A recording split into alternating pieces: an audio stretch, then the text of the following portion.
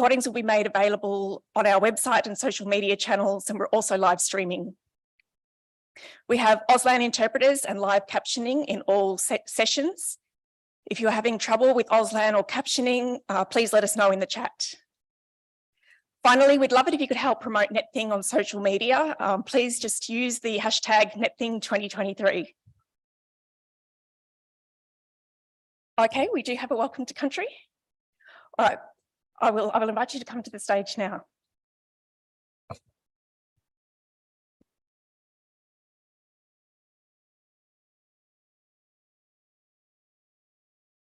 Good morning, everyone. Firstly, I'd like to acknowledge the ancestors and past elders who have gone before us. My name is Shanice Martin, and I'm a descendant from several clans of the Yuggera Nation and from the Kondamuka people of Moreton Bay Islands. Aboriginal people have occupied Australia for thousands of years and have a long history and a rich, complex, ancient culture. Many years ago, prior to colonisation, there were about over 5,000 Yuggera people occupying this country, and there were about 10 subclans within the Yuggera homelands.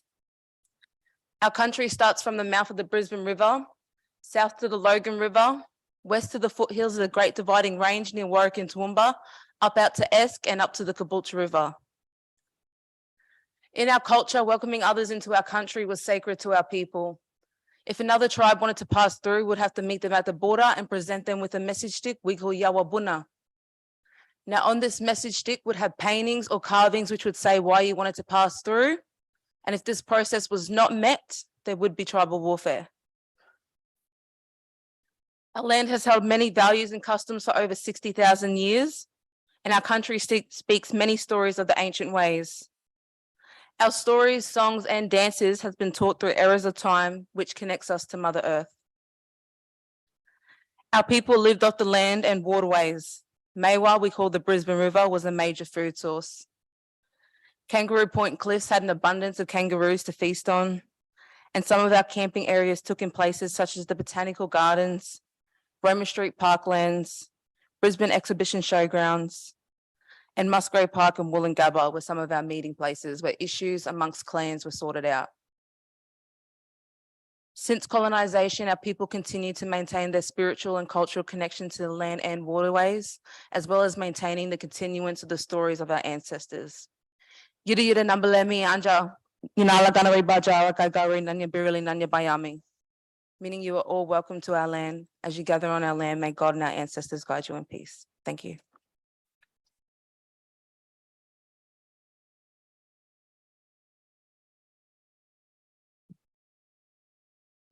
Thank you very much for that welcome. I think as we are about to start a day of sharing stories and conversation, it is important to acknowledge that Australia's First Nations people have been telling stories on this land for hundreds of thousands of years. So to begin the formal part of the program today, we will be beginning with a recorded message from the Minister for Communications, the Honourable Michelle Rowland MP.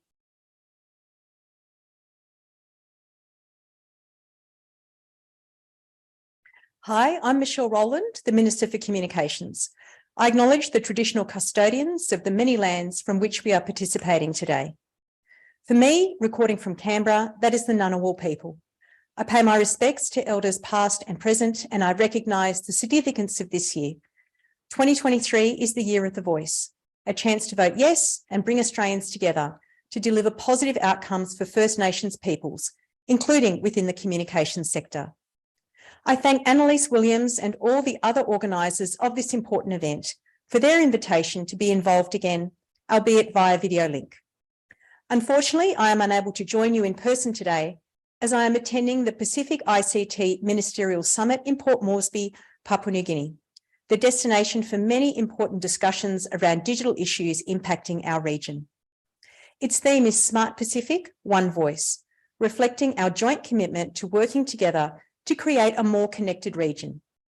At the summit, I'll be reaffirming Australia's partnership with our Pacific neighbours, collaborating across governments to develop communications infrastructure, industries and opportunities at home and abroad. Much like NetThing Australia, this summit is an opportunity for our region to promote an open and inclusive internet and importantly, ensure the Pacific is contributing to global policy making and thought leadership. It is fantastic that this year, NetThing is being held in conjunction with the Asia Pacific Regional Internet Governance Forum. This crossover of national and regional events reflects an important reality that many of the issues affecting us here in Australia are shared across the region and indeed around the world. To that point, cooperation and collaboration to address these issues will be critical for our region, in particular over the next 2 years and beyond. This includes modernising our internet governance systems to ensure the benefits of an open global internet are enjoyed by all. The UN Global Digital Compact process this year is also an opportunity for countries to come together and agree on shared principles and developments in internet governance. There, we have a chance to foresee and address future digital challenges. In 2025, the UN will review the outcomes of the World Summit on the Information Society, 20 years after they were agreed. As part of this review, the continuation of the Internet Governance Forum's mandate will be considered. I believe the IGF plays a key role in the internet landscape, both as a place for discussion on digital policy issues and for its capacity to build work in underserved regions. This has the potential to change the way the internet is governed. Australia continues to support the existing multi-stakeholder model of internet governance as the most appropriate and flexible means of administering online activity. It's a proven model for responding to the complex policy and technical challenges associated with the development of the internet. Through the community engagement with intergovernmental forums and processes, we can ensure the internet continues to reflect democratic principles and human rights and boost economic opportunities for all. As a means of bringing people together, we all recognise the internet has never been more important. It is something that we rely on at an individual and a societal level for education and work, for entertainment and to stay connected. We will continue to work on improving access to technology for all and fostering a safer online environment. A lack of safety should never be a barrier to participation online. By improving safety, we can elevate positive experiences and take advantage of the full benefits of our digital economy. Since the Online Safety Act came into effect in early 2022, the e-Safety Commissioner has been using the new powers to hold platforms accountable for the safety of their services. This has been achieved by issuing new reporting notices under the basic online safety expectations and working with industry to develop industry codes to regulate seriously harmful and illegal content.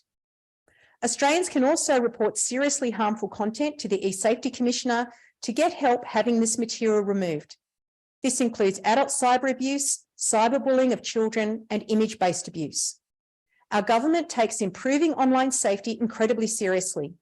In the May budget, we quadrupled the ongoing base funding for the e-Safety Commissioner to improve safety online, ending uncertainty created for the regulator as a result of poor funding decisions made by the former government. We will continue to support Australian school children and their access to free digital and media literacy online learning tools developed by the Alana and Madeline Foundation. These tools help equip children and young people with the skills they need to be responsible and active digital citizens. Ultimately, online safety is a shared responsibility that requires efforts from governments, industry, academia, and civil society. We will continue to engage with a wide range of stakeholders to work towards a safer online world, including many of the people in this room. Our approach will continue to be comprehensive, considered, and importantly, based on human rights principles. Thank you again to the NetThing team for their efforts in organising this year's event.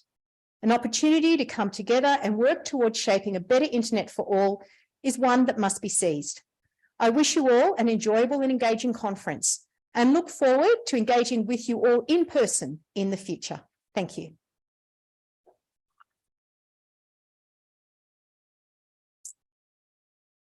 Hopefully the Minister will be able to join us in person next year. We do have in person today Australia's Ambassador for Cyber Affairs and Critical Technology. Mr. Brendan Dowling was appointed to this role in May this year, and he will be delivering today's keynote speech. Please welcome Ambassador Dowling.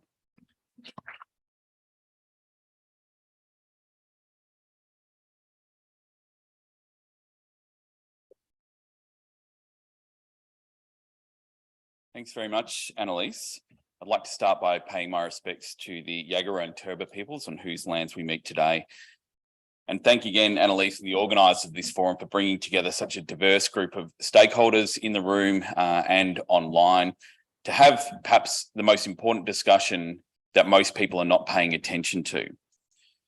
Internet governance is a field on which geopolitics and ideological differences are being contested in ways that we probably didn't foresee in the early days of the internet. And this requires us to stand up for a multi-stakeholder approach to internet governance that prevents any one group from exerting undue influence over the future of the internet. It's only through conversations like that which we'll have today with government, the tech sector, industry, academia, civil society, all represented, that we can preserve the benefits of the digital domain. Combining this event with the Asia Pacific Regional Internet Governance Forum is incredibly powerful. We need to speak with a combined voice to promote the interests of this region against the powerful interests that dominate this debate globally. This doesn't mean we always agree, and I'm hoping today to hear and join in some vigorous and respectful debate. In this increasingly contested international environment, we cannot assume that the rules and norms that stabilise the globe will continue to hold. Indeed, we need to put cybersecurity, internet governance, critical technology governance at the centre of our foreign policy and strategic policy making. The open and interoperable internet is at the heart of our foreign policy interests. We cannot be complacent that digital technology and the internet will evolve in ways that align with our interests. We, the people in this room and joining us online, are the people who will shape this future. The Australian government is committed to multilateral cooperation to support the international rules-based order, and our response to the challenges and opportunities presented by cyberspace and digital technologies will be guided by our values as a liberal democratic country. This means that we put the principles of human rights, the rule of law, fairness, open competition, security, transparency, respect and integrity at the heart of all our policy making and our advocacy.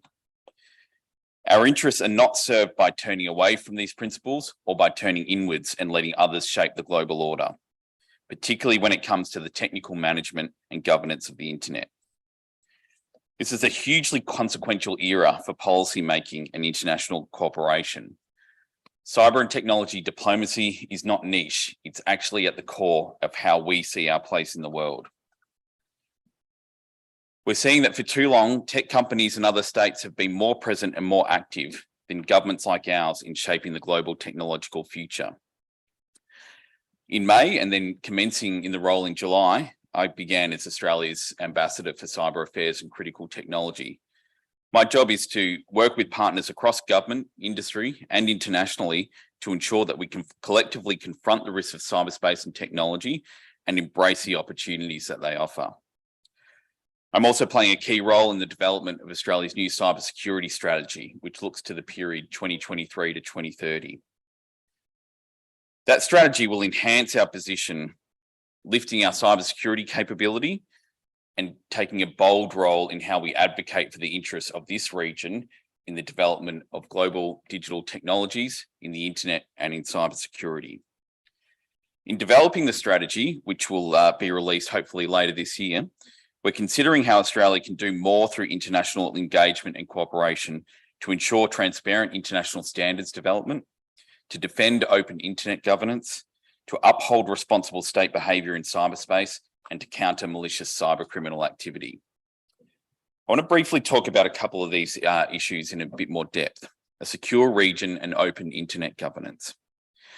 As you know better than most people, the ecosystem of technologies on which the internet depends has evolved over time to maintain and improve the security, stability, and resilience of the internet. It's an incredible story of human ingenuity and innovation.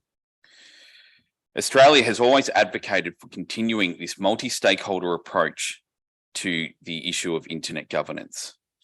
The multi-stakeholder approach is decentralised, places individuals, industry, non-commercial interests and governments on an equal level, allowing for community-based policy making. Multi-stakeholder governance recognises that all stakeholders have a valuable contribution to make in internet governance discussions and decisions. Crucially, it prevents any group, including states, from exerting undue influence over the internet. It reflects the internet's collaborative origins and means that all stakeholders are able to contribute to the technical management and policy of the internet. As the Minister said, it's a proven model for responding to the complex challenges that the internet has presented, and Australia will defend it. But everyone here is aware that as the strategic importance of the internet increases, so too does competition over how it is managed. These days, the internet is a foundational piece of global infrastructure for economics and trade, for information, for social connections, and unfortunately for criminal activities. And so many authoritarian states would prefer to limit the ability of non-government stakeholders to influence decisions on the future of the internet and emerging technology.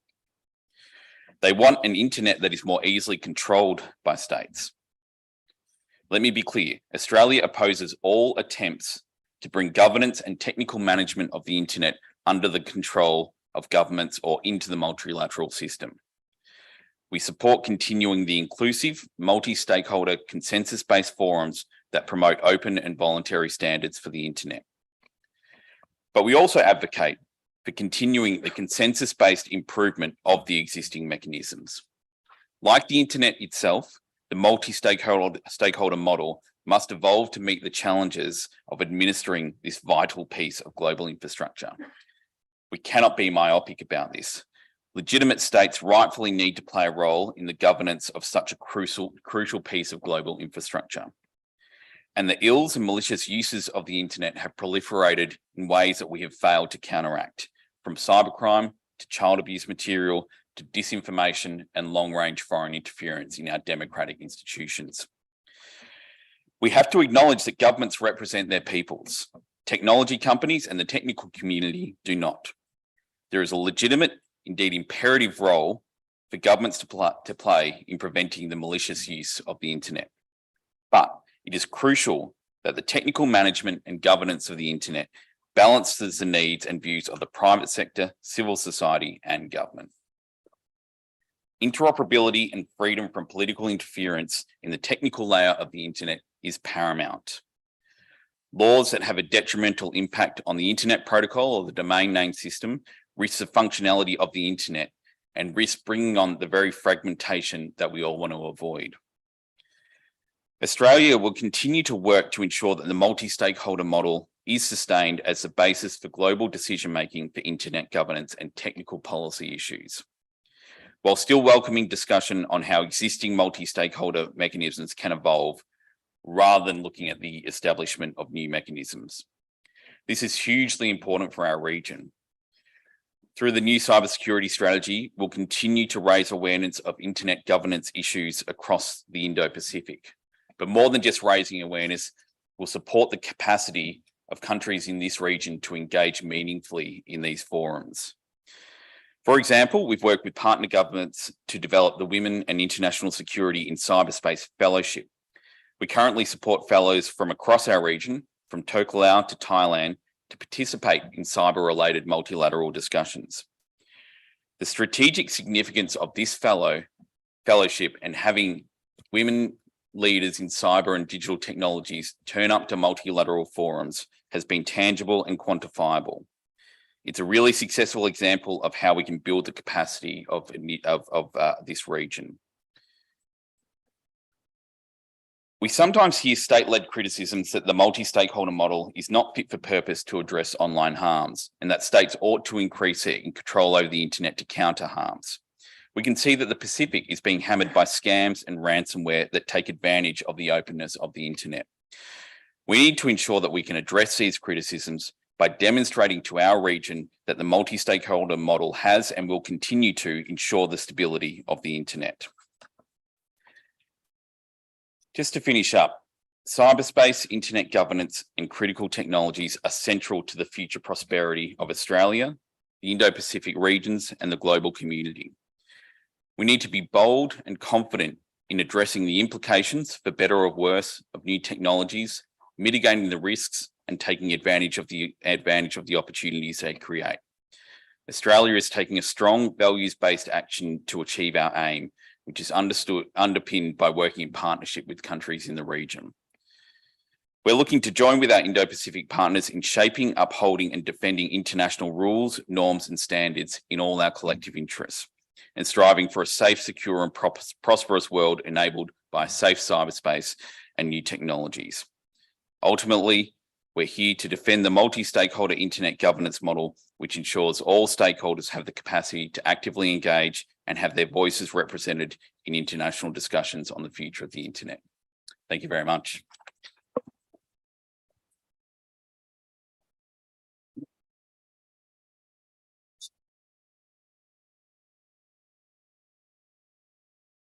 Thanks, Ambassador. Our next item today is the NetThing and Identity Digital Indigenous Leaders Internet Governance and Policy Fellowship. Identity Digital is NetThing's principal sponsor this year, and they've committed to funding not only this year, but the next 3 years as well.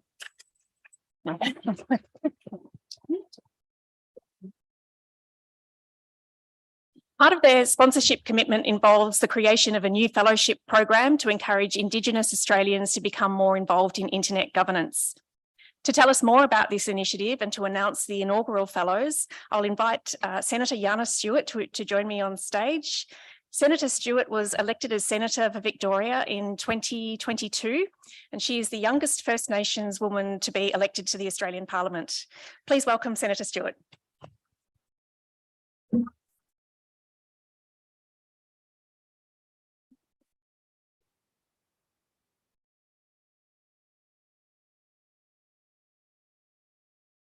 Thank you. And I think that's about right, if everyone can hear me. It's lovely to be here with you this morning. And I want to start by acknowledging the traditional owners of country and pay my respects to elders past and present. I want to acknowledge the Turrbal and Jagera people. It's important that we do that always, but particularly this year as we are having an important national conversation about recognising First Nations people. It's important that we acknowledge the country that we're on. So my name is Senator Yana Stewart. I'm a Mati Wamba Wamba woman. So my traditional country is Northwest Victoria and over the border into New South Wales. My connection to this place goes back over 65,000 years, as evidenced through some of the oldest remains found in the world, Mungo man and Mungo woman. It's a part of my ancestry and connection to this place. I have to commend NetThing and Identity Digital for creating the Indigenous Leaders Governance and Policy Fellowship and their commitment to supporting inclusive tech governance practices. I feel like lots of the things that I'm going to say this morning feel like a real mouthful, so you just have to bear with me as I work through it. The objective of this fellowship is to encourage Indigenous Australians to become involved in internet governance. Fellows will be mentored throughout NetThing and Asia Pacific Regional Internet Governance Forum and beyond, becoming an integral part of the future program. They will also be given the chance to collaborate and share ideas with fellows from other forums in the coming week, including youth and the Pacific Internet Governance Forums. Most importantly, though, fellows will get to participate in discussions on topics such as the social and economic value of the internet, multi-stakeholder governance, and the challenges of digital accessibility over the coming days. It's an exciting time to be having these discussions and immersing ourselves in the world of technology, policy, and internet governance. Over the last 12 months, we've seen generative AI enter the mainstream, which has already changed the way we learn and work. This development has also raised important questions about the ethical use of AI more broadly and how governments should be regulating this space. In response, the Albanese Labor government provided funding of $41.2 million in its latest budget to support the responsible rollout of AI technology in Australia. This funding also supports the National AI Centre and new Responsible AI Adopt program for small and medium enterprises. Although this technological advancement comes with a lot of promise, it also comes with a range of risks. For example, in the last year, we've seen heightened awareness of privacy and data protection risks, especially in the context of the large corporate data breaches in 2022.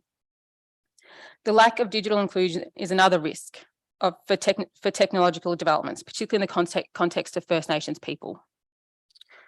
The 2023 Australia Digital Inclusion Index shows that although digital inclusion is improving, there is a considerable gap between First Nations people and non-First Nations people, and it sits at around 7.5 points.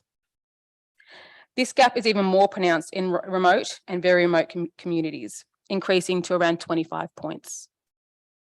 This highlights the significant challenges these communities currently face and the need to listen to individual community needs and aspirations.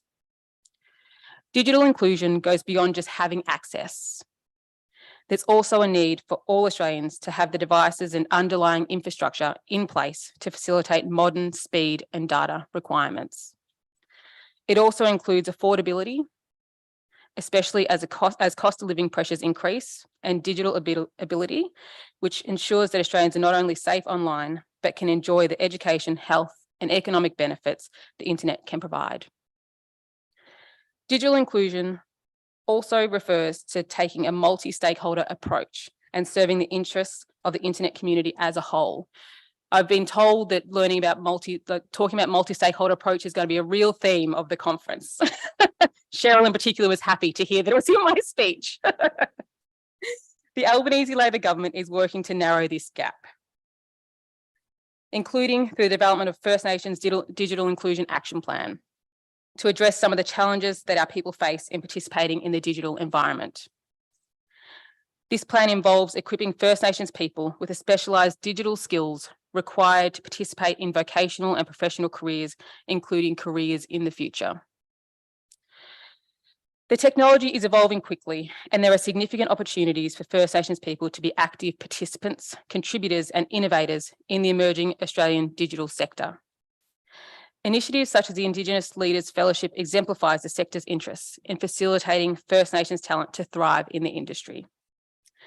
One of the objectives of the fellowship I'm here to launch today is to facilitate a multi-stakeholder model of governance. Technology policy solutions and policy solutions more broadly require multi-stakeholder input to holistically assess a problem and address their broader impacts. Although the technology may be new, this principle is not. This principle is about having a diverse range of experiences, voices, histories, informing the development of governance that will impact each of us in some shape or form. At the heart, the principle is enabling everyone who may be impacted by the structure to help inform it and shape it. This is also the principle which underlies the upcoming referendum on a voice to Parliament. The referendum taking place later this year is based on an invitation from the Uluru Statement from the Heart to the Australian people. This invitation has been long-standing and is directly from First Nations people, not politicians. It is a product of one of the most historically significant consultation processes ever conducted in our nation's history. A successful referendum will see us take our rightful place in our constitution. First Nations people will be recognised as the first peoples of our nation. And the other part for me that's really important is it's about connecting our 65,000 years of history, First Nations history, with the Australia that we are today in our constitution. It's about uniting us all in our country's founding document.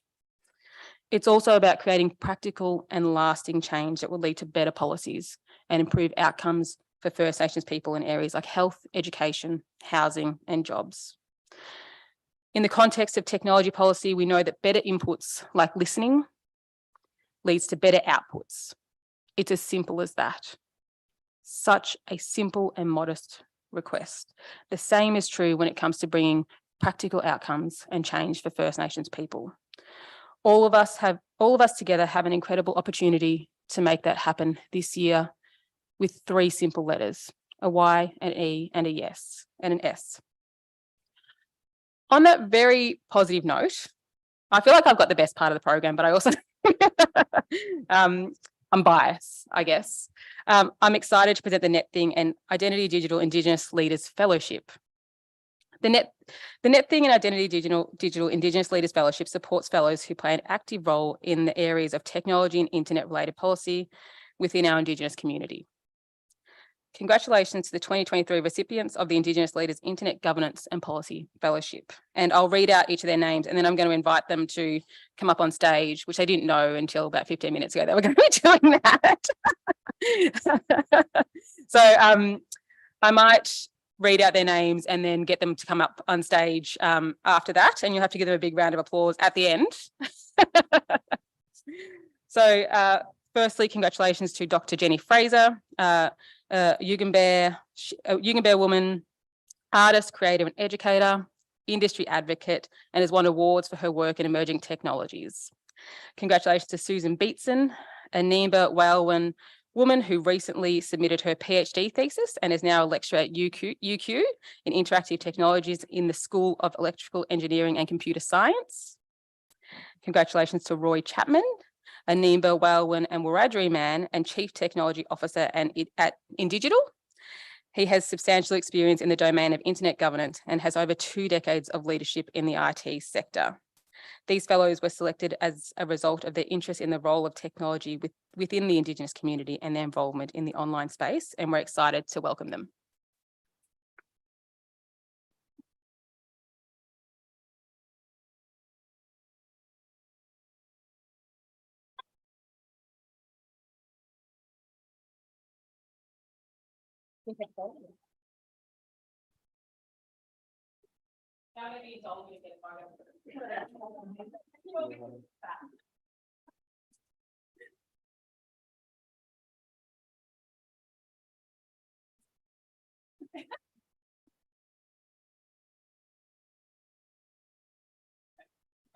Thank you.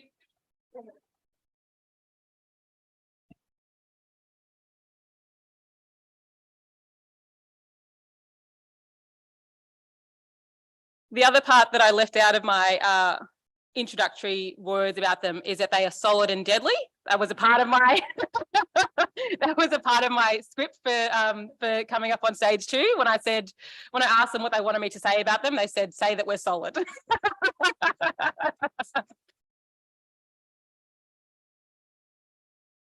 So it is our hope that Jenny, Susan and Roy will lead these forums with a network that will facilitate ongoing exposure and encourage future involvement in the internet governance community. The fellows will be invited to join the NetThing steering committee and be encouraged to engage in relevant national, regional and global internet governance and internet policy development opportunities so that they can continue to play an integral and ongoing role in supporting the future of internet governance within Australia. A huge congratulations again, and thank you very much for having me.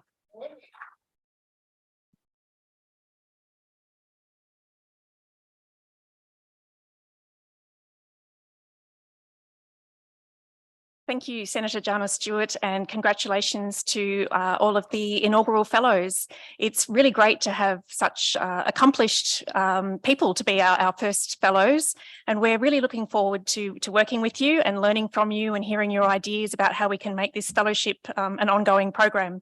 So thank you.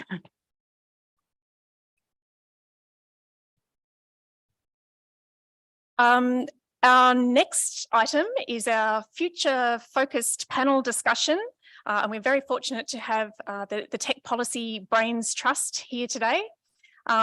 This session, I'll invite the speakers and to make their way to the stage now. This session will be moderated by Dr. Alexandra Capels, who is the Director of the International Cyber Policy Centre at the Australian Strategic Policy Institute.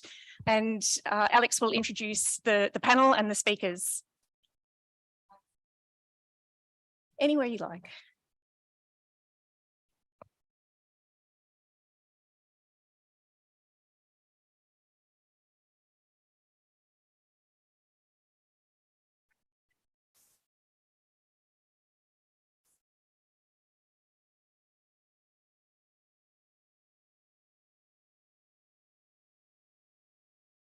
Quick test on this. Can everyone hear me okay? Fabulous, thank you. Excellent. Okay, well, thanks, Annalise, and welcome everyone to this panel session on Forging the Future. Before we kick off, I do want to extend my thanks to NetThing organisers and sponsors, particularly Aldo and Identity Digital, for organising what's always an interesting and important event and for gathering so much expertise in one room. Never an easy task. So we've already benefited from that hard work this morning by hearing from the Minister, the Cyber Ambassador, and Senator Stewart make some excellent points on the need to maintain a multi-stakeholder model of internet governance. Just in case anyone wondered what this was about, it's a multi-stakeholder model of internet governance. Brendan, will be pressing you into service again for this panel. Thank you. As Annalise mentioned, I'm Alex Caples. I'm the Director of Cyber Tech and Security at the Australian Strategic Policy Institute, or ASPI. ASPI is an independent think tank with a focus on strategic and national security issues in the Indo-Pacific. And really our remit is to develop evidence-based research and analysis on critical policy issues to stimulate public policy awareness and debate, and to offer alternative policy options and contestability to government. And we do that in a range of areas, from defence to climate change to cyber, including a recent report called Getting Regulation Right, which really looks at how governments and industry might co-design regulation to find that balance between cybersecurity and innovation. So I see the intersection between cyberspace and geopolitics as being one of those really critical policy issues. Ultimately, that's the relationship that's going to shape internet governance and the internet that we end up with. UN Secretary General Antonio Guterres recently said that digital transformation is one of two seismic shifts that will shape the 21st century. I mean, regrettably, the other one is climate crisis, but even in this, there is hope that internet technologies may offer some solutions. The kind of internet that enables that digital transformation on a global scale really matters, and the norms and the institutions and the standards that shape the development and use of internet technologies really matters.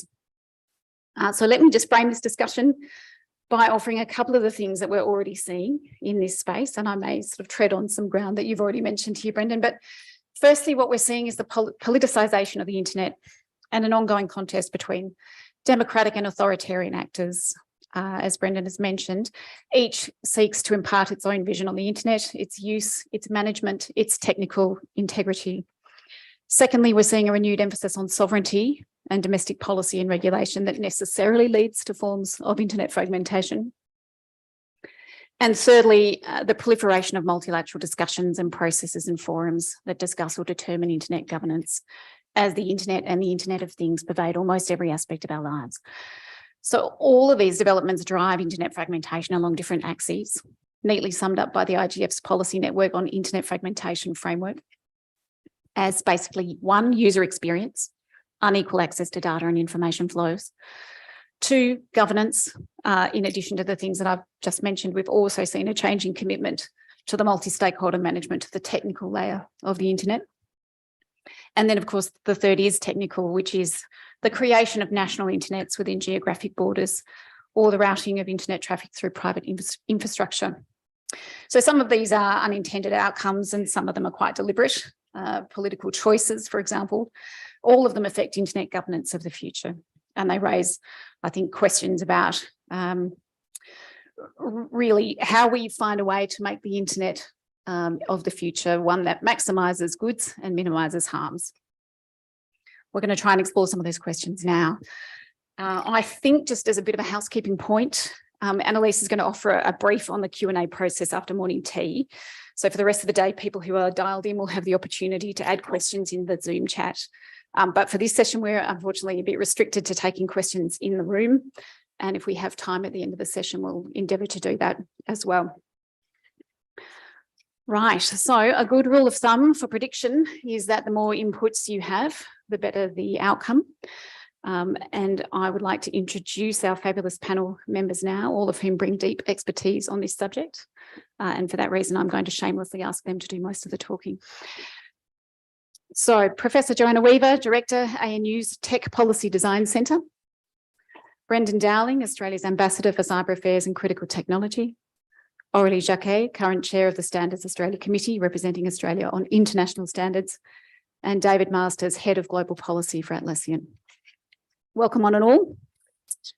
I have a couple of questions. We may not get to all in this short session, but we will aim to keep things moving fairly briskly. And I think the way that we'll run this is that I'll put a question to a specific panelist, and then anyone else who wants to kind of jump in or add their own piece will do that, build on what's gone before. David, if I can start with you. Atlassian is one of, if not the largest Australian tech company operating globally and here in Australia. So is the internet governance of the future global or local? It's a big question. And there's a set of trade-offs that I think we all have to think about in that context. The benefit of the global internet has been its global nature, that it's been based on international standards, that it's had that sort of cooperative multi-stakeholder sort of framework, which is this incredibly powerful tool. And it's the reason that Atlassian exists today. In 2002, two guys who met at university were able to build software, put that up online and have that adopted globally. As a consequence of that, we're a company of about 3,000 people here in Australia and more than 10,000 globally. There's a question mark about whether in today's internet, that sort of approach could exist. I mean, I think the capital required to scale is greater than it was back then. And our company was bootstrapped for the first 8 years of its existence. It didn't have venture capital. It would be almost impossible to do that today. And part of that is actually the regulatory environment you have to operate in. So increasingly fragmented regulation means that as you enter new markets, that the entrance into those markets is more complicated than it used to be and requires much more investment. So there's that trade-off that you have to make between, if you want a very localized, controlled internet experience in a domestic domain, then that is going to limit the services that are built for that domain to that domain. It makes it harder to scale outside of that. And so, I think for countries like Australia that are thinking about how we operate in that global environment, do we want to be creating an experience where a company like Atlassian can emerge going forward? And I think that's a question for a whole range of countries. I think we are going to continue to see that fragmentation. I mean, I think the pandemic in particular sort of exacerbated that. As Alex mentioned, there was a lot more focus on sovereign capability. But I think we also need to think through what are some definitional consistencies, what are some things we can agree on as a global community that allows for, what makes the internet such a great thing and such a great forum for democratization of information, for building great companies, make that to continue into the future. So I think they're the things we have to sort of work through. Thanks very much for that. Any of the panelists want to leap in here on this split between, I suppose, some of the things that David's talking about there around making sure that we've got space for innovation and interoperability versus, I guess, this idea that localization to some extent might actually be necessary to preserve the values that specific countries want to preserve. I see Joe smiling widely there. Look, I think we as an internet governance community need to make a really tough decision, and we need to take that decision in the next 6 to 12 months.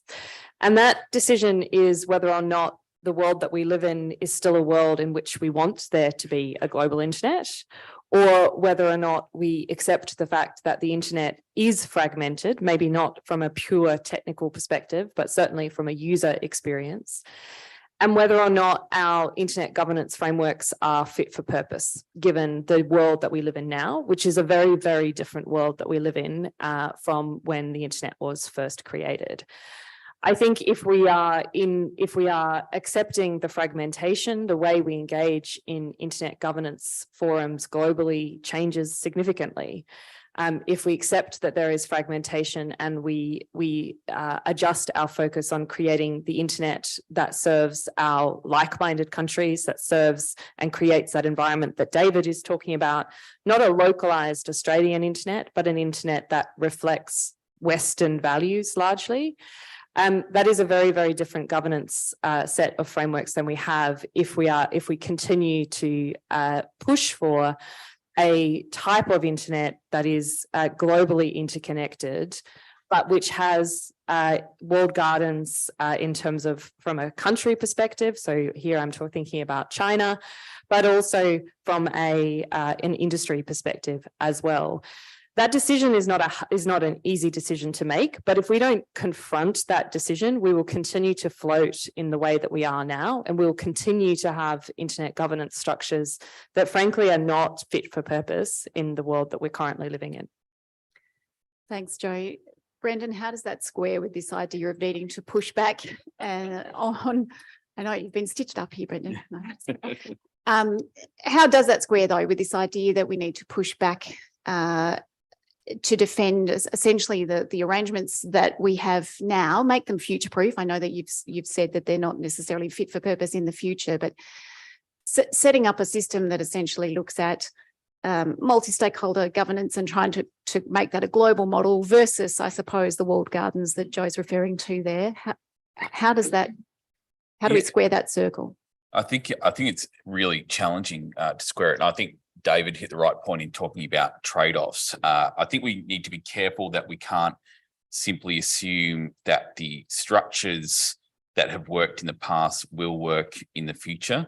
And I think Jo's take is there's a degree of pessimism there, but I think it's probably right that we are tracking towards a future where it becomes more difficult to sustain the global arrangements that we have in place today.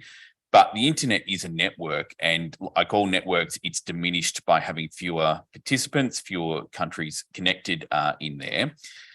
I think we need to recognise the reality of the push by authoritarian states for greater control, for greater fragmentation, and the very artful ways that they will look to use some of the multilateral forums to push what sounds like a good and sensible agenda, but actually underneath it has an agenda that accelerates that fragmentation.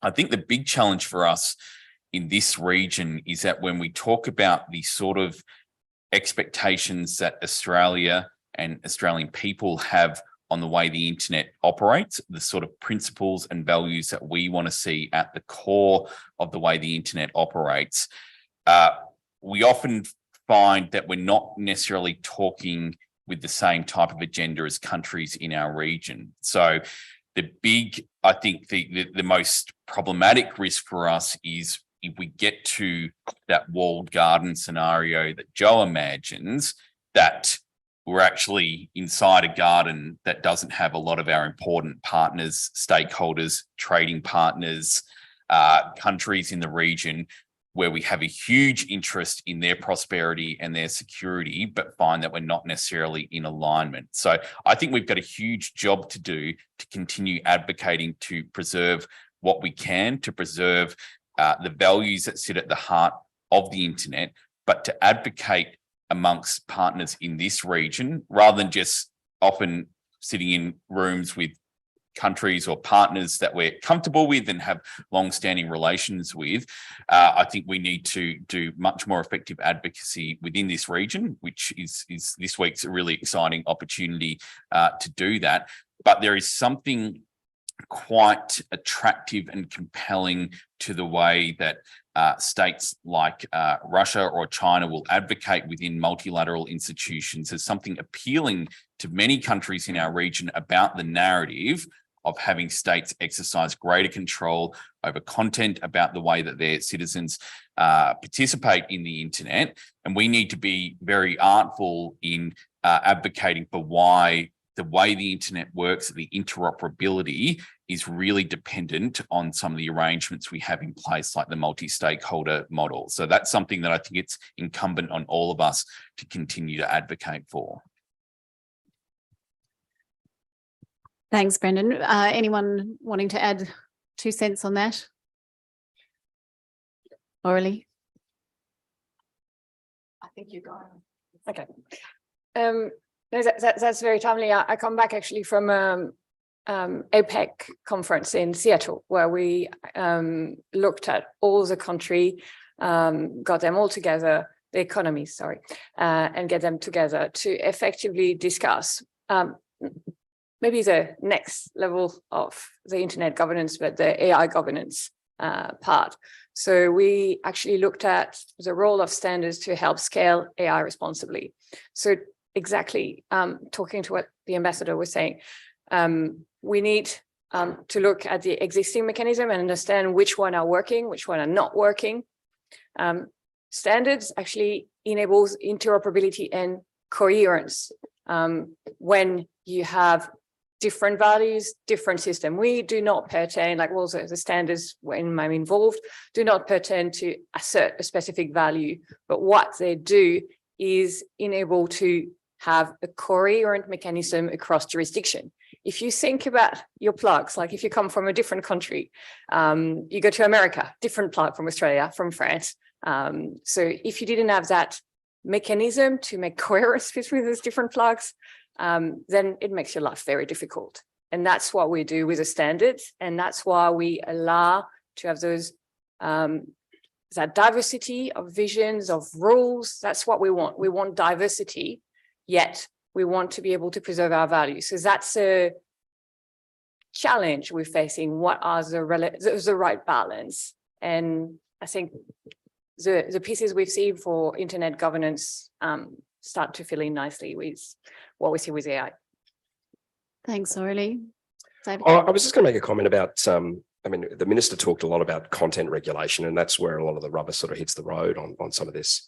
And I think what we've seen, you know, from the very early days of the internet is that the existing legal frameworks around copyright, IP, defamation, accessibility, you name it, they apply. So they apply on the internet. The challenge is always an enforcement one, because obviously the internet is a global platform. And where you see the greatest, I guess, global collaboration is in areas where you've got broad agreement about norms and about you know, what should be enforced. And so child exploitation is one area where you see very strong global collaboration because everyone agrees it's abhorrent. And so you tend to have a global consistency. So that consistency is super important, to have those forums where we can explore those you know, mutual shared beliefs and values. What is Australia's most important export in my mind? What do you think it might be? Is it iron ore? Is it critical minerals? It's bluey. And why is it bluey? Well, because there is a thank you. It's from here, which is awesome. We're in Brisbane. So bluey is super important because that's actually, I reckon, our best soft power tool right now. There's a you know, there are children growing up now that have a really core understanding of Australian values, Australian beliefs, Australian way of life. And so, you know, that gives us this incredible platform. And why do people have access to that content? Well, because of the internet. And so we shouldn't lose sight of that. But it also is a really good demonstration of the role of government in all of this, because those stories wouldn't be on the internet if it wasn't for government funding. So that was commissioned by the ABC and the BBC. So there's a really important role for government ensuring that local content, local stories are available, are represented. As we move into AI, that is also part of that conversation. Super important around, you know, ensuring that our First Nations people have representation there as well. So I think anyway, that's my analogy for what I think the role of government should be in sort of promoting Australia on the internet.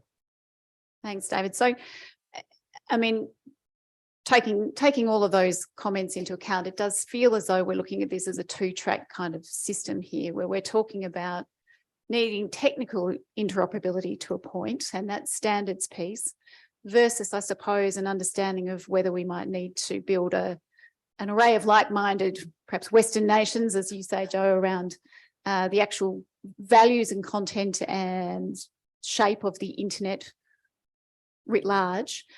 How does that go then? Which aspects of the internet do we most need to preserve? If the world or most of it is technically interoperable, is that enough? I might start with you, Brendan. Sure. I think that I think is the key point to debate, Alex. So I think you've summarised it really neatly. I think mostly yes. I think the technical interoperability is what we ultimately preserve what the last bastion, because without that, you lose the ability for any of the sort of content issues, the ability to actually have the internet as we know today. I think that would be a loss for the Australian people, but it would be a loss for how globalization operates. It would be a loss for the international rules-based order. I think under worst case scenarios, we look back on this era as the best, as the peak globalization, as peak connectivity, as peak common understanding amongst people over the world and countries over the world, and that we enter an era where even that level of interoperability, whether it be of the internet, whether it be of trade, whether it be of information, is actually not what we live today. So I think firstly, we can't be complacent about it. Preserving the technical interoperability is key, because without that, everything else falls away. So you can have a little bit of flex, I think, in the other layers of how the internet works. You can allow scope for the content limitations that we've seen many countries, including Australia, develop for the right reasons, for reasons that our people expect them: child abuse material, terrorist content, malware taking advantage of the openness of all our systems. These are all things that required governments to step in and to address. I think one of the messages we need to be clear on is the basis on which you do that. So what it can't be is the result of arbitrary decision making. What it can't be is the result of political agendas in terms of partisan agendas.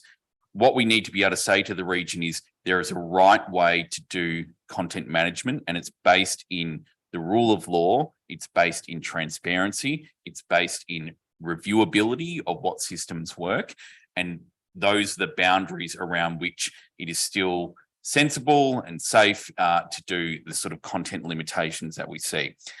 If we see the fragmentation of the technical layer of the internet, which I think is a very real possibility, then we lose not just that part of it, we actually lose the connective tissue that is binding the world together in many ways across many domains. And I think with that, you can see the potential for a much more divided globe, the potential for less communication, the potential for less political dissent in authoritarian states. I think you have a range of problems that arise from that. So I think ultimately, as we preserve as much as we can about what we like about the system we have today, the fallback position, I think, is around that interoperability. Sure. It's been a long time since I've been called a pessimist, so I'm going to embrace that. And it actually calls to mind for me the phrase, what does an optimist call a pessimist? A realist with all the facts. So I think what I'm trying to really focus on here and encourage everyone to really drill down on is not the internet that we all want, not the internet that we had, but the internet that we actually have today. And the reality is that the internet that we have today is a fragmented internet. The reality is that we have China and Russia exploiting our dedication and our commitment to this multi-stakeholder model. And I say this as Australia's former UN cyber negotiator, so I've seen this on the floor. They are doing exactly what Brendan expressed. They are taking our commitment and our dedication to a particular system and using it against us, whilst that system doesn't exist anymore, in my view. So what I'm saying is we really need to have a look at what is it that we need to be preserving? What are the things that are most important in that system? This is a difficult conversation to have, right? Because we have been committed to the internet that was going to bring freedom and democracy to the world, and which we now know hasn't done that.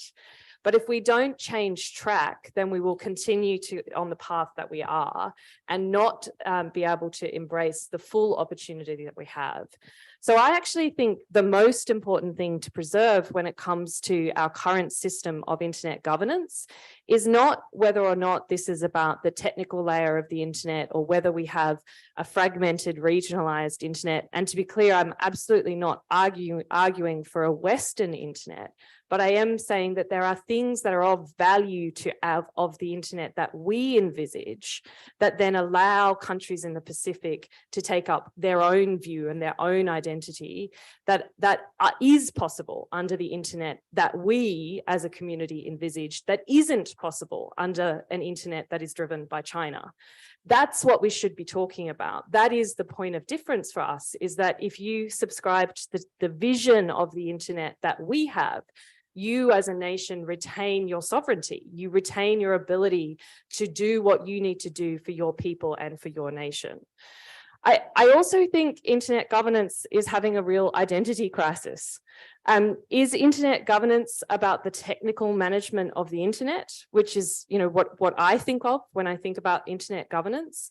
Or is internet governance about the management of technologies, which actually is what a lot of the conversations seem to be now in the internet governance space? That is a really different, much broader set of conversations. And I think it's to the detriment and the dilution of the internet governance conversation if we allow that to continue to be expanded in that way, or if we do that not having made a conscious decision that we are going to expand the mandate of internet governance. So I really do think we need to look at and deal with the world as it is before us, as distinct from the world that we want it to be, so that we can shape the future that we want and need. Thanks, Joy. As a pessimist for hire, very often, I appreciate all of those views. I think really interesting points that you make there, and it brings me to the question of really whether or not the internet government arrangements that we have now are fit for purpose, and if they're not, and I think that blurring of the politics of who manages technologies versus the actual governance of technical layer of the internet, very blurry line indeed. What then, do we need more or better or different regulation? What's the sort of way forward here? Look, I think two things jump to mind for me on that, and it really does depend on the answer to the first question, which was around: are we accepting that the internet is fragmented, or are we going to continue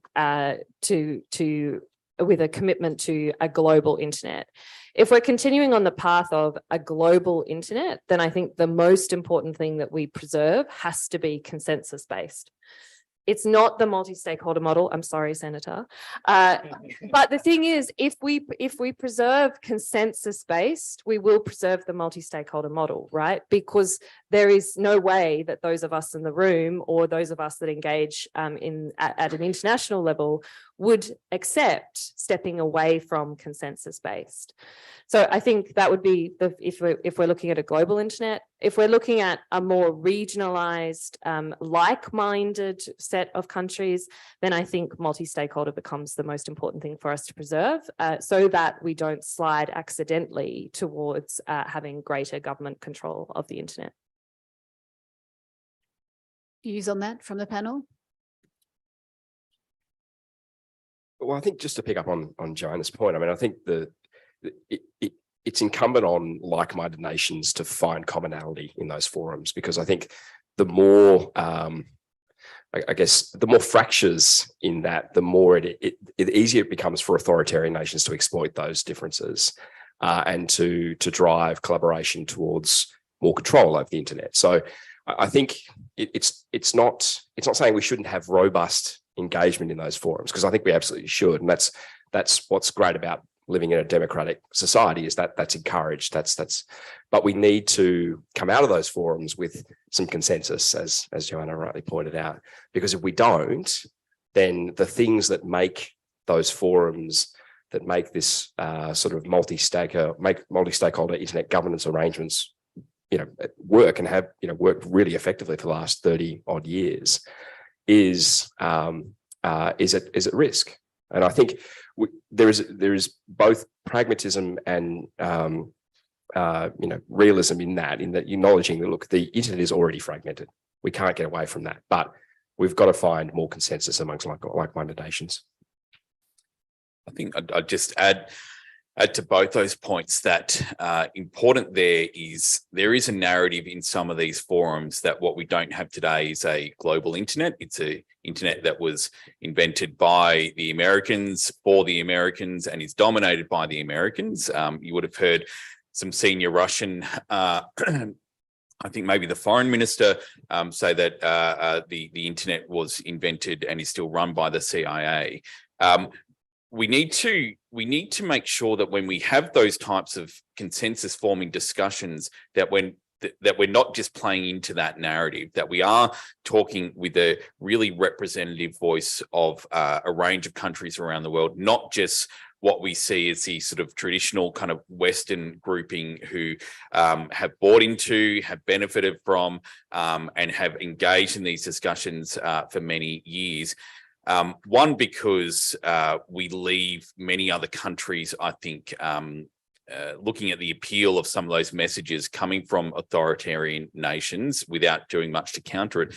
Two, we're just not that many countries. So if you look at when you come to things like a vote in the UN, around 196 countries, if we took, say, the Five Eyes grouping, that's 5, add the Europeans, that's 27, so you're getting up to 32, that's still a very small proportion of some of those multilateral discussions. So I think it's really important to do what David and Joe have just described, but it's also crucial that we are a bit more expansive and inclusive in how we have those conversations and who we have represented in those rooms, rather than just gathering with our sort of group of traditional kind of friends or partners or who we worked with in these types of forums. And I think the sort of fellowship arrangements that we do in the region are really powerful ways to do that. But those efforts are going to be even more imperative over the next couple of years.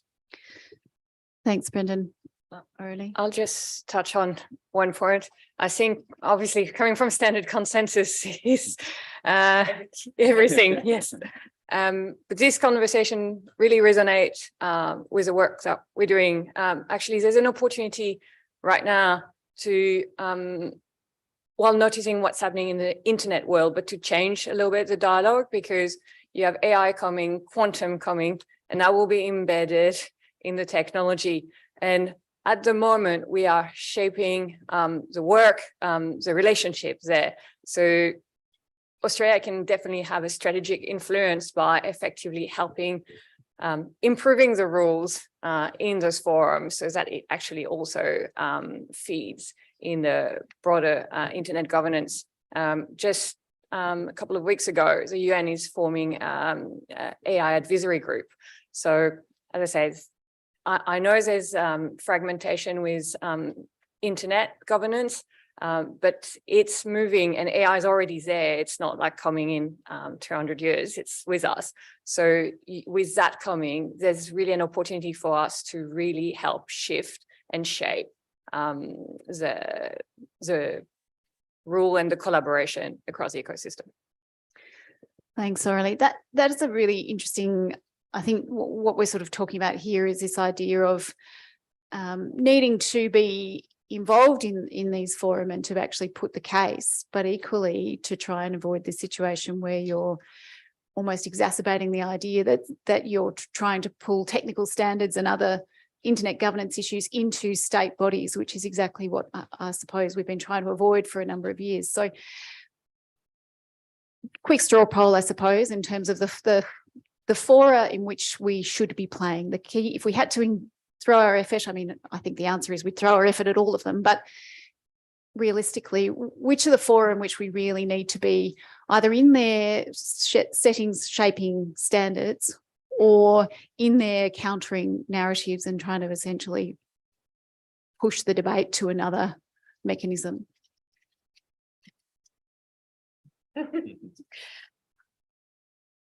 I think we need to play maintenance in the existing forums, and we need to create new forums that work.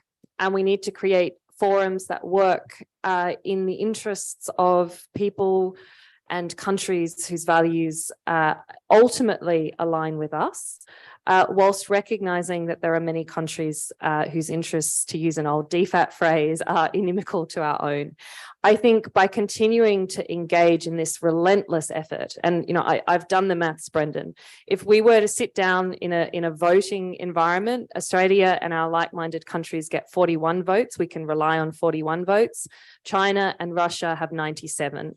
They have an automatic majority if it comes down to a vote. And yet we continue to engage in those systems. We must engage. We have to engage because we can't allow the system, we can't cede that space. But we also are continuing to engage in systems that aren't working in our interests, but also aren't working in the internet's interests.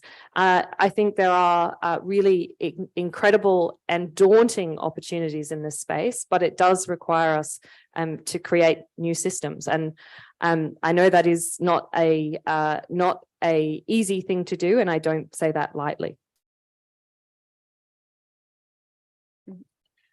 I think, the tough answer is that, as you alluded to, Alex, we need to be there, whether it's for a positive or defensive agenda. I think we have seen in recent years that countries like ours have, through years of cost cutting or other things, haven't engaged as actively in a range of these forums as we've needed to. And I think whether it's standards or other bodies, we're looking back and saying we probably should have been there. We probably should have been more active. We sort of hoped that the direction that the work was going and the dominance of the technology that came out of countries that were aligned with ours, that would carry the day. And I think now we're seeing that actually it takes numbers in the room, but it also takes coming with a proactive agenda. So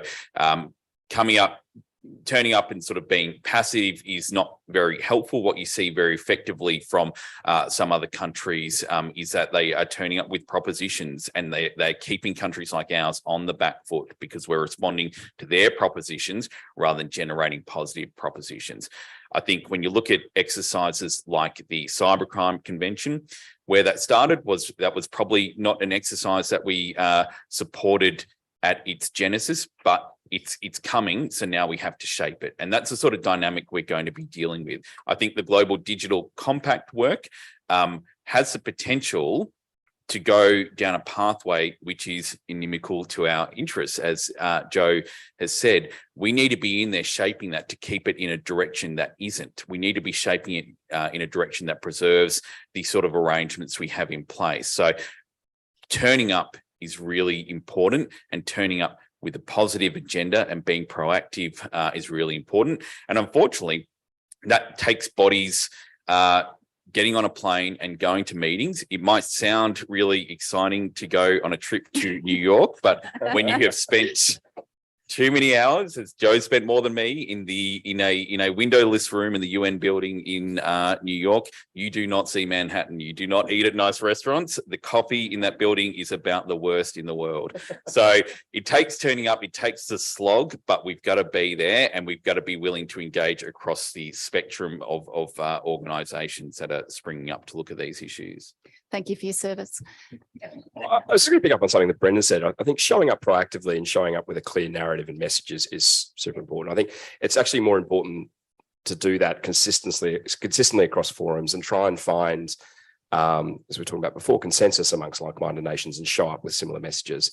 I mean, one of the real concerns that I have in the current dynamic that was sort of exacerbated through the pandemic, this focused on sovereign capability that's trending towards protectionism. And that trend towards protectionism creates fractures that are easily exploitable by more authoritarian nations, because that's a narrative that plays well to them, which is essentially the more control you have over your environment, the more you can build your local industries. And the truth is actually the opposite. The more you create highly regulated systems in your own domestic market that local organizations build capability towards, makes them infinitely less scalable than those that operate on global platforms. So actually we need to win the economic narrative as much as we need to sort of win the and in fact, actually, I think that's more important than trying to sort of, convince people that free and open democracy is the, sort of the ideology that should be. And that's why if you look at Australia's sort of global engagement, it's often trended back to trade and economic issues, because we can find consensus on those issues. It's less, I mean, the problem is it's become more ideological, and we need to sort of step back from that. Money talks.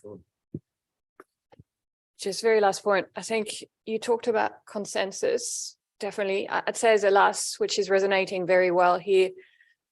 If we turn up on this forum, we have an agenda and we understand the conflict point. What are the key area where there's disagreement, and actually fight them through those forums. This is something that, again, we had the summit again at the OECD, all the countries presented on their policy for, again, my field is AI, so on their AIPs. They all had their perspective. What was really important there in order to grab consensus and to get there was to understand the conflicting view and how to reconcile them. So that's really something that that I'll add as a third additional point to what we need to do in investing. Very quick point. I'm very, very quick. I can't agree more about showing up and showing up consistently with a positive message. But I guess my point is doing that isn't enough. We haven't been showing up. When we do, Australia punches above our weight. We have incredible impact, as many in this room know, but it won't be enough. And so what I'm saying is, what is the positive proposal that we're taking forward for the vision of the future of the internet? And I don't think we have that. And that's what I hope we can drill down on the discussions today. Thanks, Jo. So in the dying minutes of this, I think I'd really like to get to, this is a future of internet governance. I think we've covered quite a lot of things today, and obviously we'll unpack some of these concepts more over the course of the day. But Aurelie, if I can go to you, because you are looking at that kind of cutting edge of future tech here. You are really having to deal with the unknown in some ways, where we are shaping standards and developing ideas about how AI will be managed and governed. Can I ask you a question about, I suppose, how we develop policies that can keep better pace with technological change? So while it's the unknown, the funny part, it's actually often history repeating. You always see, how can we innovate faster, better? Is regulation in the way? I generally answer that regulation doesn't just arrive as innovation is appearing. Generally, you start talking about regulation when there has been a few, what I call market crash. I come from the algorithmic trading background. So first, to actually keep innovation going with less regulation is to actually do it well, to have best practice in place, to develop guidance, so that the uptake of those emerging technology can be done well and quickly and scale. So when you look at AI, when we're at quantum, again, Joanna was saying, understand what it is, understand how it works. Once you do that, you actually can start the process. So we've been working very, very hard to actually use existing mechanisms and improve them to effectively help you give that best guidance around the data, the models, but also the governance. What's the risk management? What's changing for risk management? What's changing from a governance perspective? We're not looking to reinvent the wheel. Like, what we do is build, like, we've got very good process that needs to be adapted to new tools, powerful tools. But I think people should not be scared to actually learn how they work is changing and is going to be adapted for to govern and control AI. So the simple answer is, when it comes to how do we make sure we maintain innovation, we understand what's best practice, we rely on existing process, like I said, standards, certification. I'm also involved in the international certification process, on how and what looks good for technology, and we uplift everyone to that, and that's how we promote innovation. Thanks, Aurelie. Look, the big clock of doom is giving me, it's gone red, which is obviously always a good sign. I think I cut the blue wire. I'm not 100% on that, but we are out of time. So I want to thank everybody on the panel for a really stimulating and interesting discussion on what's a big topic, I know. And I know that for me, it's certainly helped frame the debate a little bit more clearly, maybe raise some points that hadn't been front of mind, essentially show up with a plan. The era of heroic optimism is over, and potentially we need new governance arrangements to get us through the next stage, but we need to do those in a way that doesn't throw out the baby with the bathwater, essentially. So I hope we can take some of those discussions into the morning tea break now. Please feel free to buttonhole any of the panelists as they try and get a coffee. And we certainly will continue to develop them over the course of today and over the next few days for those of you who are staying on for the Asia Pacific Forum. A round of applause for the panelists.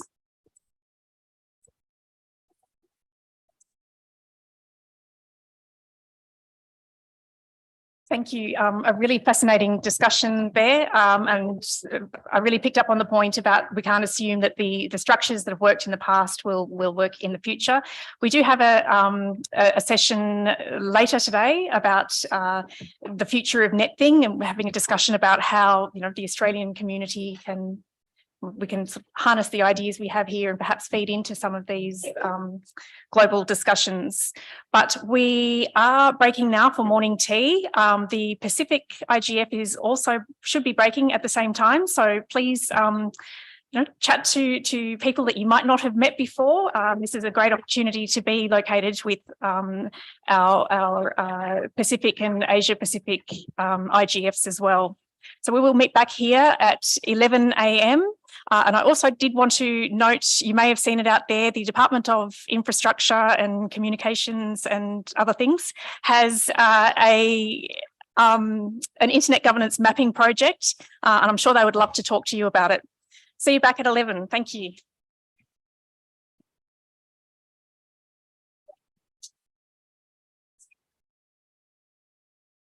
Thank you.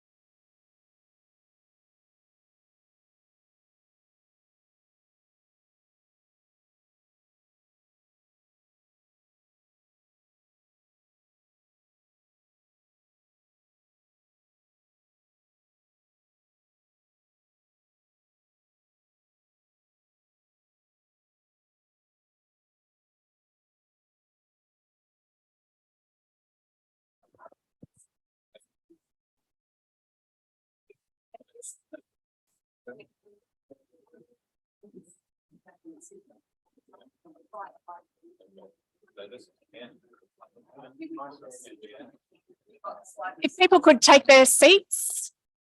Thank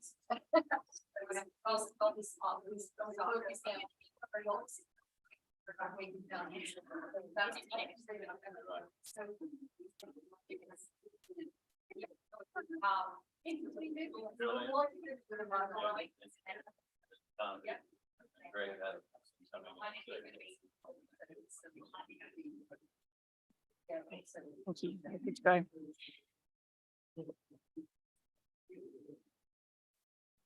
Thank you, everybody, and welcome back. I hope everybody had some morning tea and had a chance to talk to some people that you perhaps haven't met before.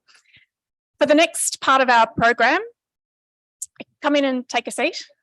For the next part of our program, there will be time for questions or observations from the audience. While the speakers are presenting, you can either submit your questions in the chat or raise your hand to speak. If you're in the room, you'll be given a microphone to ask your question or to speak. And if you are remote, raise your hand in the Zoom room and you'll be given the floor. Please keep in mind the code of conduct and the chat moderator will be monitoring the chat. So this next session explores the social and economic value of the internet. I'll pass over now to NetThing committee member Keith Besgrove to introduce the panel and the panellists. Thanks, Keith. Here and it's also, sorry, can you hear me? Yeah, okay, good. It's great to be back at NetThing. I think NetThing number 5 from memory, so that's always good. This session is termed the social and economic value of the internet.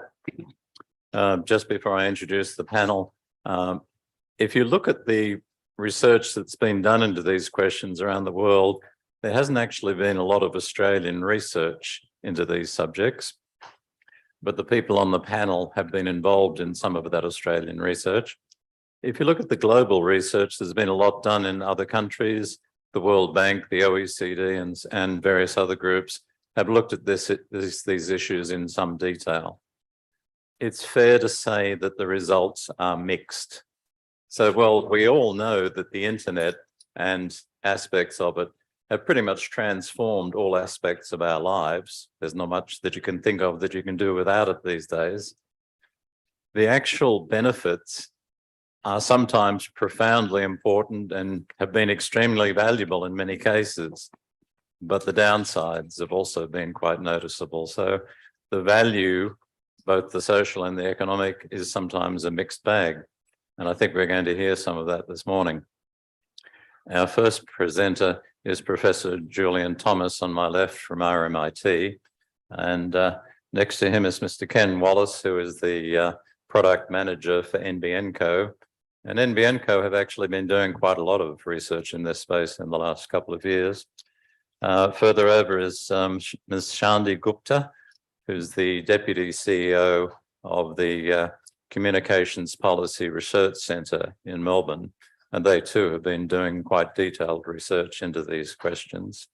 And behind me is Dr. Greg Adamson. Hello, Greg, who unfortunately can't join us in person. He's coming in from Melbourne. He has several hats, but the most pertinent here is that he's the Vice President of an IEEE panel, which looks at the implications of technology. So I'm going to hand over to Julian in a moment.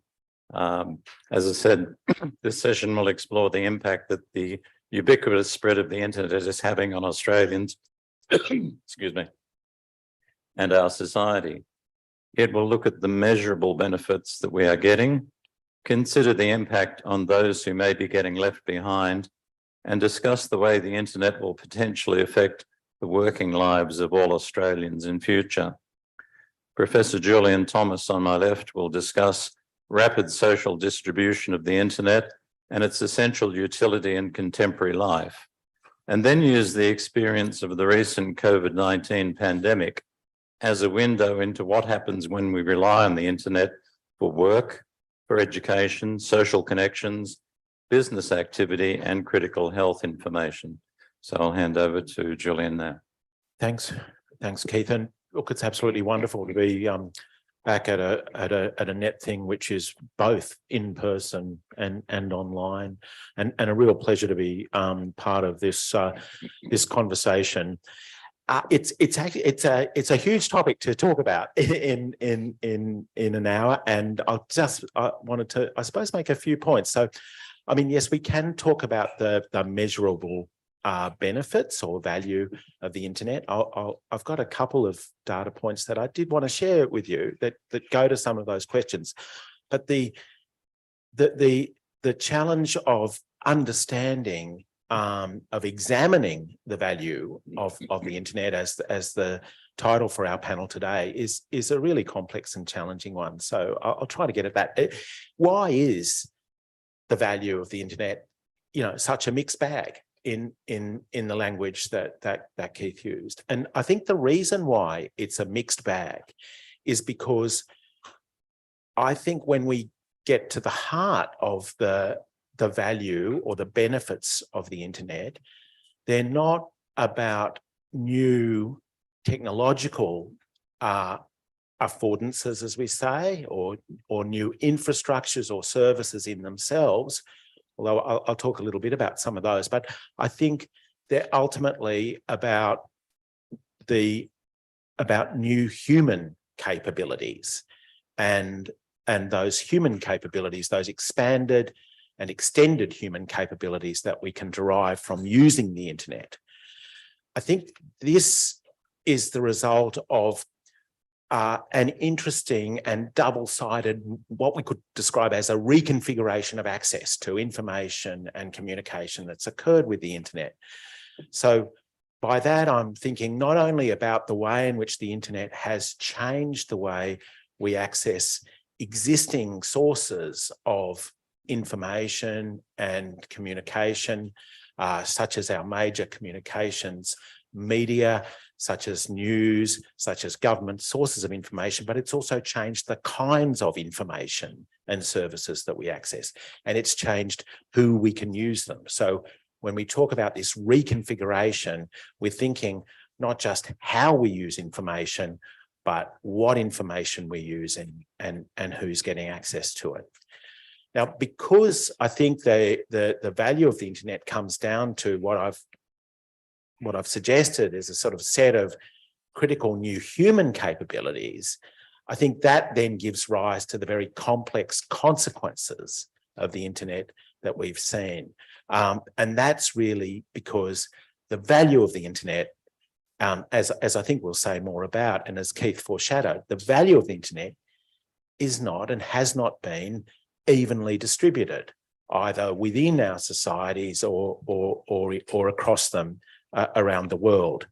So that the more value is created, the more stratified and unequal digital societies and digital economies may become. And as I say, that occurs both within Australia, to take our example, and it also occurs around the world. So some of what we're seeing in that global geopolitics that we were talking about earlier this morning can also be seen as the working out of increasing digital inequalities, as well as the playing out of underlying and external political and economic forms of competition. So how do we describe this?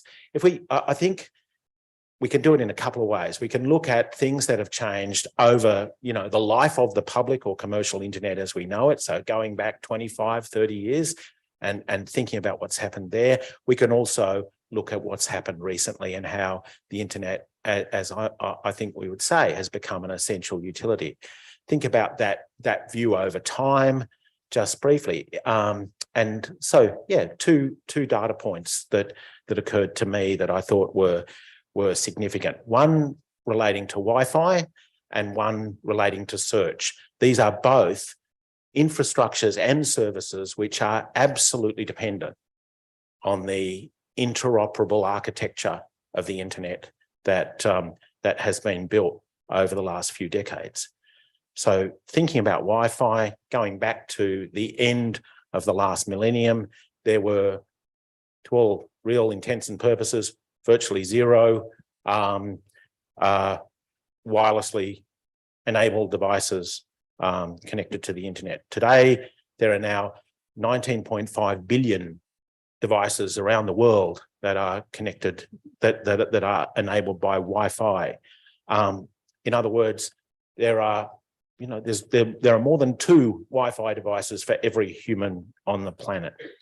Now, I think the significance about this is that Wi-Fi is a low-cost access technology. It enables a critical human capability, which is the capacity to be mobile. And it also enables the capacity us to share connectivity and bandwidth. It enables us to develop and deploy low-cost internet-enabled devices.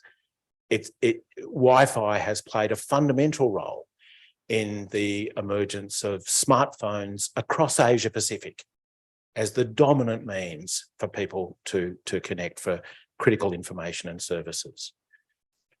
That's the example of Wi-Fi. Another example is search. So again, a couple of very quick data points. Looking back before the internet, before the kinds of structures that we are concerned with here, online information services did exist and online information search existed, but it was very expensive. So in 1990 in the UK, a commercially successful search service was developed called FT Search, which was owned by the Financial Times, with a market of thousands of people, not hundreds of thousands or millions. It cost £1.60 a minute to access. That's about $9 Australian now in our 2023 money. In 2023, we have free to use web search, which doesn't mean it's costless, but it's free to use. And Google itself has about 8.5 billion users a day and almost 100,000 searches a second. So search has no longer become something which is to do with a tool for finding information online, finding websites or finding news stories or finding financial information, as FT Search was about. It's become a critical tool for information discovery for citizens everywhere. If we think just back the last few years, our experience in Australia of the bushfires of 2019 and 2020, the pandemic over the last few years, I think in that environment, we could see the critical utility of, well, both Wi-Fi and search, the internet more generally.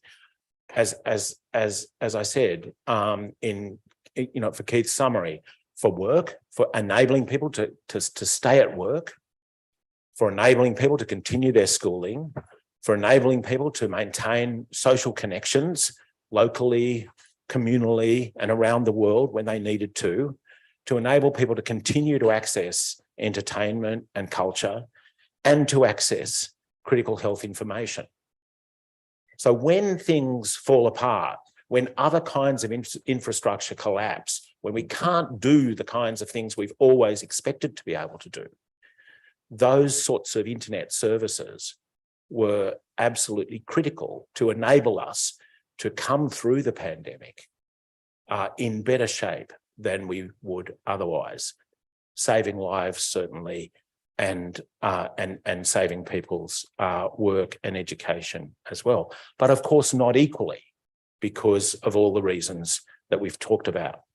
The point about seeing the value of the internet, and I'll finish with this point, Keith, the point about seeing the value of the internet in terms of human capability is that what that really means is that the value is ultimately up to us. So the internet gives us the possibility to do lots of things. The pandemic and the response to the fires gives us plenty of examples of what it is possible to do when we need to do them. But it's always going to be up to us to realise that value or to see it play out in less advantageous ways. Thanks very much, Julian. I particularly was struck by your phrase, the internet helps us to pull through.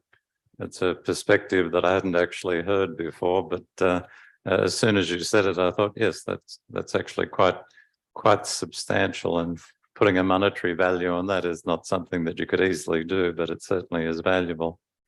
Our second speaker is Mr. Ken Wallace. He's the product manager for NBN Co, based here in Brisbane. And as I said, NBN Co has been doing quite a bit of research in recent times. And sorry, I've just lost my notes. I'll be with you in a second. So he's going to provide us with some insights into NBN's recent Accenture value research, which highlights the value Australians get from the internet at the hip pocket, how they've saved time, money, and boosted their productivity and income. But like Julian, he'll also flag the unequal distribution of the internet's benefits across the population and what we might do to address this. Ken, I don't know if you want to go up to the podium. So Ken's got some slides.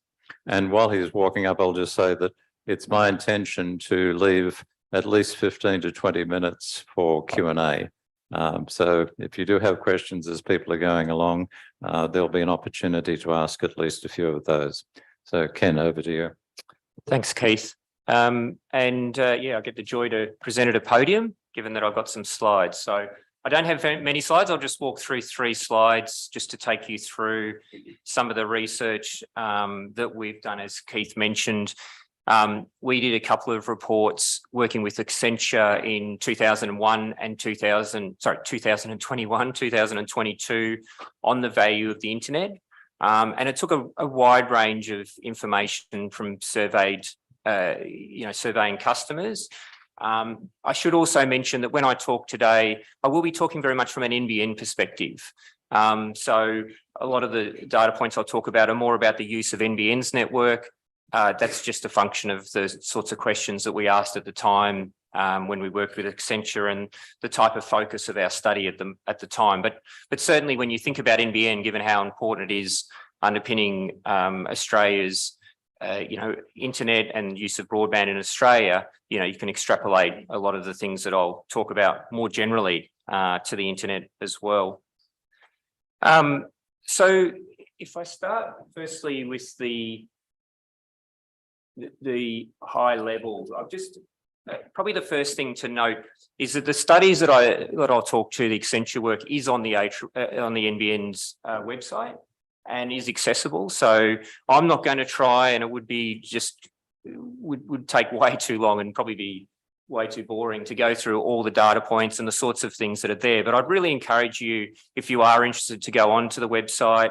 There's quite a wealth of different sorts of perspectives on the use of the internet, both over 2021 and 2022. In terms of NBN, just to put that in context, as I said, we've got about 8.5 million homes and premises and businesses connected to the NBN network, and that equates to about 20 million people using every day the NBN's network. It supports about 74% of Australian adults and connects about 80% of downloaded data in Australia. Interestingly, what we've seen over the last few years is that the relative increase in upload data has actually been higher in percentage terms than downloaded data. And that's partly, we think, due to work from home, just the changing way in which we use the internet as well. But you can see there in terms of one of the data points right off the bat, that the increase in average weekly uploads since 2020 has been higher than download, and that's been something that's continued through to today. While we can, measure and obviously quantify use of data and the use of a network a lot easier, when it comes to value, it is something that's a lot harder to quantify. And that's really why we went out and started surveying customers, because we wanted to more deeply understand, how are customers using the internet, how is that changing, and what's the value that customers get from that as well. And what we found was in 2022, at least, that there was users saved about 120 hours every year by using the NBN network to avoid travel time, also the productivity benefits from working from home, and efficiency benefits from doing tasks online versus, in person. So, very significant benefits there in terms of time. And then when you try and quantify that, we estimated that about $2,500 per year was saved by NBN users, avoiding the cost of doing those things like travel and related things. And about 1 in 5 NBN users indicated that they're able to actually boost their income by working remotely over the NBN network. Mindful, of course, when the 2021-22 surveys were being done and COVID as well at the time. That's the more economic benefits. If you think about the society benefits, and as Julian mentions, you really do need to think about, human capability and how the internet facilitates the way that we live, as well as the sort of economic benefits that we get. It has really meant, enhanced communication, bringing together, dispersed families, and obviously also helped with getting access to global information, online education, e-health services, those types of things. Interestingly, we found that 97% of those surveyed who engage in education and self-development indicated that they rely on services over the NBN network, and about 92% of those surveys rely on NBN for entertainment. So very high percentages we found during the survey. And we also found that about 2 in 5 users accessed new online only opportunities via services over the NBN network. And when we ladder all those up, at least in 2021, we found an aggregate value of all the benefit to be around $15.7 billion. And that was in 2021. And I would expect that number would be higher if we did another study today. And as Julian talked to as well, and Keith mentioned, it's one thing to talk about the aggregate, benefits of the internet, the aggregate benefits of a network like NBN, but you also have to think about the distribution of those benefits and think about, are there people who are missing out? And, I think it's the way I think about it, it's the flip side. When the value of the internet is so great, when people are missing out on that, obviously they're missing out on a very important opportunity and almost an imperative to be part of modern society as well. So the Accenture work did do some work in terms of income cohorts, and it actually found in relative terms that the distribution of benefits was relatively even across cohorts. But when you dig into the data more and you look at things like the Australian Digital Inclusion Index that Julian and the team actually produce, you do see that there's really is a situation where we don't have entirely even distribution of the benefits of the internet. And again, taking a bit of a lead from the index, you can think about those in terms of access, affordability, and digital ability. And I just wanted to make a few comments around each of those. And again, a little bit of an NBN perspective on each of those. I think in terms of the access side of things, firstly, we are in a unique position in Australia where, by and large, we do have the entire country in a situation where they can access broadband, either through satellite, fixed wireless, or a variety of fixed technologies. From an NBN perspective, we're very focused on making sure we continue to augment that network. And over the next 3 years, we are looking to be in a position where around 10 million Australian premises will be gigabit capable to have that option to actually go up to a gig service. And so that's a very large investment that we're looking to make there. From an affordability perspective, we've recently set up what we've called the Low Income and Digital Inclusion Forum. And that forum, I actually chair that forum. It started a couple of months ago, and it's got member organisations right throughout the community, industry and government to really come together and actually understand better what's holding up potentially increasing digital inclusion across the community, with a particular focus on the low income cohort. And we're actually looking at both making sure that group has the opportunity to comment on NBN's products and pricing, but also to look at targeted and augmenting existing initiatives as well. NBN's also been very focused with the government on the School Students Broadband Initiative, which many of you will know about. And that's actually the largest digital inclusion initiative that NBN's part of at the moment, and something that we're very focused on making sure we deliver for the government as well. And then thirdly, from a digital ability perspective, NBN's focus is very much on making sure that there is digital literacy programs in place. It's something that we put a lot of focus on in terms of supporting directly or supporting other organisations in their curriculum. And we also have things like online skill checkers and the like, again, to try and make sure that we're doing our bit to support digital ability as well.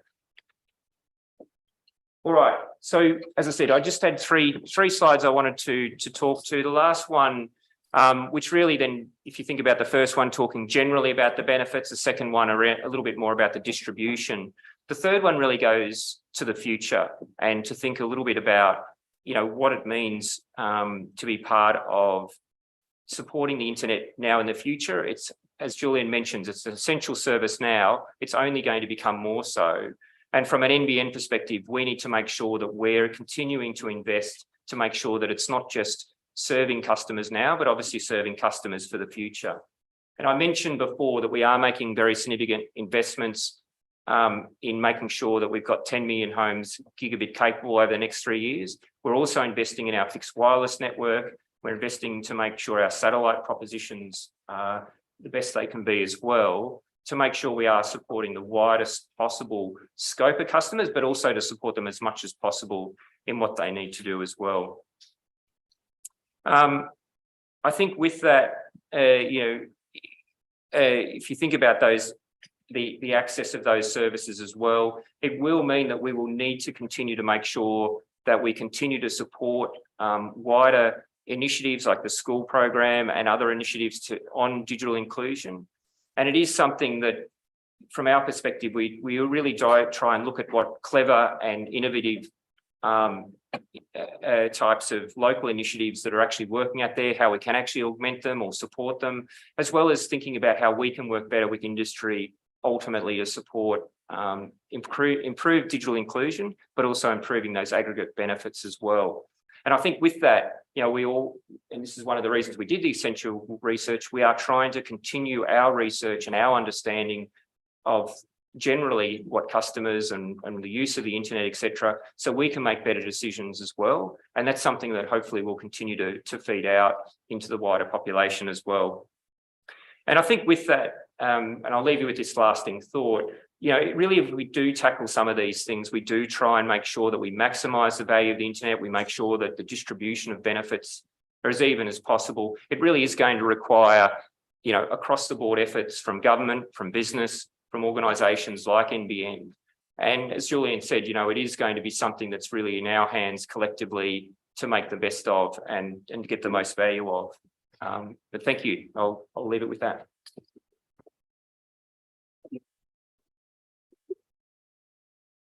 Thank you very much, Ken. Our third speaker is Ms. Shandi Gupta, who's the Deputy CEO of the Consumer Policy Research Centre in Melbourne, and she's going to share with us data from some of CPRC's research. She'll also talk about some of the gaps in regulatory and enforcement gaps, and also issues to do with Australian privacy and consumer laws. So, Shandi.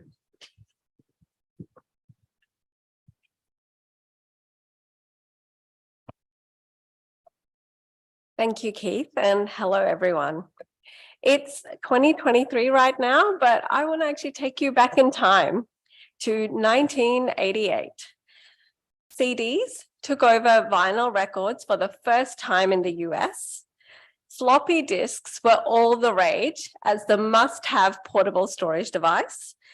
Netherlands became the first country in Europe to connect to the internet, and Australia would follow soon after in 1989. The world's first ever cybersecurity attack, the Morris worm, unleashed across protected networks in the US. And for those of us who are more musically inclined, the Morris Faith by George Michael was trending #1 globally. So there you go, I've set the scene. And in all that though, there was one other special moment taking place right here in Australia. Australia's Privacy Act 1988 was born. Fast forward 22 years, in 2010, Australia gets its consumer law. And while a lot has changed, definitely since 1988, and even since 2010, our protections unfortunately haven't. More businesses are using more of our data in more ways than ever before.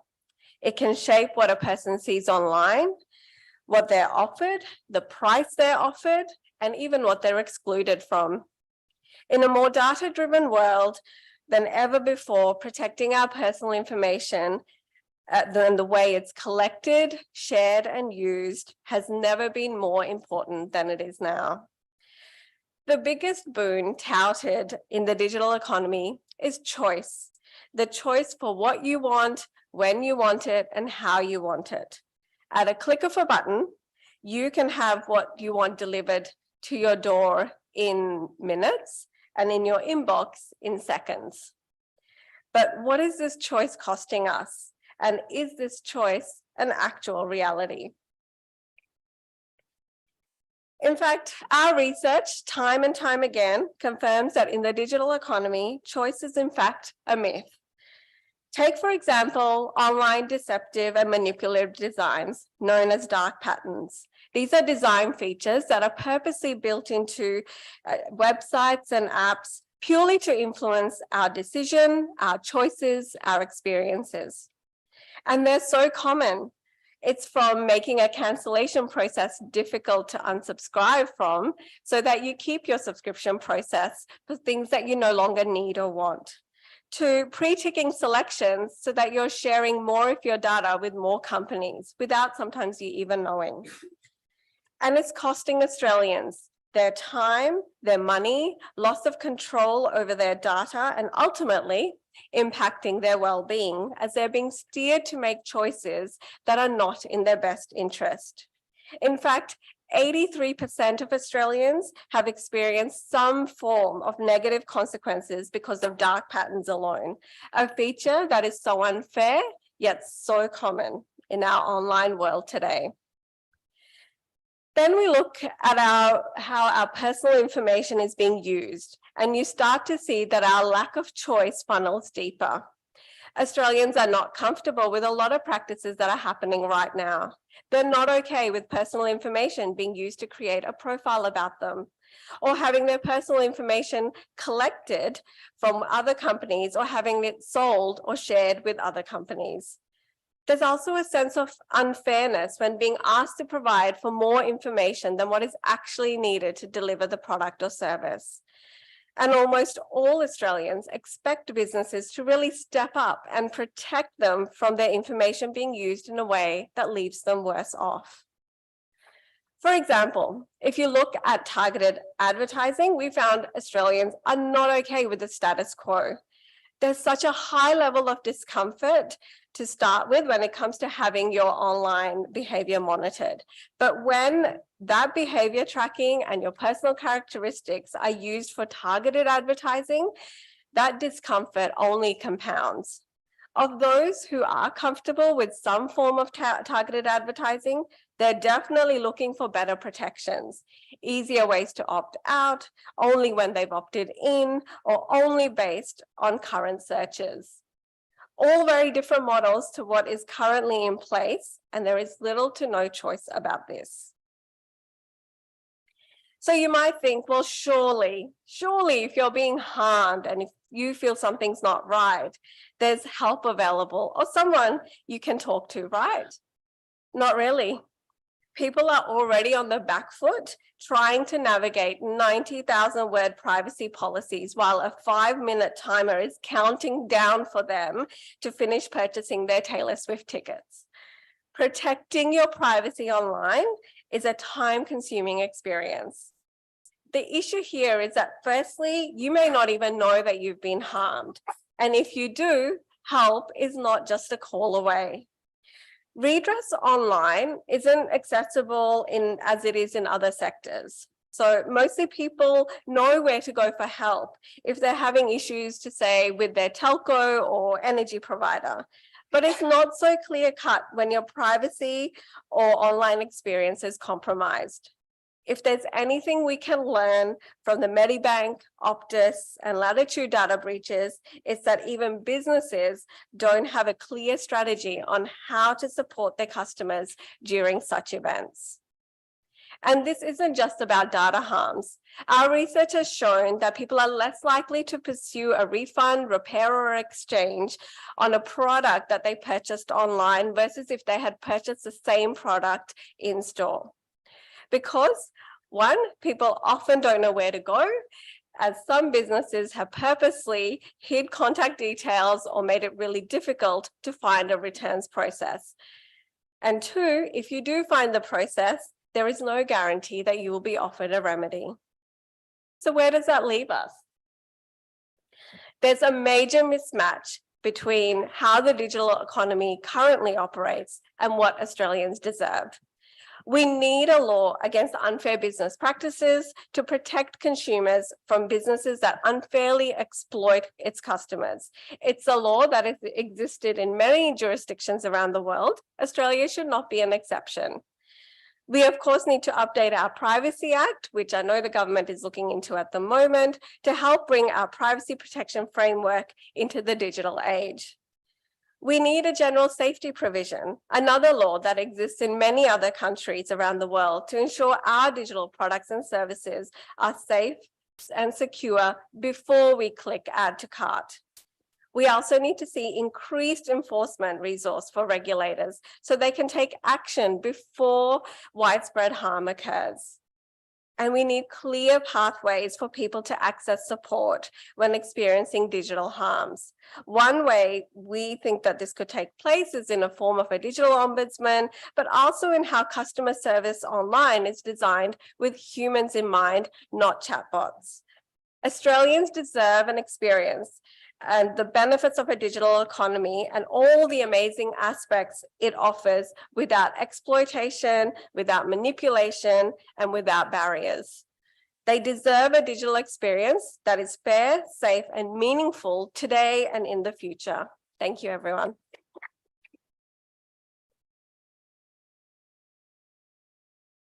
Thank you very much, Shandi. I think I promised you a mixed bag, and we're certainly getting that, but it's certainly interesting. Our final speaker is Dr. Greg Adamson, who's coming to us with several hats, including that of the IEEE, as I mentioned before. Greg's going to focus on the changing nature of work, and indeed whether in a world of generative AI, humans are needed anymore. So, Greg, over to you. Thanks, Keith. So I was fascinated by the previous presenter saying that video was outsold, vinyl was outsold by CD in 1988, because in 2022 vinyl outsold CD again in the US, which is an indication of the strange nature of technology and the unpredictable character of it. Basically, nobody uses CDs anymore. So the vinyl hobbyists have come forward. We can think about some other terms that were used in those days. People talked about remote work and teleworking, and people don't talk about those anymore. What people talk about today is the crash in office values and in the real estate industry, and the efforts by large corporations to get their staff to come into the office more than, at half time, 50% of their time. That would have been completely impossible without the internet. We know that this is just it's just been completely transforming. I actually think I loved Ken's presentation, but I think those dollar figures underestimated. If you figured out all the costs, the car costs that people haven't driven to work in the last each 12 months at the moment, I think those numbers are really. I think that'd be at the bottom end of the estimate. So a more fundamental question is, as we become, as we are not there in person anymore, as people used to say, and my first internet implementation was in 1991, which wasn't very far after 1988, and that was in Indonesia, and it was the first non-academic connection they had there. So I've been sort of involved in this for a long time. My IEEE involvement through the Society on Social Implications of Technology is sort of interesting, because it's the IEEE that provides Wi-Fi. It's the IEEE that provides the layer 2 network, which is so important, the standard layer 2 standard that's so important to NBN Co. But at the same time, IEEE is also thinking about the societal implications of the technologies we advance. So if nobody knows you're a dog, as people used to say on the internet, does anybody know if you're actually there or not? Does anyone know if ChatGPT is actually generating your work? And that might sound like, we've all heard the stories of people who personally outsource their jobs to somebody in another country, and then for a third of the cost, and then don't do any work. But the number of people who are claimed to be using ChatGPT to do their work or their homework is very high. And the problem there is, well, there are various problems, but one problem there is if ChatGPT is doing your work, you might think, oh, okay, this is great, I've got ChatGPT to do my work. The next obvious question is, so what's the company paying you for? Why is the university bothering to educate you anymore? Do you have a purpose in the world? Now, if you have a sort of humanistic view of the world, you feel, well, the purpose of the world that we live in is it's about people, it's about nature, it's about full growth and all that sort of personal growth and all that sort of stuff. But if one comes from a very, very hard-nosed economic view, and one thinks, do we really need do we need junior lawyers anymore? There's nothing they can do that our AI can't do. And if we don't have junior lawyers, we'll never get senior lawyers. But that's a problem for the future. Who worries about who thinks more than 2 years ahead, or 6 months ahead, or quarterly, if you're doing quarterly financial reporting? So that sort of becomes a problem. So we've got this bright new world with all of these wonderful opportunities, but they don't necessarily include humans anymore, which is not a really good look. And we can talk about humans in the loop. And some people say, oh, why do you need humans in the loop? Technology works so fast that a human couldn't be there to make the decision. I'd turn that around and say, if you don't need humans in the loop, what do you need humans for at all? And that raises a whole lot of philosophical and very practical problems as well. So that question, just to go back, just to dig a little bit more deeply into generative AI, I'm not for a moment suggesting that generative AI does replace people. What I'm saying is that people think generative AI replaces people. What I love about generative AI is that it hallucinates. So while it's trained on real life data, it actually makes things up. It makes up things that have never existed. It makes up court cases. It makes up references. It makes up arguments. It makes up physical properties of physical materials that don't exist. It just makes all of these up if it can't actually come up with the right answer, or if it's not aware of the right answer, or if it's just behaving in a bizarre manner for some reason. So generative AI is actually a good example of what we need to think about when we're thinking about the use of the internet, because it's the internet that enables the gathering of billions and billions of data points to generate the messages that generative AI is producing. Now, it's a great, one of my technology heroes, he was a philosopher as well, is Norbert Wiener, who developed cybernetics, or led the group that developed cybernetics. And that's the cyber in everything cyber. So I personally work in cybersecurity. I'm a chief information security officer in the transport industry. Everything cyber is a reference back to Wiener's work. And he made the comment, he talked about the future, and he said the future will be a test of the limitations of our intelligence, not a comfortable hammock in which we can lie down to be waited upon by our robot slaves. And for me, that pretty well sums up the vast majority of challenges we have at the moment. Whether people are thinking about should we have autonomous weapons, whether they're thinking about how quickly can we implement generative AI. I recently spoke to a vendor from a very reputable organization, which I won't name, who was completely besotted with generative AI and just talked about how brilliant it was. And he said, you could use generative AI for all of your recruiting. And I said, well, that wouldn't be very good. We wouldn't know if it was biased. And he said, yeah, but it's so efficient. So all of these things become challenges that we have to think about. We have to unpack. We have to work through. We have to work through at a measured pace.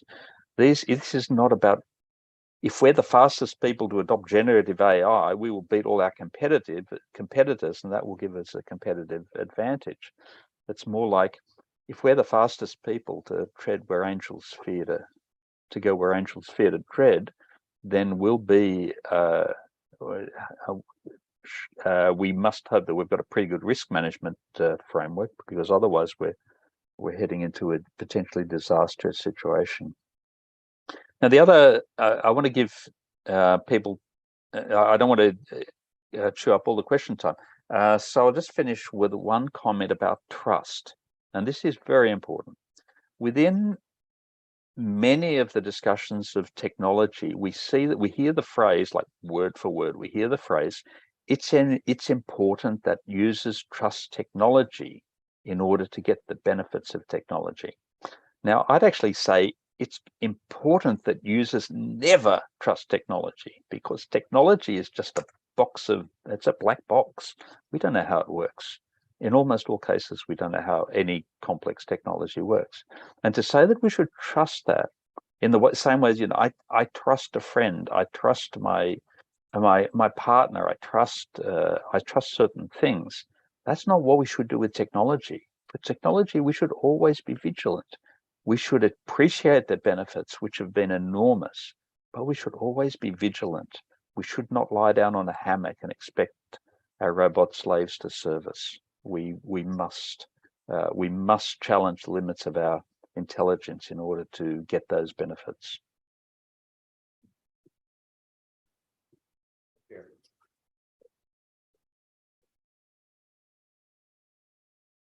Well, we've got about 10 minutes for questions, so I'll first see if there are any questions in the room. You've heard 4 very different perspectives. Got a question down the back. Do we have microphones? Talk very loudly. Okay.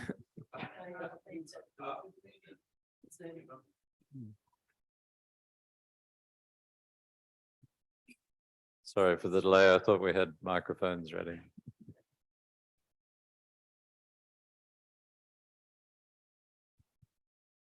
Okay, following on from Greg's comments on trust, Professor Thomas, you spoke about the evolution and increasing reliance on search as a benefit and a value that's brought by the internet. In recent years, there's been increasing concern about the veracity of search results, algorithmic manipulation, advertising, reordering of results, and the results that you never see presented on the screen. To what extent do you think this concern about the truthfulness or completeness of search results is actually might be causing a decrease in perceived value of search results, possibly because of the increasing cost of people having to independently verify that what they are presented as search results is actually true by having to consult multiple independent sources, if they can be bothered? Thanks for the question. It's a great question, and I think it's absolutely right. I totally agree that the declining trust in, say, the digital platforms which manage so many of the services that we use all the time across the internet absolutely will raise the cost of finding value, the information we're looking for. I think what I totally agree with Greg's points. I guess what I'd usually sort of add to that, I suppose, is that I think the consequence of that, the consequence of the point that, of course, we should not trust technologies or the companies or the platforms that deliver them.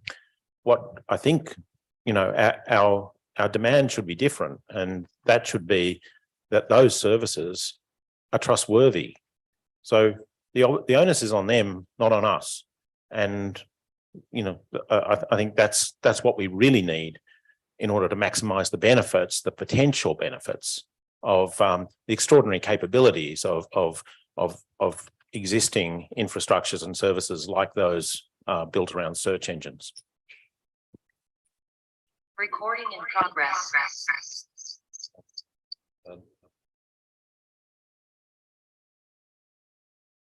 Are there other questions in the room? We've covered a big, sorry, just down the front there. Hello. Hi, I'm Leon. Just to add to that previous question, I believe Shardney, in one of your spreadsheet slides, you mentioned only 28% of people felt manipulated. What do we do to educate the other 72% of people? Because as we talk about search results being manipulated, and it's up to the company who's providing those search results to do it vigilantly, what do we do to actually put information out there? Like, we can put laws into place to put protections out there, but realistically, we really need to be thinking about, okay, how do we grow the next generation and obviously the older generations in regards to going, well, you are being manipulated. Most of the things you look at have been passed through many filters. And, you know, what are our plans to kind of, I guess we don't really want to create filters by governance, but at least let people know that there are filters that exist. So, a great question. Consumer education, in a way, has some role to play where governments can raise awareness of what the kind of digital economy we're navigating in and what we're doing, but it can only go so far.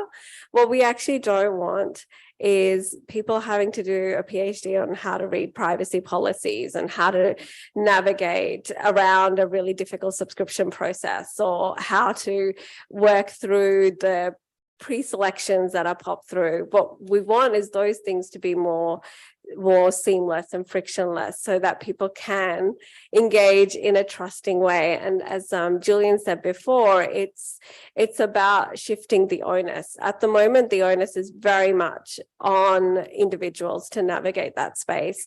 And you say about those who've been manipulated. So in that research specifically, you were to pick your top 3.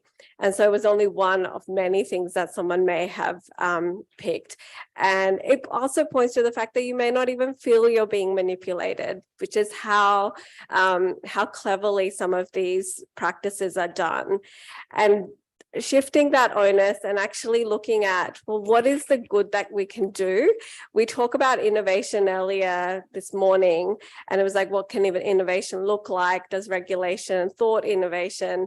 I'd say innovation is really about looking at what is fair and safe innovation. And if businesses are looking through that mindset, you're going to see shifts where you then don't have to have consumers wondering if they're being manipulated or being educated about manipulation online. Cheers. I suppose if you were to... Sorry, we have another question down here. Oh, can I just bridge it into generative AI as well and just see how that kind of links the two together? Well, we've only got a few minutes. I think we should share it. Okay. Everyone else okay with that? Sweet. So we can pass a document to generative AI, and it can pass, I don't know, 200 lines of code within seconds.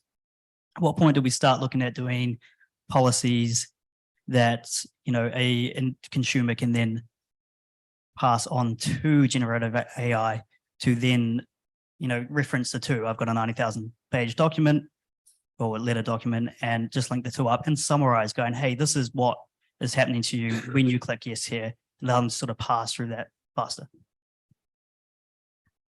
I'll just answer really quickly. Using technology for technology to one over the other isn't necessarily the way forward, but what you're suggesting is what, like, at the moment in the Privacy Act they're considering, which is like really simple key steps of information, so everyone sees a unanimous way forward on what are the key points in a privacy issue. It's elements like that we need to start considering. How do we make information as easy as possible for people to digest and make choices that are really meaningful instead of ones that they're just manipulated to make. Okay, we might just go down to the front here. Susan Beats, and I'd also like to acknowledge the Turrbal, Yagara, Waka Waka, Kondamuka, Yugambeh peoples, and everyone has had a long association with these lands. I teach interactive technologies, and I allow people to, at uni, and I allow people to use AI, but I assess critical thinking in relation to the value of that. And what I find is that many of our students from overseas have not been taught how to do critical thinking. And that's from places like Russia and China and many others, actually. And I'd just like to see a lot more responsibility on schools. But I think, you know, in families as well, people are manipulated all the time by parents. You know, like it's not just the internet that's manipulating us or the tools on the internet. So there needs to be a much broader look at, from my perspective, of how to think about this. Thanks very much, Susan. I think we might take that as a comment rather than a question. I've got one more up at the end and then we're going to have to wrap up, I think. There's one more if there's time. You're going to run me over time. Okay, I'm ready to go. So we've had quite a bit of discussion so far about some government regulation as far as consumer protection would be concerned, and most of that's, I would say, quite worthy. But what about when it comes to trustworthiness on government interventions that undermine the fundamental trust of the internet, such as measures that break encryption and the underlying transport layer encryption and so forth that we need to have in order to ensure our security and privacy? Would anyone in the panel like to respond to that? I'll keep it short to say, I think anyone in the process of deploying any form of technology, whether it's a business or a government agency, you need to have people's outcomes in front of mind. And one of the things we've been researching at the moment is things like best interest duty or a duty of care. It's available and it's applied in other sectors, so why not in technology? And it's really coming from a point of, are you doing good with the technology that you're using? And it shouldn't matter who's actually deploying that tech. Okay, I think we had one last one. Can I just toss in there? Yeah, sure. IEEE has a policy against backdoors in encryption because we were not able to find a single professional competently knowledgeable to support it. That's out of 420,000 members across the world. Very good point. I think I'm getting wrapped up from the chair, so I'd like to just ask you all to express your applause for a very interesting panel. And thank you also for the questions. We'll stop it there. Thank you. Thank you very much for that. And sorry we didn't get to all of the questions, but perhaps the panelists might be open to having a chat to you in the next break. Thank you very much. So our next session will be on meaningful connectivity. I will introduce NetThing committee member Holly Raish, who'll be moderating this session. And I will come up, Holly. I'll leave it to Holly to introduce the session and her speakers. Thank you. There you go.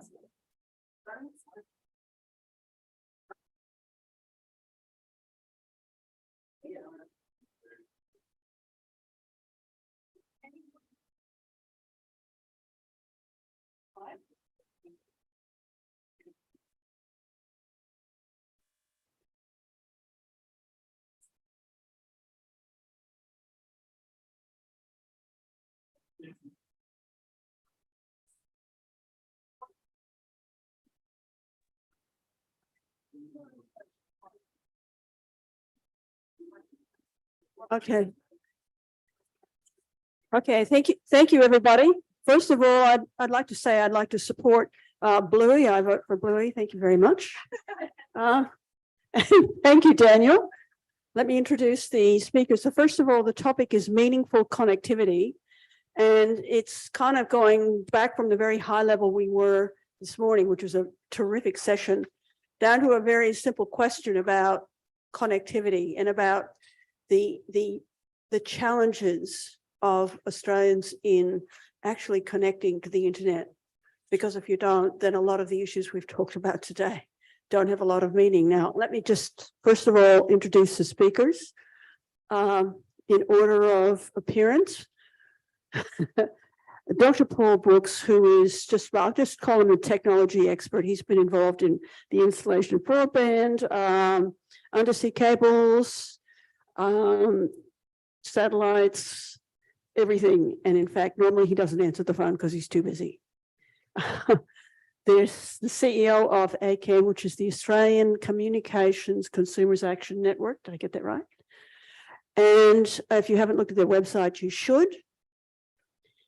That's where all of the campaigns, if you're talking about connectivity and the issues that people face in trying to connect to the internet, if it's not the actual physical connection, there are many other issues involved in getting people onto the internet and able to use it. And finally, Daniel Featherstone, he's the senior research fellow at RMIT, but perhaps more importantly, for this session, he's the lead researcher on mapping digital inclusion in remote Aboriginal and Torres Strait Islander communities project.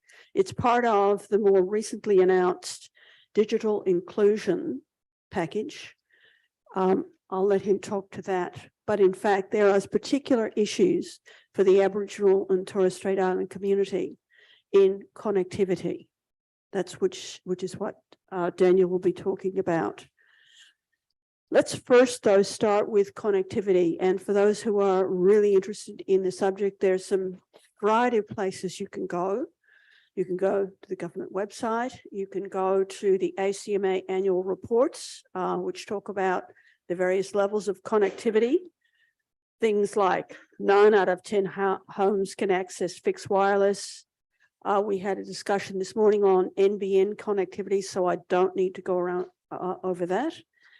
Commend their website to you. Just a little statistic from the annual report. By the end of this year, 75% of homes will have access to the internet.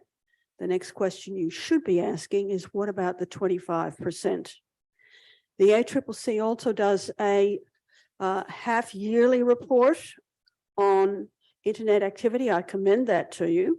One thing they are pointing out, which is so true in a lot of the world, is the amount of mobile usage. In fact, an interesting little factoid, 1.1 mobile service is how many people have 1.1 mobile. So all of us even have more than one mobile. Or finally, for regional and remote, every 3 years, the government does a regional telecommunications service, and you get some really interesting statistics out of that. What I liked about the last report was their conclusion that there is a patchwork of connectivity. So even though we might pride ourselves as how connected we are, we're not completely. One of these statistics I liked, mobile services are available to 99.5% of the population in Australia, but that's only in 33% of the land mass. So there's some holes. Okay, why don't we start?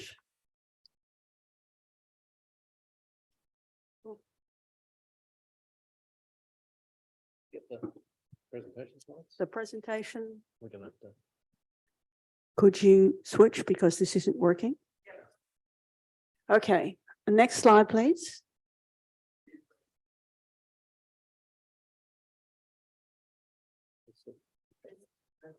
It's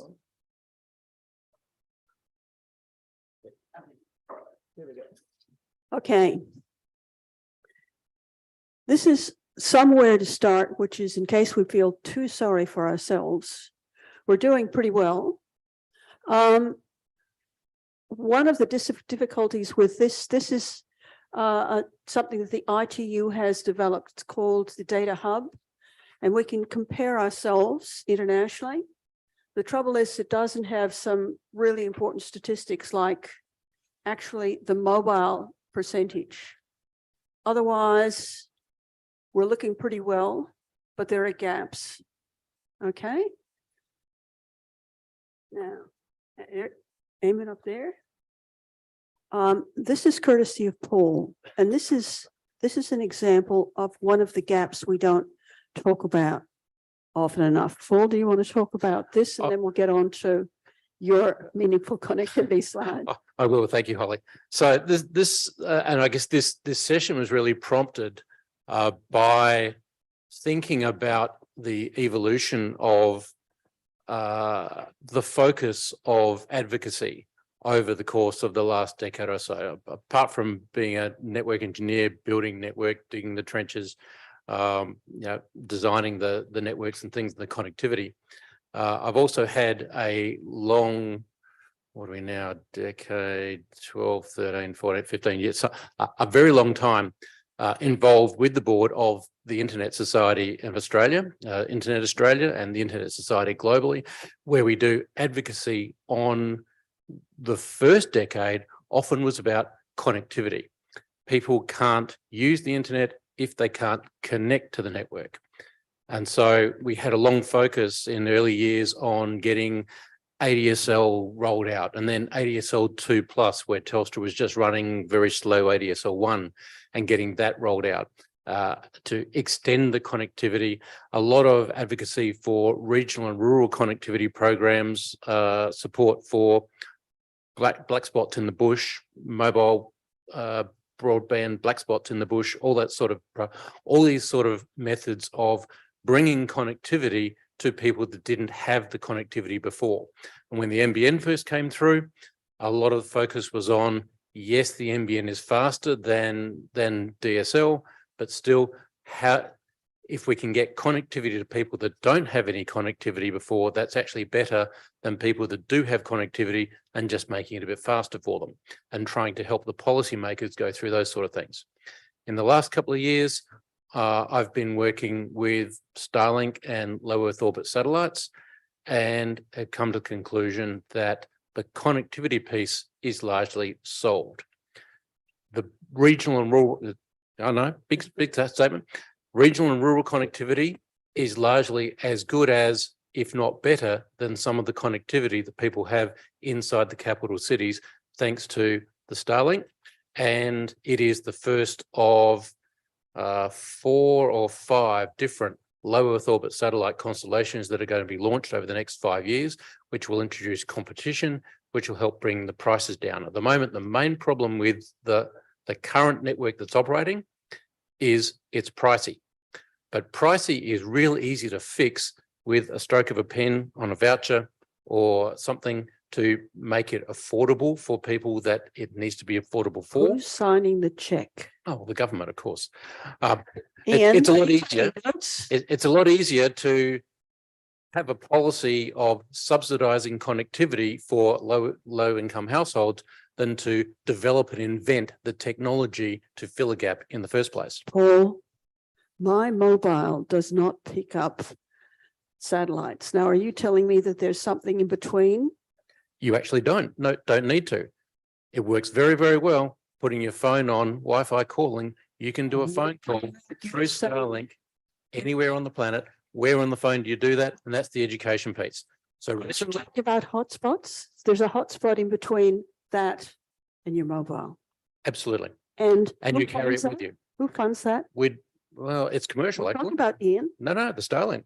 You're going to fund it? So the system actually works. We're doing a lot of rollouts of satellite portable Starlink terminals, and the next generation, the other constellations are coming through right now, installing them on the roofs of emergency services vehicles, of almost every organisation that is sending a car and a truck out bush, rural fire service, Queensland Health, a lot of state-based health services, purely as an OH&S perspective, because with one of these mounted on the roof, the car becomes a Wi-Fi hotspot and can provide connectivity to within 200 or 300 metres all around the car. So you've got a safety aspect, a permanent communications method for teams that are going out into remote desert areas, Paul, wherever you are. The next question, what role does the NBN play? The NBN plays a great role in urban areas. Anybody that's connected on NBN SkyMuster is probably going to be moved off onto something else that works much better over the course of the next 5 to 10 years. And there are people in this room, aren't they, Cheryl, who have seen that, made that benefit, made that transition. The point is, we can move beyond connectivity. For a decade or so, the Internet Society, Internet Australia, has been advocating for connectivity. I believe we can move on to the next phase, which is education.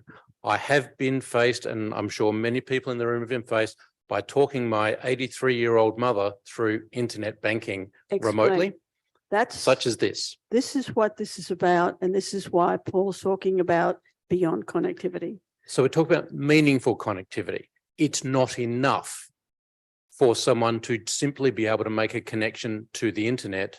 They also need to have the skills and the tools and the confidence and the trust to be able to use that connectivity to achieve their end results.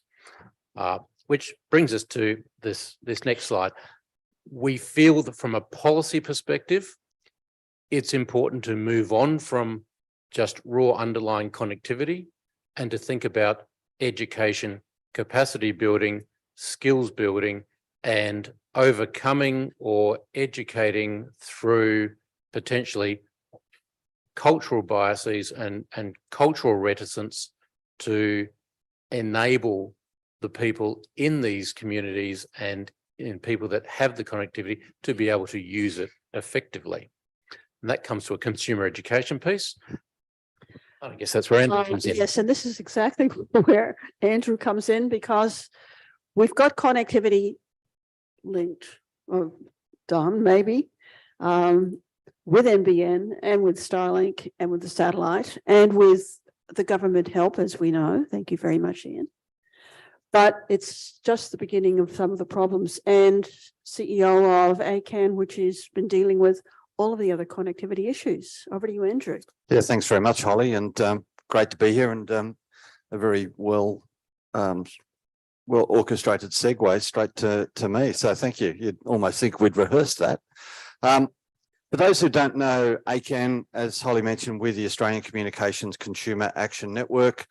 And in the spirit of open disclosure, Julian Thomas is our chairperson, Keith Besgrove's on our board, Holly is just finishing on our board, and we've got a number of members, not the least of which Cheryl in the room. So we're, from a consumer advocacy perspective, we're very well represented. So ACAN's purpose is to advocate for services that are trusted, inclusive, accessible, and available for all.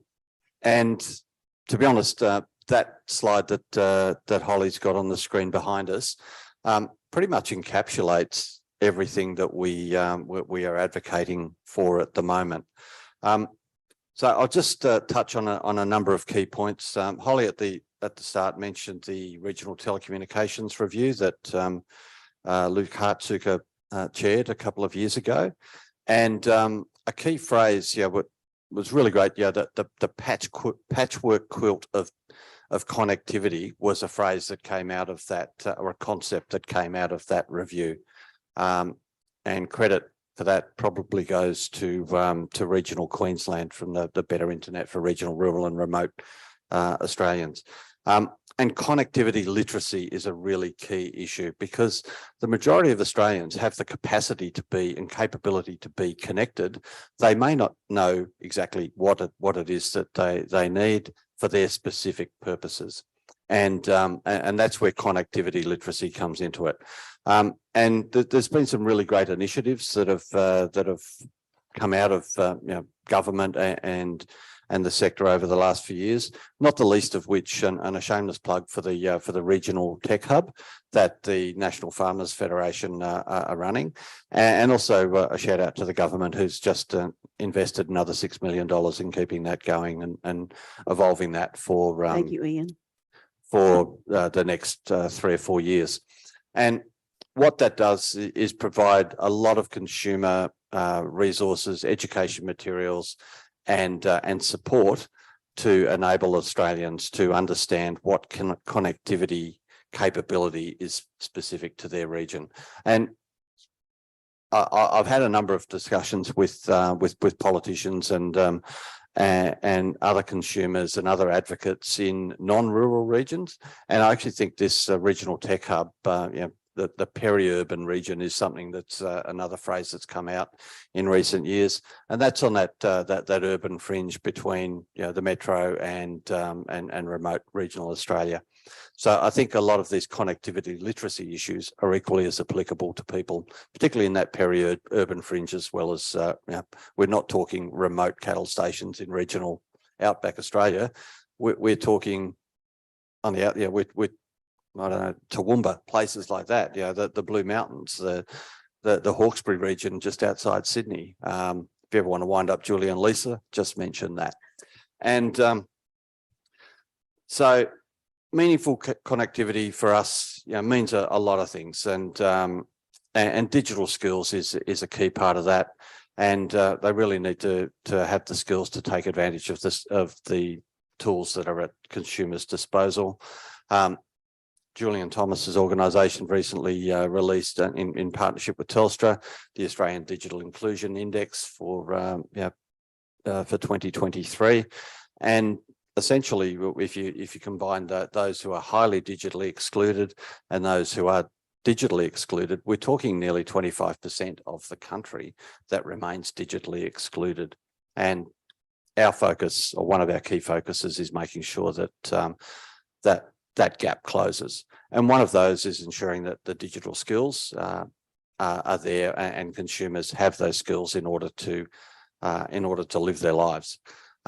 Noting also that there will always be a cohort, a small cohort, that won't want to be connected to the internet. So while we have all of these services, whether they're government services, whether it's MyGov, whether it's Seek and job hunting services that are all being pivoting to online, we still need to make sure that those who, for whatever reason, can't or don't want to be connected are not left behind as well. So that's something that we've got in the back of our mind.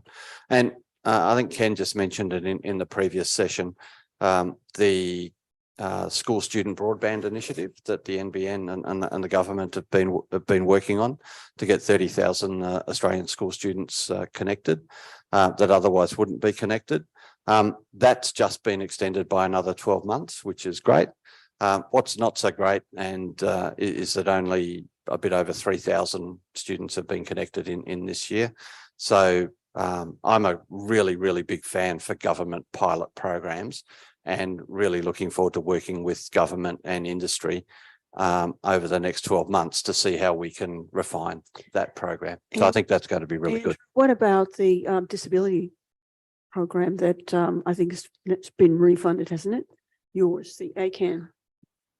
Yeah, ACAN's accessible telecoms program has also recently been refunded by the government or funded by the government through a grant, and this is a program that provides information on connectivity options for people with disability and also for other vulnerable consumers as well. So if you think of someone who's vision impaired, someone who's hearing impaired, someone who has some other form of cognitive defect or cognitive disability, that they may not know what devices are suited to their needs and how they can get online and stay online and actually participate in the economy online.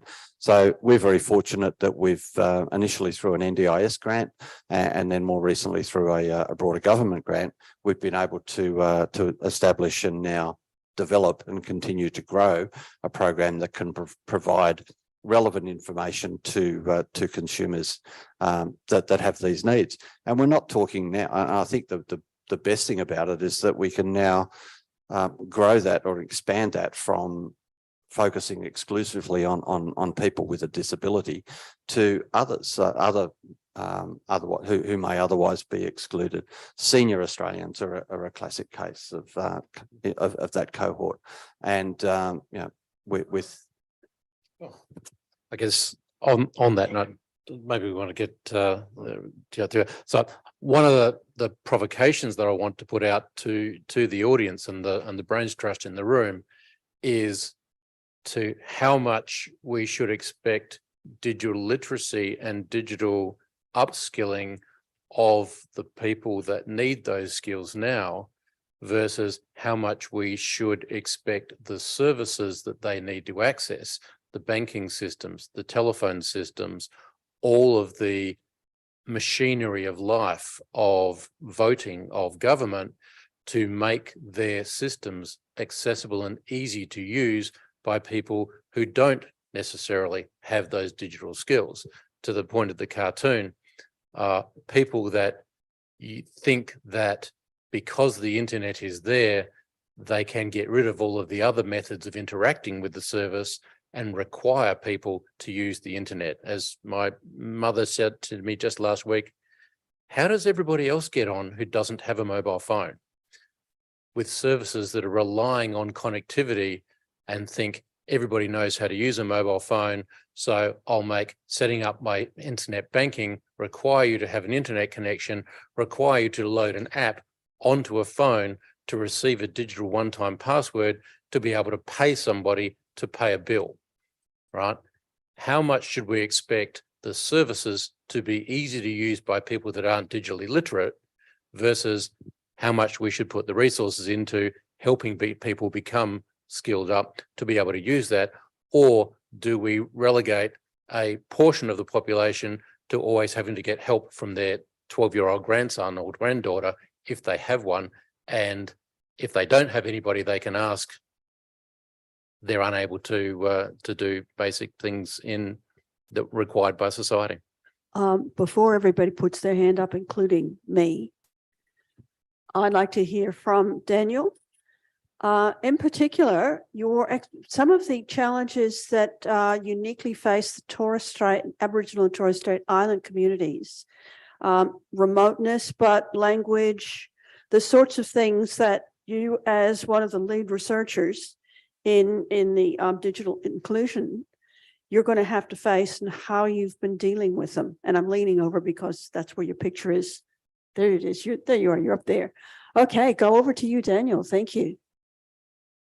Thanks very much, Holly, and great to follow on from Paul and Andrew. Hopefully I'll be able to fast track some of what I was going to cover. So I'm Senior Research Fellow at RMIT Uni, part of the Centre of Excellence for Automated Decision Making in Society. I'd just like to start by acknowledging the traditional owners of the unceded land where you're holding this event in Meanjin, the Turrbal and Yagara people, as well as where I am in Castlemaine, the Dja Dja Wurrung people, and acknowledge elders past, present and emerging. I'll extend that to all First Nations people in the room. First of all, the model that you've put up, the GSMA model for meaningful connectivity, I think is an important and useful framework for understanding and addressing digital inclusion. But context is critical. And so what I'm going to cover in this talk is about how that looks, what is meaningful connectivity for an Aboriginal or Torres Strait Islander person in a remote community in Australia. So the project we're doing is called Mapping the Digital Gap. It's a 3-year project going to 11 communities around Australia, doing a mix of surveys and interviews. And it's a supplementary project to the Australian Digital Inclusion Index, which Andrew referred to. That's led by Professor Julian Thomas. So we're all connecting the same dots in the room here. The use of the term digital gap for our project refers to a new Closing the Gap Target 17, which aims to close the gap in digital inclusion for between Aboriginal and Torres Strait Islanders and other Australians by 2026. For anyone who's been into remote communities, you'll know that's quite an ambitious project, and there's a lot of work to be done if we're going to achieve that. Many of these communities, so let's say there's 1,545 remote communities in homelands around Australia, about 670 of those don't have any mobile connectivity, so that 0.5%, this is largely the cohort that are in that zone. In 2022, so last year, the first year of our research, we partnered with local First Nations organisations and worked with community co-researchers in 10 communities across New South Wales, Northern Territory, Queensland, WA. And we did 530 surveys, 140 interviews. Basically, we're really trying to capture an understanding of the community-wide use of media and communications. We don't assume that everyone is connected, which is why we've taken a broader look at connectivity to cover TV and radio services, face-to-face communications, the notice board in the community. We tried to look at all the ways that people are accessing information and understand the unique social, cultural, political, geographic context for these communities. Every community has its unique challenges and needs, and so we're really trying to understand that and then give a report back to each community based on what we've found as part of Indigenous data sovereignty, giving the data back to the community for their own planning and advocacy, and for putting up strategies to look at what could be done locally to try and address the obstacles we've identified. So developing a local digital inclusion plan. So from our first year of surveys, we now have a dedicated First Nations page on the Australian Digital Inclusion Index dashboard, and we can start to see the scale of the digital gap for the first time by levels of remoteness. So for instance, we now can see the overall digital gap is 7.5 between First Nations people and other Australians. But as you go to remote and very remote, that increases substantially. So it's 24.4 for people living in remote communities, 25.1 in very remote. And that gap, when you look on the dashboard, you'll see it's the greatest in the area of access. So yes, access is still a critical part of the story here, and digital ability is next, but also affordability. And so affordability isn't well captured because it uses a model of an ideal bundle of internet access, which often isn't available, and according to a household, a standard household income. And in places where people are living in houses of up to 10 to 20 people, a household income looks very different to your standard Australian household. So we've had to really drill down on that more because 90% of people are using prepaid mobile as their primary form of mobile. There's only about 10% who are using a postpaid data service. There's significant work to be done to reduce that digital gap, and particularly by that ambitious target date. But there are some positive steps underway. So this year, Minister Rowland, the Minister for Communication, has established a First Nations Digital Inclusion Advisory Group. My colleague, Dr. Linda Normand-Parker, is Deputy Chair of that group, and I'm on an expert panel that supports that. And we've been able to start to put forward strategies that are First Nations led for how to address some of those key challenges. We've just put our first report to the Minister. There's also been a First Nations Digital Inclusion Plan recently announced that came out of that 2021 Regional Telecommunications Review as one of the recommendations. And that has recently been announced. It took a while to get there, and puts forward some really good initiatives about what can be done to address the issues, but also looking at what is being done already across federal and state territory and industry and in the not-for-profit sector. One of the challenges is we've currently got a plan without a budget. So we need to make sure that these projects are budgeted and that they are going to have targeted solutions. As Paul has said, the current communications policy, or the focus, has been very much on infrastructure.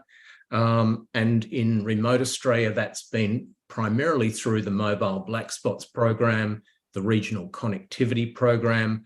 And they've had a great impact in getting a lot more mobile coverage into communities. Where we are now, though, is at that point of market failure, where an industry co-investment model, which both of these rely on, is no longer going to get the solutions into those other 700 or so communities or homelands that don't have connectivity. So we need more targeted programs to address that. We also, as Andrew has pointed out, beyond access, we need to address the affordability issues, particularly for people who are primarily paying a premium rate for what is effectively a substandard service in many of these sites. So paying prepaid mobile is $3 per gig. Most of us are paying, 20 cents to less than $1 per gig.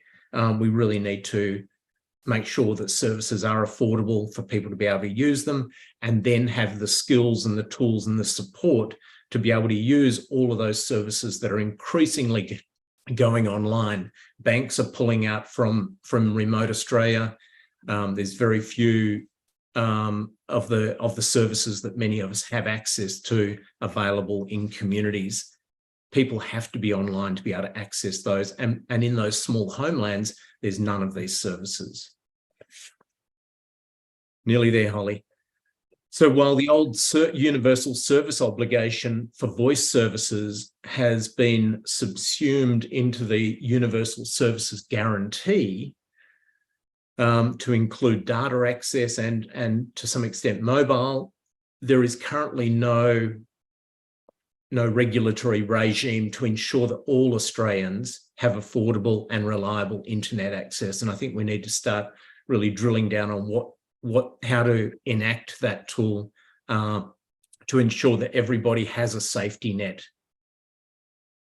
We've a long way to go to ensure remote and excluded people in this country are not left further behind as the rest of us are going down the path of digital transformation to online service delivery, Internet of Things, AI, all of the things we've been hearing about in this event. So there's a high risk, I'm concerned, that the digital gap will actually increase over time rather than decrease without having policy and targeted investment to address that digital gap. I'll hand it back, Holly, and we'll keep going in the rest of the discussion.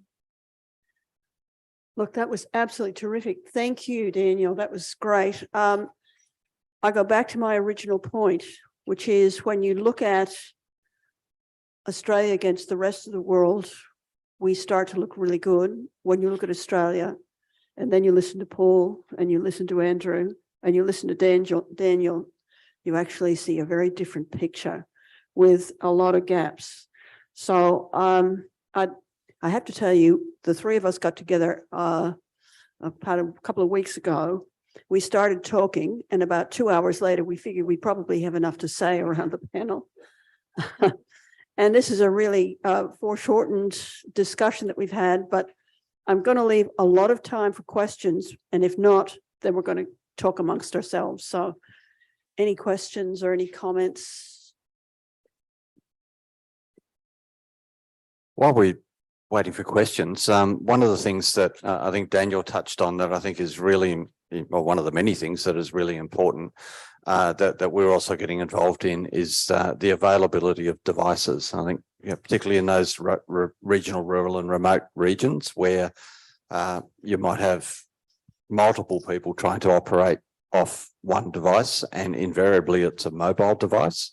So one of the burgeoning issues that is probably coming at us a lot faster than we think is device affordability and device availability. And what is encouraging is that we are starting to see a lot more of repurposing devices, and to try and get them more affordable and more available, but also that there's some significant environmental aspects of refurbishing and repurposing devices as well. So that's one area, and we're actually doing some research that we're hoping to have published in the not too distant future around some of the more affordable device options. And it's great to see that there are some providers in industry that are really starting to promote affordable devices. But then when you link it with the NBN School Student Broadband Initiative, mobile devices in the schools are not necessarily what's needed. It's the laptops and other devices as well. So that's a burgeoning issue that will continue to evolve. And then, that with that, with cybersecurity and privacy and safety overall. And we heard a previous panel this morning starting to talk about that. One of the other things that has been a really good initiative in recent times is the funding of the National Anti-Scam Centre that's being coordinated by the ACCC, because the ecosystem is so broad in this space that no one individual, no one organisation can have all the solutions. So having that overarching coordinating body, again, it's early days for it, but I'm really confident and hopeful that will deliver some good outcomes, not the least of which from a consumer education perspective. And I just want to pick up one small point. 3% of the Australian population, this is mainly remote, their equipment can only receive 3G. And that's just being phased out. So in fact, your equipment forecast is perhaps even worse because the equipment is not actually going to keep up with the technology. And particularly in the Internet of Things devices with people on farms. Do you know what's happening? We're starting our conversation again. Sorry.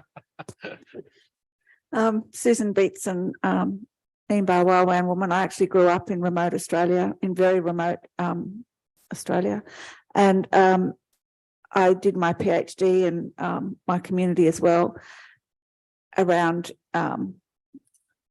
information systems theory, but I come from a datacoms background. So I'm very familiar with the technology availability, accessibility and affordability for mob. And recently, I do STEM workshops for Aboriginal and Torres Strait Islander peoples, school children, and I recently did one with some children who travelled from Ernabella, Unmu community, which is a group of 7 schools just in South Australia, just south of the Northern Territory border. And I was wearing a I'd rather be coding badge, and the year 11 student who is in year 11 asked me what coding was. And when I frowned and spoke quite severely to the teachers, they said that their internet was so poor and they used that as the excuse to not teach coding. I've taught 8-year-olds how to code with elders on the riverbank with no internet at all. So this, you know, I know that there's a whole lot of literacy, digital literacy that needs to happen, but I want to know what is actually happening in, for example, that particular area now, so that I can go out and I've spoken with Mob in the community there, and they want me to come and spend some time to help people learn and understand. But I want to know what resources are available for these people and what network is available for them. Thank you. When you say area, are you referring to particular areas before? Yeah. And Daniel might know exactly, he's nodding there, so he might know exactly what I'm talking about. Yeah, thanks. And is it Susan? Yep. So I spent 9 years living out in the Ngundera lands, just adjacent to the APY lands. So I know exactly where you're talking about and some of the connectivity issues, but there's absolutely no reason why the schools can't be connected and using Starlink or you know, have decent connections now. The issue of coding, look, you know, we could talk about it all day, but there is just not enough resources available specific to First Nations communities. We had more programs going in the early 2000s for IT skills and awareness and trying to build that connectivity capability in communities than we do now. It's all been focused on infrastructure projects, and we have a long way to go to be able to really get that across the board in communities where we have support services for local facilities, for digital mentors in communities, and to have proper training programs going. But the schools generally are the places where the kids are getting good access to service, you know, to support and developing digital capability, and they become the teachers for their families, and they're particularly helping their grandparents to use all these online services now. So it really is on a site-by-site basis. Some places there is a lot of coding, there's robotics, there's some fantastic work going on. Ernabella has no excuse for not having that. Thank you. Thank you, Daniel. Any other questions or comments at the moment? Okay. Sorry, Holly, just on that last one with Susan. It's early days, but some of the work that our colleagues with the Australian Digital Inclusion Alliance are starting out on. There's an organisation that was the Digital Skills Organisation. It's now been renamed to the Future Skills Organisation, and they are just starting the conversation to start getting a lot more of these of this training into the vocational education sector. But again, it's still around discussion papers and the early days of just getting it getting the message out there. But we have to be hopeful that embedding a lot of these practices in the vocational sector over time could actually be beneficial. I think we've got a question up the back while the microphone gets up there. Hi there. I feel like I should start my karaoke back here, but I won't subject you to that. I couldn't see all of the slides in your chart around those 3 stages of connectivity, but I do really appreciate that we're talking about none, basic and meaningful against, am I correct, infrastructure, affordability, devices, skills, and security and safety. I guess my interest and my concern around civil society and a changing society with the internet being another public space is connectivity being, like you guys have all said, a notion around infrastructure rather than belonging. I would argue, I was really interested in a comment in our earlier session of just realizing that we are fragmented. There is I have personal thoughts from my history as a 5th generation Australian Chinese person whose family were subjected to language tests and the White Australia policy, that fragmentation on the internet exists because it exists outside of the internet. And so that moving towards education, I think some of the things I wonder is, does the community know they have rights? Do they know that they can contribute to policy discussions and support the good work that the not-for-profits and the organisations are doing? Because I think that meaningful connectivity to me looks like connectivity that is inclusive. Absolutely. And I'd make the point, I don't think that your question about do people know they have the ability to contribute isn't just along cultural lines. There are a very small portion of the population that even believes it's possible to get some outcome by writing a letter or a submission to a parliamentary inquiry, the sort of things that we do several times a year. But the recognition that many of these parliamentary inquiries, many of these avenues for consultation by government are open to the normal person on the street, regardless of geography and regardless of cultural background. They do take that input, but very few people take advantage of that because they don't believe or they don't know that those avenues are possible. So there's absolutely an education process around that for sure.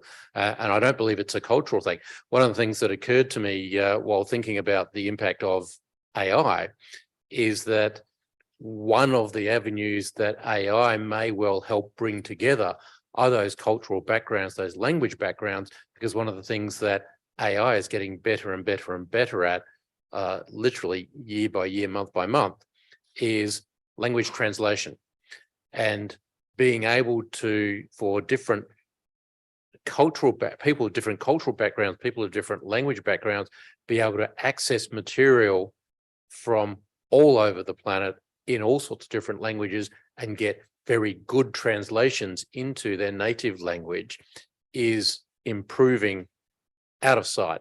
That's one of those areas that, it's a fairly narrow area that we talk about AI, language translation, pattern recognition, improving the recognition of semantics from one language to another is improving out of sight. So that will actually help inclusion of different cultural groups into the machinery of Australia, which is still largely English based. Thank you. That's great. I think that goes to your question before, and maybe I'll hand that back over to you guys because I'm just holding a microphone and have no idea where to put it. But the trust decisions that you were talking about, every single step that we make is a trust decision online.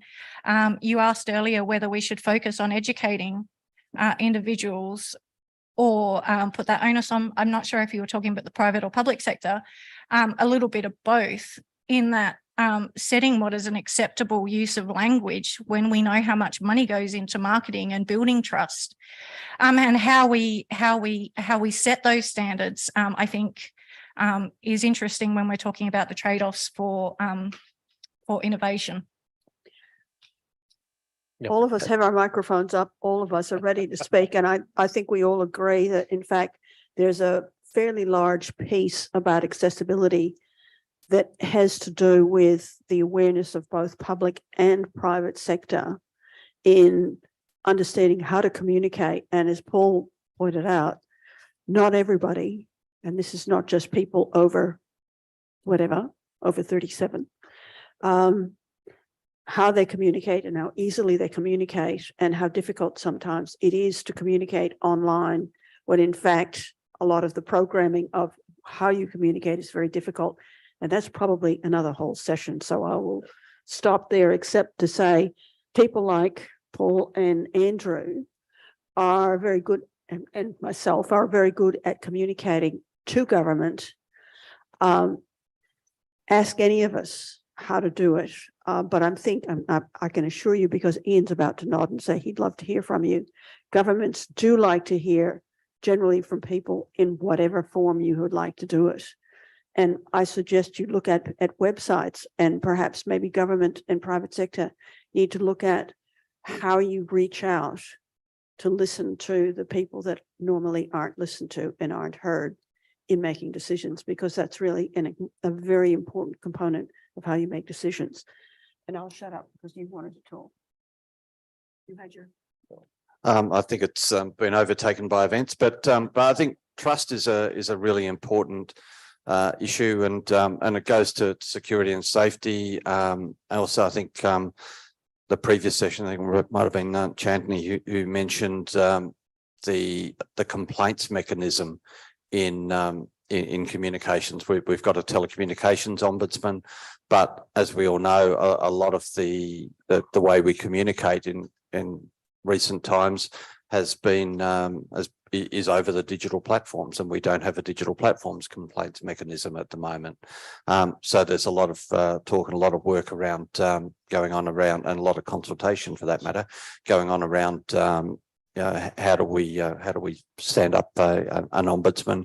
Is it an existing ombudsman that takes on additional responsibilities, or is it a brand new entity in itself? So trust is a big thing, and also in the telco space, there's some Roy Morgan research that came out the week before last that showed that telcos are among, or some telcos in particular, are among the least trusted brands in the country, and that is concerning. I think it's actually interesting that I kicked off the piece with a bit of a provocation that the infrastructure thing has largely been solved through these new satellite networks, which have performance characteristics effectively similar to a mobile phone network, but can reach every single corner of the planet. What we have in Australia and largely around the world, in most other countries as well, is an area of siloing, in that while the infrastructure for communications is now largely solved and will get better as these satellite and I come from 2 decades of designing networks where satellite was the worst option. It was the only thing you would use unless there was absolutely nothing else. And in the last couple of years, it's actually gone to being one of the go-to things to go to first, because it's actually now faster to put something like that in place, to ship in a dish, attach it to a car battery, and off you got connectivity, than to run up a whole pile of mobile phone towers and spend a decade or so doing it. But what is missing is the link between the communications infrastructure and power infrastructure. One of the things that we saw very clearly in the outcome of a lot of the Australian bushfires and a lot of natural disasters is that the availability and the reliability of communications infrastructure, it's largely reliant on the reliability of the underlying electricity network and the electricity system. Your mobile phone tower is great up until the point the generator runs out of fuel, and then you've got a paperweight, right?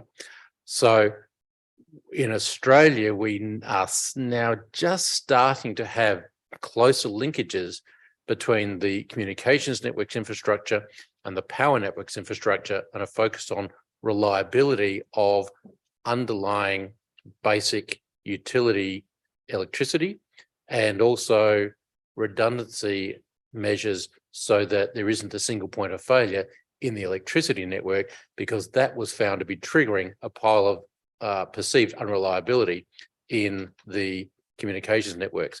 And a lot of the distrust on, particularly in remote and rural areas, in communications network reliability often comes down to the reliability of the electricity infrastructure. And we have an insane situation in Australia where electricity is a state responsibility, communications is a federal responsibility. And so you end up with, by definition, at least 2, if not 3 levels of government that all have to talk to each other and coordinate things to actually keep the lights turned on for mobile phone, any sort of internet, anywhere in the country. And it's ridiculous, the amount of coordination, which slows down the process of actually getting real concrete improvements, real cables put into trenches, real generators put in, real reliability of cable paths, not so much on the communications, but the electricity, which also benefits the communities in those areas directly by actually having reliable power.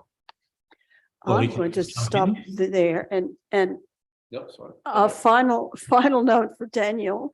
Are there any final questions? And then I'm going to give Daniel a final word. Holly, we've got a question. Go ahead. Daniel first. Go ahead, Daniel. Sure. Yeah, I just wanted to follow up on Paul's comments about the power supply. And, what we have seen is there's, a number of outages in the remote communities that we've visited. I've just got back from Wadair community last week in Northern Territory. They had a 11-day outage last year. Half of that was due to power outages. The rest was other infrastructure issues. Power is absolutely one of the critical issues. What it's doing is means that people, when there's these outages, there's food security issues. People live day to day with their food. They don't store food necessarily.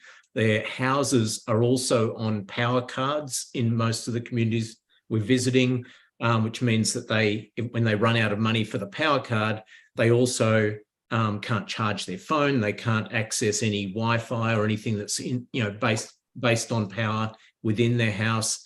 And they don't have fridges necessarily working or air conditioners. So power has this flow-on issues, but the communications often is only, between 4 hours and sometimes 12 hours of battery life. These outages, when they go on for a long period, take out everything. So people are without any communications. All of these service providers in Wadair were standing around the one Sky Muster satellite that was available at with Wi-Fi, all trying to do their work with their computers and access their services. And that's the service providers. The community residents had nothing. So it's a really significant issue in communities. And the reliability of power, it's just not there either. With that cheerful note, one more question. Hi, everyone. My name is Vikalpa, and thank you all panel members for such an engaging discussion. I was just wondering, my question is related to a sector-specific question, specifically in agricultural, rural industries, that is agriculture, right? So, with all these sustainability concerns about farming practices, digital agriculture has become a really big thing. So I'm just thinking whether there's any possibility of a sectoral approach to making connectivity powers as an important issue, as a prime project, given the crucial nature or the sensitive nature of the agriculture industry. Thank you. I suspect that the nature of the agricultural sector being so widely dispersed that measures to improve just purely for agricultural purposes would likely end up stemming to improvements in the townships and the communities that are embedded within those farming areas. The agricultural sector farms often are centered around a township. The reason the township is there, often it's where the grain silos are, it's where the railhead is, it's where the rail line comes through the train station, things like that. So by improving the communications for towns and population centers, you end up improving it in the center of the agricultural area that it surrounds. For areas, vast areas of farmland, if you think about mobile phone network, which is typically the method of last resort in these communities, the typical range from a mobile phone tower to the edge of signal is tens of kilometers, 50 kilometers, 60 kilometers, something like that. Once you get further than 60 kilometers away from the township, then you typically don't have a good mobile signal. Putting up a mobile phone network purely to address the agricultural sector probably isn't there, but what they are doing a lot is using different technology. There are a lot of satellite-based IoT networks, very low bandwidth sensor-based networks where the sensors are starting to get embedded in tractors and things like that. So that is in essence a sectoral approach to communications, not so much for human communications, but for things like steering automated tractors and making sure the furrows run straight and that sort of thing.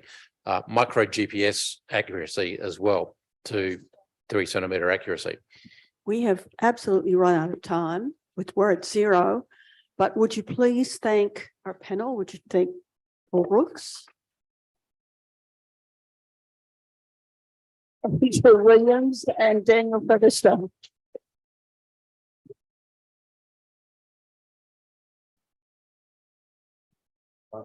Thank you to all of our speakers. We now break for lunch, but the day isn't over. So meet us back here at 2 o'clock. We still have plenty more to discuss. Thanks, everyone.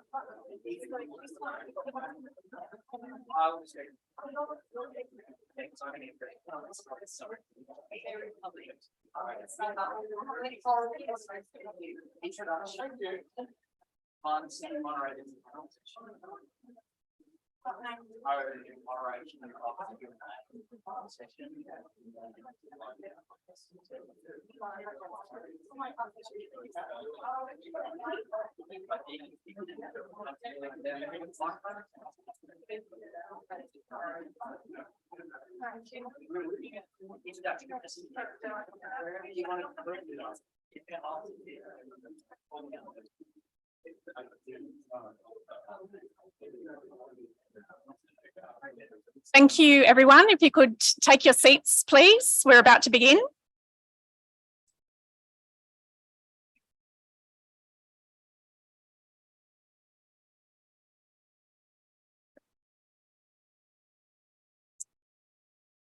Thank you, everyone. I hope everybody has had something to eat and drink and had some good conversation. We now have our session on internet resilience, and I'll pass over to Kiki Fong Lim to introduce the session and the speakers.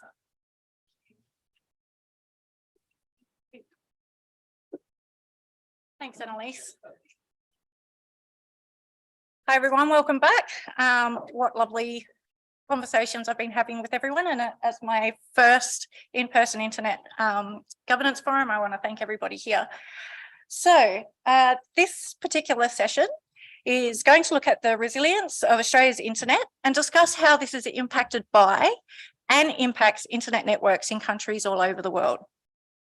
Our three speakers today, and I might just start from over that side, is Terry Switzer, Mike Home, and Robbie Mitchell.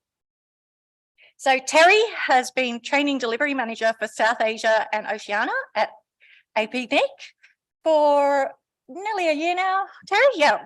He's brought with him a history of community development and outreach, which started in 1989 at QUT, where you worked as a technician. And I believe the internet was first turned on, the ARNet. Amazing. Since then, he's developed, managed, founded and overseen network teams and companies across the information, telecommunications and electronics engineering and telecommunications sector. Whew, impressive. Thank you. Mike is a senior manager of AusCert, a not-for-profit organisation founded in 1993 that provides advice and solutions to cybersecurity threats and vulnerabilities. Mike has worked across cybersecurity sector for more than 20 years and is a co-author of the upcoming 2023-2030 Australian Cybersecurity Strategy Working Paper. Yeah.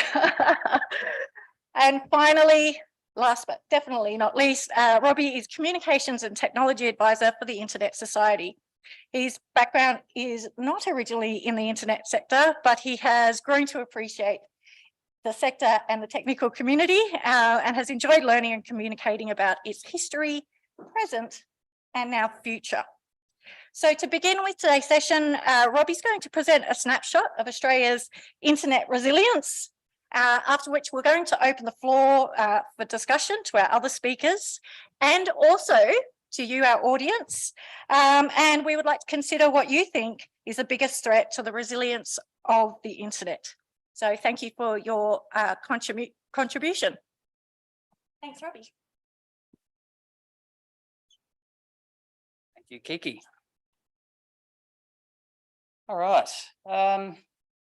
Had a talk written up and I was caught the train in from the Sunshine Coast today and I thought, nah, that's pretty boring, that start of the talk. So I'm going to start with something different.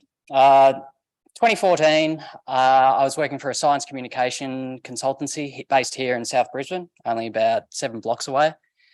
We had a contract with the Australian government to travel throughout the Pacific and talk to and share the stories of Pacific Islands and islanders and how they were dealing with climate change.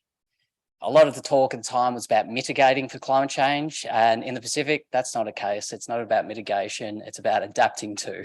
There's not much that they can do to mitigate against it. It's the rest of the world that needs to mitigate on their behalf. And one of these trips was to the Solomon Islands. Took a few planes. One of them left early, an hour early. I didn't know planes leave early, but they do in the Solomon Islands if they have enough people. So took a few planes and a few boats and got to a place in the Western District called Roviana, sorry. And there they've been dealing with climate change for quite some time. It comes in the ways of high tides lapping at their doorsteps, being too hot to even be out in their gardens to tend to their crops and also their animals. They've noticed differences in their fish stocks and the mangroves through rising water temperatures. A whole range of things. And this has only been basically through their own witnessing and understanding of what they see and what they experience. There's no such science associated, and now science is starting to put data to it. But what I'm telling you about this is they've been able to survive, and that's based on their, you know, they have a heritage of resilience built in with them. A lot of the island people, all the island people really, to even get to these far-fetched places in the middle of the oceans, to navigate there, you need resilience to first get there and then to live it so separated from the rest of civilization. But at the same time, they also have this willingness to share stories and learn from others as to how to adapt, in this case, to climate change. And why this story came about was Pacific Islands, in a loose way, you could see them as like an internet. The internet are all these island connections, all these island networks that some are more interconnected than others. And each one has something to share, and most have something to learn. And what we want to do with what we can learn from these other networks, and also help them encourage to adapt to what we need the internet to be, which is strong, open, secure and trustworthy. So that's my story in terms of linking it to the idea of internet resilience in Australia and how it extends to beyond its borders. Can I work this one? Testing. Should have tested that first.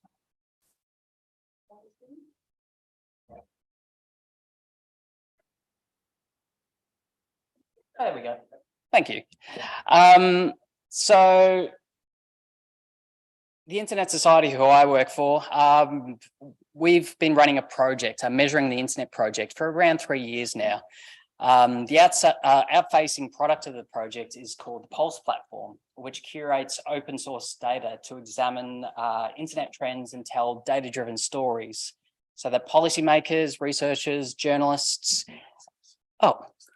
thank you so much, and network operators and civil society groups can better understand the health and the evolution of the internet. Streaming. Get it right there. There we go. Now we're right. Our current focus areas are tracking internet shutdowns and the cost of the internet shutdowns. We just recently brought out a tool where you can actually see how much it would cost an economy if the internet was to go down for a day, called the net loss tool. The state of deployment of critical infrastructures, critical technologies, such as IPv6, DNSSEC, TLS 1.3 and HTTPS. We're also tracking market concentration for certain services, just understanding who owns what and just to see how condensed the internet is becoming. And finally, the resilience of the internet, which we track for more than 170 countries. Is going to work now? There we go. The current focus area, in terms of the last of these focus areas, we developed an internet resilience index, which I'll be referring to during this presentation. The index, or the IRI for short, it collates open source internet resilience metrics to support policymakers in their decisions related to improving the internet's resilience. It's based on these 4 pillars, which look at infrastructure, performance, security, and market readiness. And there's various open data sources that are under these pillars, 25, and we use a best practice methodology in terms of calculating the index score for each of these 170 countries. So I'll speak to these pillars and metrics that contribute to them as we go along. So how resilient is Australia's internet? Well, at least how resilient it is in terms of our index. The IRI score for Australia is 57%.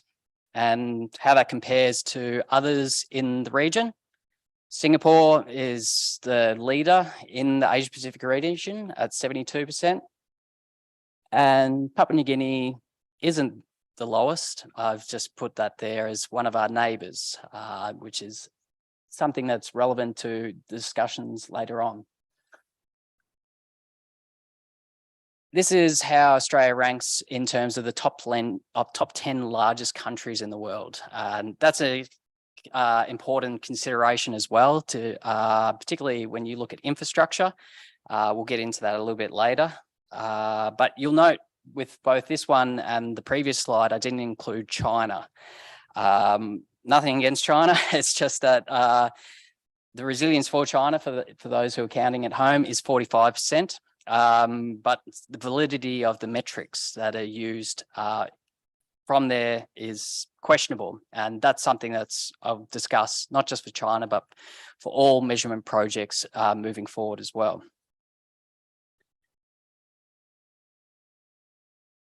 When we look at the pillars for Australia, we can see that they're all fairly similar, around that 50 to 60% range.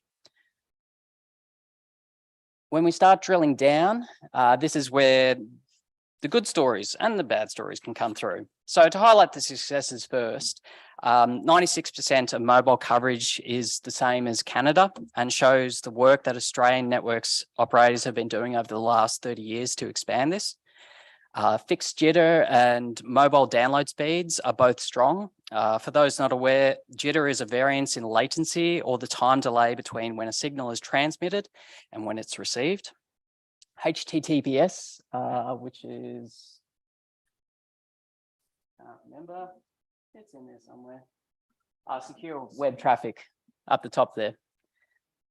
That's always been something that's been widespread in Australia and really strong. IPv6 capabilities has been growing at around 5% per annum since 2016, which is on par with the average for the world. Australia has traditionally ranked high on Global Cybersecurity Index, and the number of secure internet servers has increased by a factor of 10 since 2015. 4 times greater than the world average, and ranked 24th in the world at the end of 2020, just behind Canada. I can attest to Australia having affordable internet, having just returned from Canada, where I spent 100 Canadian dollars on 30 gigabytes of data. And the credit to government for the work that they've done and their partners have done, increasing the Australian e-government's development index score, which is from 12th to 7th since 2012. Now for the weaknesses. So there's probably about the same strengths as weaknesses. Enabling infrastructure is lower than Canada and New Zealand, which are around 67 and 73% respectively. Fixed download and upload speeds are surprisingly low. It's little wonder that we're ranked 82nd in the world, according to Ookla in this metric. It's great that AUDA has enabled DNSSEC, but DNSSEC validation across the board, Australia ranks 145th in the world, well below our friends across the ditch at 86%, and Bangladesh is 93%. Kudos there. Routing hygiene is at a teenage phase, it seems, though it's great to see more networks implement RPKI and become Manners members. For those not privy to Manners, it's a global initiative that helps reduce the common routing threats by implementing best current practices such as resource public key infrastructure.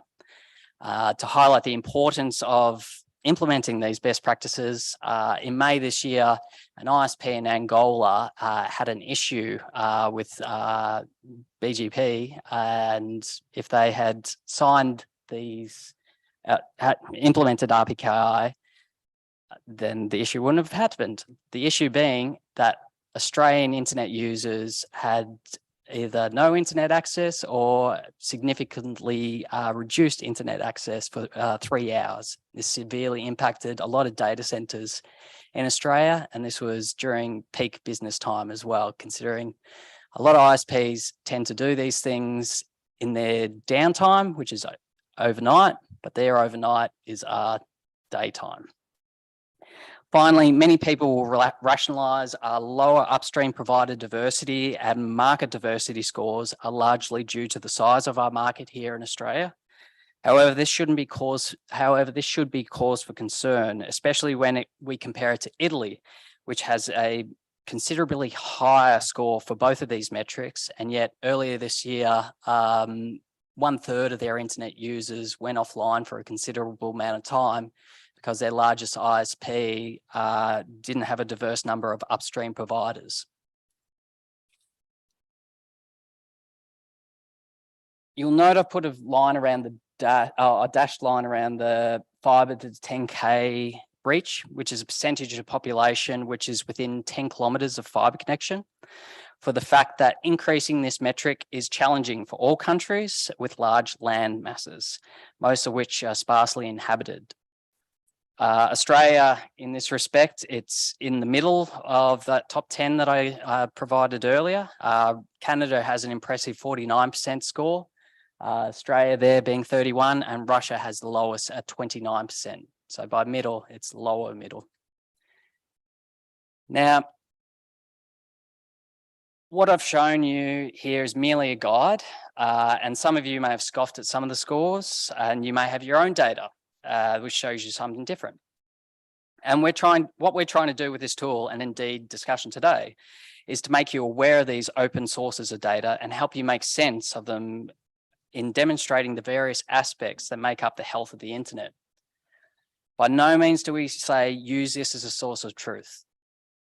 For example, a post we published last week in the Pulse blog discussed the resilience of e-government services, in particular their resilience on the DNS.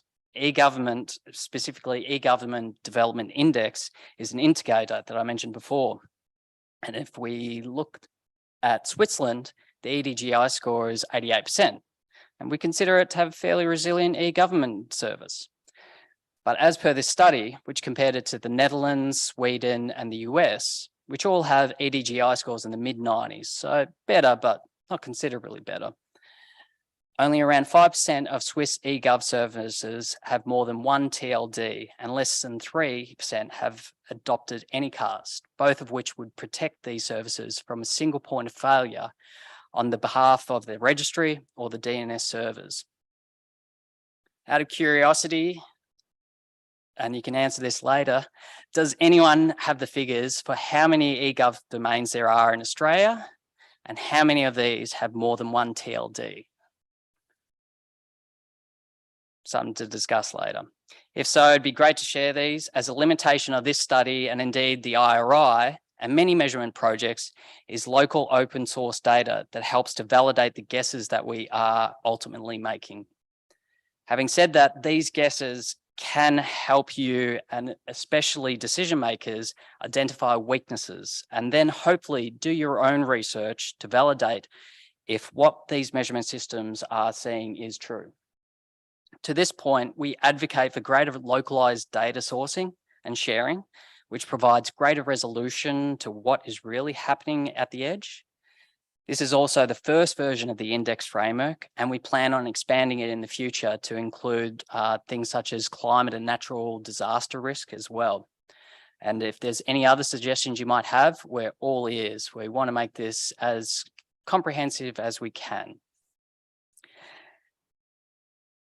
Now, given the title of this presentation, what I'd like to do is to get my fellow panelists' views, as well as you in the audience, on what you see are the biggest threats to Australia's resilience, and how Australia's internet resilience is not only reliant on its neighbours and allies, but networks in countries far away as well, as was the case I mentioned with Angola. To get the ball rolling, Terry, can you give us your thoughts based on your experience across the ISP and IXP sectors and capacity development on what a resilient internet looks like? Is that good? Okay, now I'm good. Well, I'll narrow in on the routing hygiene, because that's obviously one of the areas where I'm also incentivized at my role at APNIC to work on as well. And I find it, as usual, astonishing that Australia doesn't actually embrace RPKI as much as it should. Now, we are moving the needle on that to a certain extent. I think the best news story there is we know our friends at Telstra, our biggest telco, have done a lot of heavy lifting in that area, but their next 2 or 3 in the market, when you look at the ranking that way, the other ones have not done enough. So that's a call out to our friends at those particular organisations, which I will not name because we don't do name and shame, but it would be nice to see the rest of those big operations in Australia to actually start doing something serious about deploying RPKI, that is doing signing of routes in one case and or going past signing their routes in the other cases and actually deploying what we call validation. And that will get us a long way to going from 44% on the routing hygiene all the way up to possibly 80 or more. And again, it just really needs to be the top 5 there in the industry. If they were to, as we say in Australia, pull the finger out, we would have that licked very nicely indeed. So that would be my main focus. I think the other one to just get people thinking about and maybe prompt some questions as well. Australia as a nation is an island, which means all of our external connectivity, okay, at high speed relies on submarine cables. That's completely different to many other parts of the world, especially Europe and Africa, where submarine cables may only be 1 in 4 of their external connectivity points. But for us in Australia, for us to talk to the rest of the world, we have to rely on very expensive pieces of kit that are strung out along the bottom of ocean floors and sometimes get disrupted or even interfered with. So I'll get you guys to give me a question or 2 about that for our second half of the panel. But I'll pass on to Mike. Well, I'm obviously, this is working, right? Yep. I'm obviously going to come at this from a cybersecurity point of view, given my background. One of the first things that they teach us in cybersecurity is the so-called CIA, the confidentiality, integrity, and availability tenets of cybersecurity. I think a lot of cybersecurity people tend to forget the availability, because it's very easy to just say, well, something's quite secure if you can just isolate it or switch it off altogether, or put a firewall around it or something. Availability is actually one of the tenets. So as a business provider, as a service provider in cybersecurity, availability is something you've got to look at. So take a denial of service attack, for example. There have been some whopping denial of service attacks in history. A lot of them are just easily mitigated. It's as simple as, Cloudflare flicking a switch or something, or whatever magic happens up at the ISP level to just make that thing go away. But that's not necessarily the case for millions of individual internet users and small to medium enterprises. The small to medium enterprise is actually a sector that we've struggled a little bit with at AusCert, where we're not for profit, and unfortunately that also means we're not for loss, so we can't give things away. And working in small to medium business is actually quite difficult because you're dealing directly with a business owner. You're not necessarily dealing with an expert on networking or server infrastructure or cybersecurity. And in some cases, we deal direct with people that are cybersecurity experts. Small to medium enterprise don't have any of that. It's just the shop front, or maybe a couple of people that sort of have a back office, and they, one of them is the designated tech person. So when a denial of service happens on their web infrastructure, it's usually not their infrastructure at all. It's going to be some cloud service. If they've just ticked all the generic options and they haven't got everything set up properly, that's going to really impact them. And I don't know the last time you looked around, but small business is what makes this country tick. So it's an area that's well and truly overlooked. And I know a lot of good people in government have actually tried to set up initiatives over the years to try and address that, but it's hard. And I know it's hard because we've tried to do it as well. And we do have a few things that we're doing now, which I won't bore you with, but it's a very difficult area to get into. So I think resilience, I think we've probably moved past large organizations like, I don't know, the banking and finance sector comes to mind. Many years ago, nearly 20 years ago, I think was the first denial of service attack that they saw. I can still remember seeing a cybersecurity person standing up in front of a room of his peers describing this horrible attack against one of the big four banks. And it was all new to us 20 years ago when this happened. But they've got that sorted. Like they've got mitigations, they've got controls, it's all sorted. I think what we need to look at is what we're going to do for small to medium enterprise. Now, there's no big stick, there's no initiative, there's no money to be made out of this. So this makes it very difficult to address for a for-profit organisation. But I think there's plenty of not-for-profits and regulatory authorities around, especially in this room, that I think can make a difference. So I think that's what internet resilience means to me, is helping that sort of small to middle area. That's a good point. And I've written down here, SME equals the edge. And this is what we're talking about. It's and this is certainly a case in security. Often the weakest link is at the edge. And it's a hard thing to try and measure first, and to then also assist those so they don't infect the rest of the internet.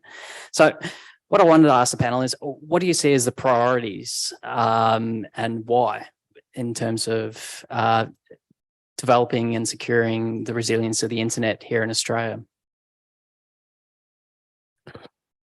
Well, I think one of the areas I've been involved with over the years is normally the diagnostic one goes through after there's been a natural disaster come through.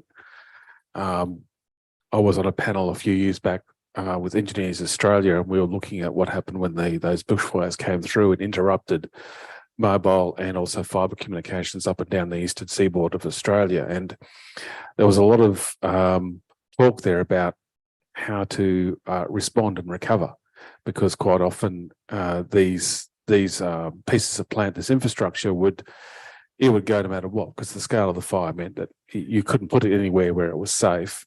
Even if you talked about submarine cable, you'd still have a cable landing station that would be affected. So yeah, there needs to be planning. I think there is still some planning work to be done about how to mount an adequate response to those sort of events. So that's one thing to look at. And then, of course, having the resources available as well, because quite often if you have that much equipment and that much infrastructure destroyed in one incident, there's then suddenly a problem of supply. That is, the spare equipment's just not sitting around in people's warehouses locally to be shipped to Australia. And in some cases, it may even still be sitting in a factory floor somewhere in Asia before it's ready to roll. So resources are a big problem. But yeah, it's again to chime in on the whole concept of climate change. A lot of these events too, they're not abating. They're not 100-year events anymore, which is also quite disturbing. So planning and scoping response and recovery around those incidents now is a major problem. And you feel also like what we're talking about here is sharing as well. So this is definitely going to be pertinent in Canada's example at the moment, that they probably haven't even thought about this issue. And once those fires rip through, they're going to be without mobile communication for quite some time, which they are heavily reliant upon, as is Australia. So it's learning from those other instances around the world and sharing it so that we can secure the internet, because it shouldn't be thought about as Australia's internet resilience. It's the world's internet resilience, which is the question that I proposed here at the start. Well, where else do you see the priorities, Mike? Well, some of the things from your presentation actually made me really think. You're gathering quite a lot of pertinent information from, you mentioned open source sources, but I think there's probably room for some of the different communities to actually work together on this. And I just thought of one particular organisation. I forget where they're domiciled. I think it's US. Don't quote me on that. The Shadow Server Foundation. They collect a fantastic amount of data, usually on indicators of compromise or indicators of vulnerability of internet services. And they share that data sort of for free. They do ask for donations and things so that they can fund their operation. But they have a wealth of data about the shape that the internet's in, seen through the lens of a cybersecurity professional, I suppose, more so than someone that's primarily concerned with resilience and availability. But I think there's a lot of room to, and this, I'm just saying, I think this is probably a priority that the cybersecurity community could actually jump on. I think that combining some of the stats that we have in our world with some of those things would actually give you some very important insights into areas that you might need to drill into. I mean, those shadow server reports, for example, they will tell you which of the many services around Australia, including large and small businesses, which of those are vulnerable to a particular type of attack from cybersecurity threat actors. And that's obviously an aspect of resiliency. So combine that into the data that you've already got, you've got some interesting metrics there, I think. No, I totally agree. And I've said it before that this is the first version and we're trying to expand it.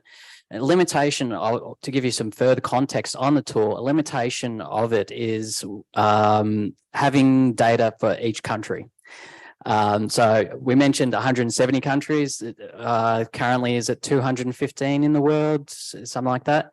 So we had to basically just say, all right, 170 is good enough for the moment, but this is a call out as well, that if you have the data, then try and share it and use it to build upon these cases, but also for other governments to follow suit and share this data with these open source projects and get involved, because again, it comes back to it's a resilience of the internet as a whole, not the resilience of the internet at that country. And we're not about naming and shaming either. We're all going to have our weaknesses. We're all going to have our strengths. It's those weaknesses collectively, that's where we can all start to fall down, and it starts to affect countries on the other side of the world, which we thought we had no connection whatsoever with. And they could be trading partners for all we know. And that can reflect sometimes badly when we start to renegotiate those trading policies. So where can Australia look to learn how to address these priorities and improve the weaknesses? Terry?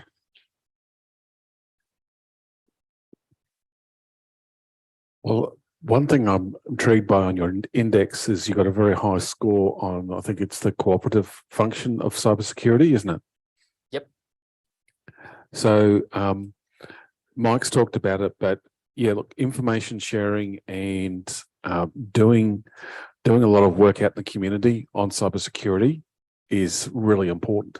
Actually, being engaged, making sure everyone quite transparently knows what's going on, what the vulnerabilities are, knowing CVEs, these are all really good practices, but having a fair idea of what is going to be a massive weakness, and in these cases, we've got the nice red marks around a few different things. But what I find interesting about this is, like, I think for Australia, DNSSEC coming up like this, I wasn't even aware DNSSEC validation was this bad in Australia. So that, having that awareness now means that we can actually do some action on it. So just quickly for some in the audience who don't know what DNSSEC is.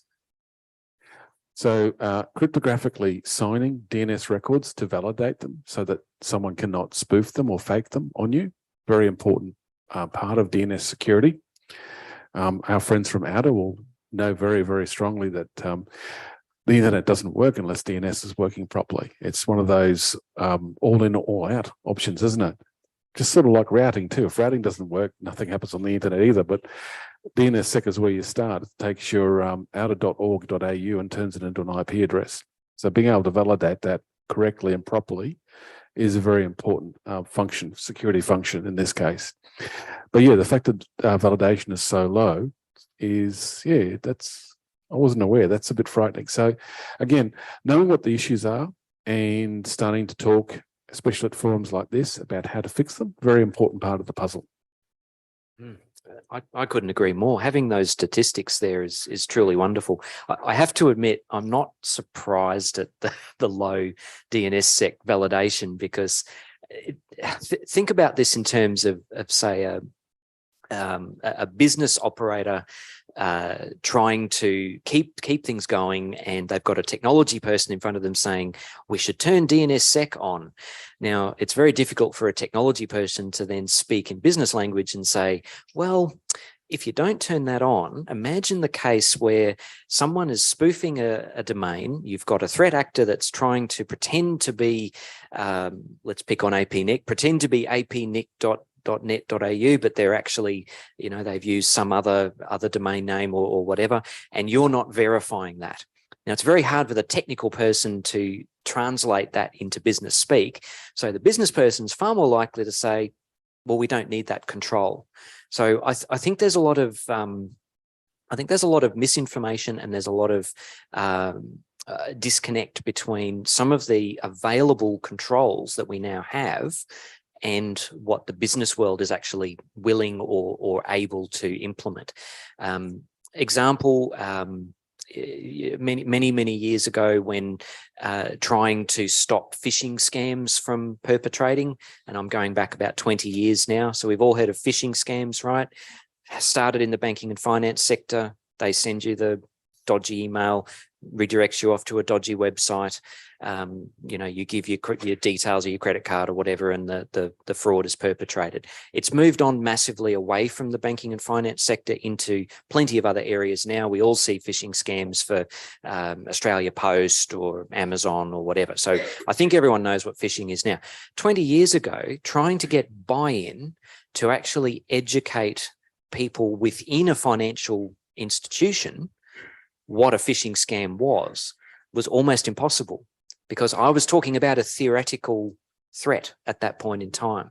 Now, at this point in time, we've got some amazing technical controls available to us. Bear in mind, the internet was set up, way back when we were in school, and we weren't thinking about security back then. The internet just sort of happened, and all of these security features weren't built in. So things like IPv6, DNSSEC, the TLS connections for email server, all of those sorts of things that we have now are optional in most cases.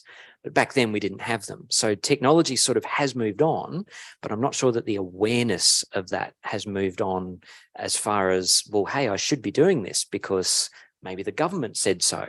Has everyone seen the ASD Essential 8 list? Our government actually puts out a list which gives you some really good technical controls that you can put in place in your workplace. But I don't think there's a lot of business awareness of that. So I think that would probably be one of the priorities of getting some of these initiatives out there. I mean, I can spruik IPv6. It's not really even necessarily a security thing, but I've just suddenly noticed, because my team told me, that there is now a lot of threat intelligence about threat actors targeting Australian organisations. That threat intelligence is now coming over IPv6 networks. So we're actually seeing things in IPv6, and if you don't have it enabled, then you're not actually able to make use of it. So I can actually make a business case just within cybersecurity to enable IPv6. That was an interesting little turn from a couple of weeks ago. But those sorts of things I don't think are coming to the business world yet. And maybe that's an area that we as technologists need to do a little bit better on explaining why we're doing the things that we're doing. That's just my little rant. Mike, that's a really actually very interesting there. And I think it takes, so I had the pleasure for a real quick get to know you. And I can tell you I'm very, very happy that Terry is in his training delivery role. You're very lucky to have him. Just a quick hands up. Does everybody know the technical terms, the IPv6, the DNS sec? A lot of people, is there anyone that isn't familiar with this, the technical information? Because I'm not particularly. Unfortunately, my brain doesn't work so well to take in that amount of detail. Terry was telling me 6 R's to remember, and your CIA was really good, Mike. The confidentiality, integrity, and availability. Terry, you were talking about resiliency, redundancy, robustness, responses, resources, and recoveries. And what we're seeing and what these guys did for me was just create this language. And you're right, finding a shared language is what some of this internet governance forum's about. I think Mike, and I'm sorry if it was Terry, we're talking about community and asked, well, what is that community? And we were reflecting that we have cybersecurity community here, but this is not a cybersecurity conference. We have the technical community here, but it's not necessarily a technical conference. And then we have people who will be in academia or within a civil society, or of course within government and policy and program making. So, you know, with that, one thing that you said, Robbie, that I found interesting was to adapt, and I am absolutely going to paraphrase you incorrectly here, but to adapt, we're going to need to have interconnectedness. And you said 2 things. That's something to share. We've got something to share, and everyone's always got something to learn. And I feel that this theme around bringing the different parts of the community together, this is what this forum is about. And so I know that, Robbie, you have, I'm not sure, do you have a little QR code? Oh, yeah. So Sorry, Mike, you had something to say? That can read a QR code. Yep. Now is a really good time to put some questions to the panel. Yeah, so the question that we want to ask of you, the audience, is what do you think is the biggest threat to the internet's resilience? And you can participate in this by scanning the QR code. And 1 second, caller, I can then read And your if answers. you've got any doubts about putting something forward, just remember that maybe something that you might want to ask someone else may want to know about also.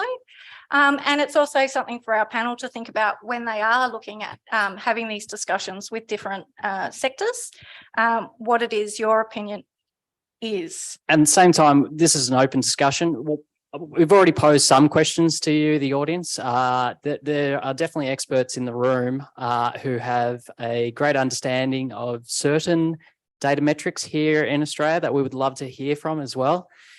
You're welcome. I can pull up the Australian index scores and just say, we don't think that's right. This is what we see. And that's what we want to hear back from it as well. Again, this tool is only just to give you a context of what's going on, to give you a cue or a clue to then do your research to say, okay, there is something going on here. We need to address this. At the end of the day, it's a holistic view. That's what we're really trying to get to, isn't it? That we collectively have all our different industries in the room trying to get this holistic view of the internet, because the internet is this massive a thing that's gone beyond the lab now. It's no longer a technical innovation. You have to consider all these different aspects associated with it. And we've only been able to put up 28 different metrics that are associated with it. Again, it comes back to we could only do 170 countries. We can only do so many metrics to actually make sense of it and don't get over convoluted with it. But these ones are the main ones that we see that we can address at least and make sure that it remains and mitigates and adapts to the threats. So again, and let us know. The Pulse portion of the Internet Society website, there's a lot of different metrics and information available through there, which I've used myself and very, very handy.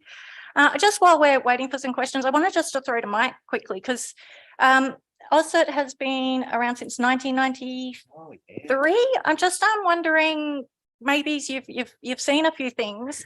What do you think we're doing well, and perhaps what could we do better? Well, very good question. Thank you. Terry, I think you did bring up community before, and I think that's actually the key. Not to say that we should just blindly copy other countries, but America actually set up probably 20 years ago now a bunch of information sharing and analysis centers in the cybersecurity world, so-called ISACs. One was born out of the research and education sector, so-called REN ISAC. And then there's financial services ISAC, a whole bunch of them were spawned. And they're sort of government, sort of associated, but not really. They're definitely led by industry. And those groups solve problems.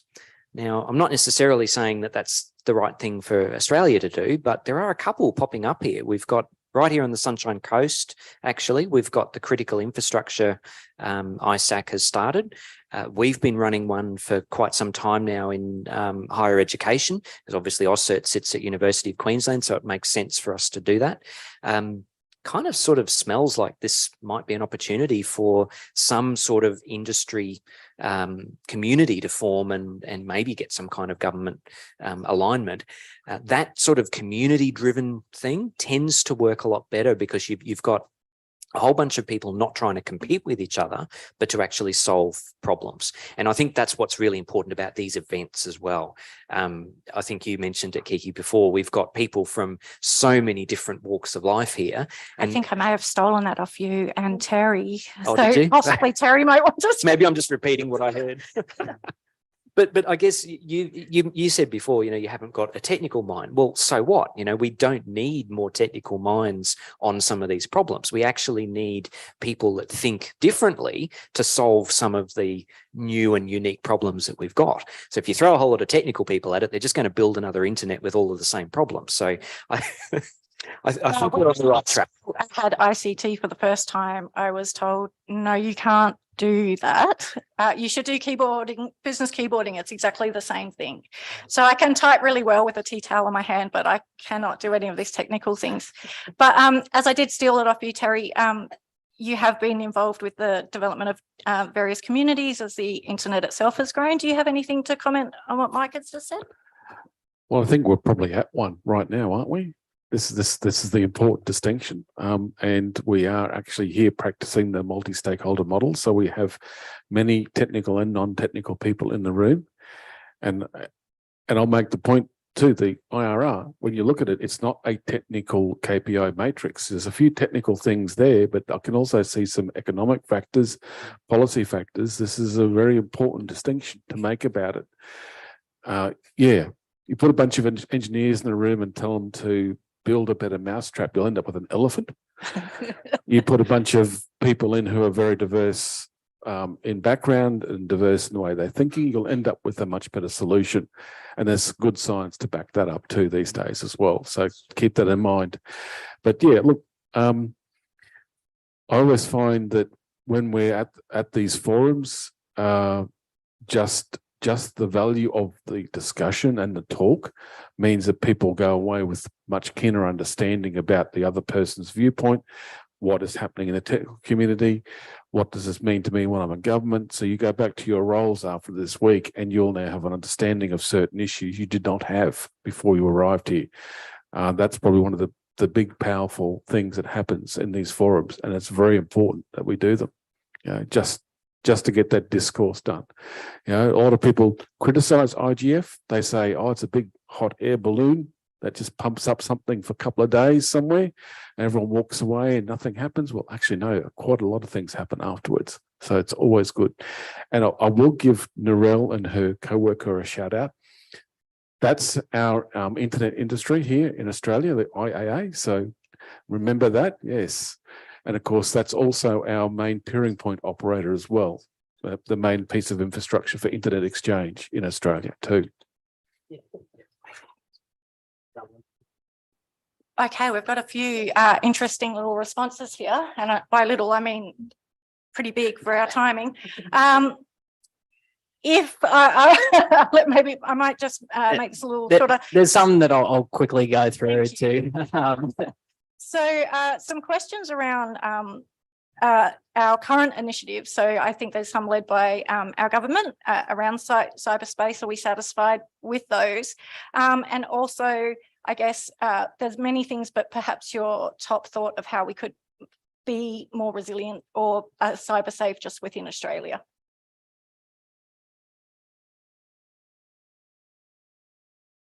That was loaded two questions in one there. Well, from the routing security side, those recommendations have been up on those websites for a couple of years now. So maybe we'll just point people at them and say they're recommendations. And there's quite a few of us in these forums. We like recommendations, we don't like regulations. So keep that in mind. That's a very good point. There's quite a few government initiatives that have come out in recent years. One of them being the formation of the joint cybersecurity centres. Now that's COVID ruined everything, of course, but that was meant to be a collaboration hub, and there's one in each capital city. So your cybersecurity technical people, or even the non-technical people, can participate in forums there and understand what the threat landscape looks like. That's a great initiative to get into if you haven't already. There's a couple of other things going on as well. In the technical space, for example, the government formed a threat intelligence feed, I guess. It's a feed of technical indicators about cyber security threats. Now, one of them is actually a protective DNS service. Now, anyone that's technical here will know about using one of those services to actually just simply reject bad DNS lookups at the border, so that one of your users in your organization clicks on a dodgy website, it just doesn't resolve, it goes to nowhere. So some of those sorts of technical initiatives have started coming out, and the uptake of it is good, but it could be a lot better. Tapping into some of the other not-for-profit organizations like us is another thing that I definitely suggest as well. That's my 2 cents worth.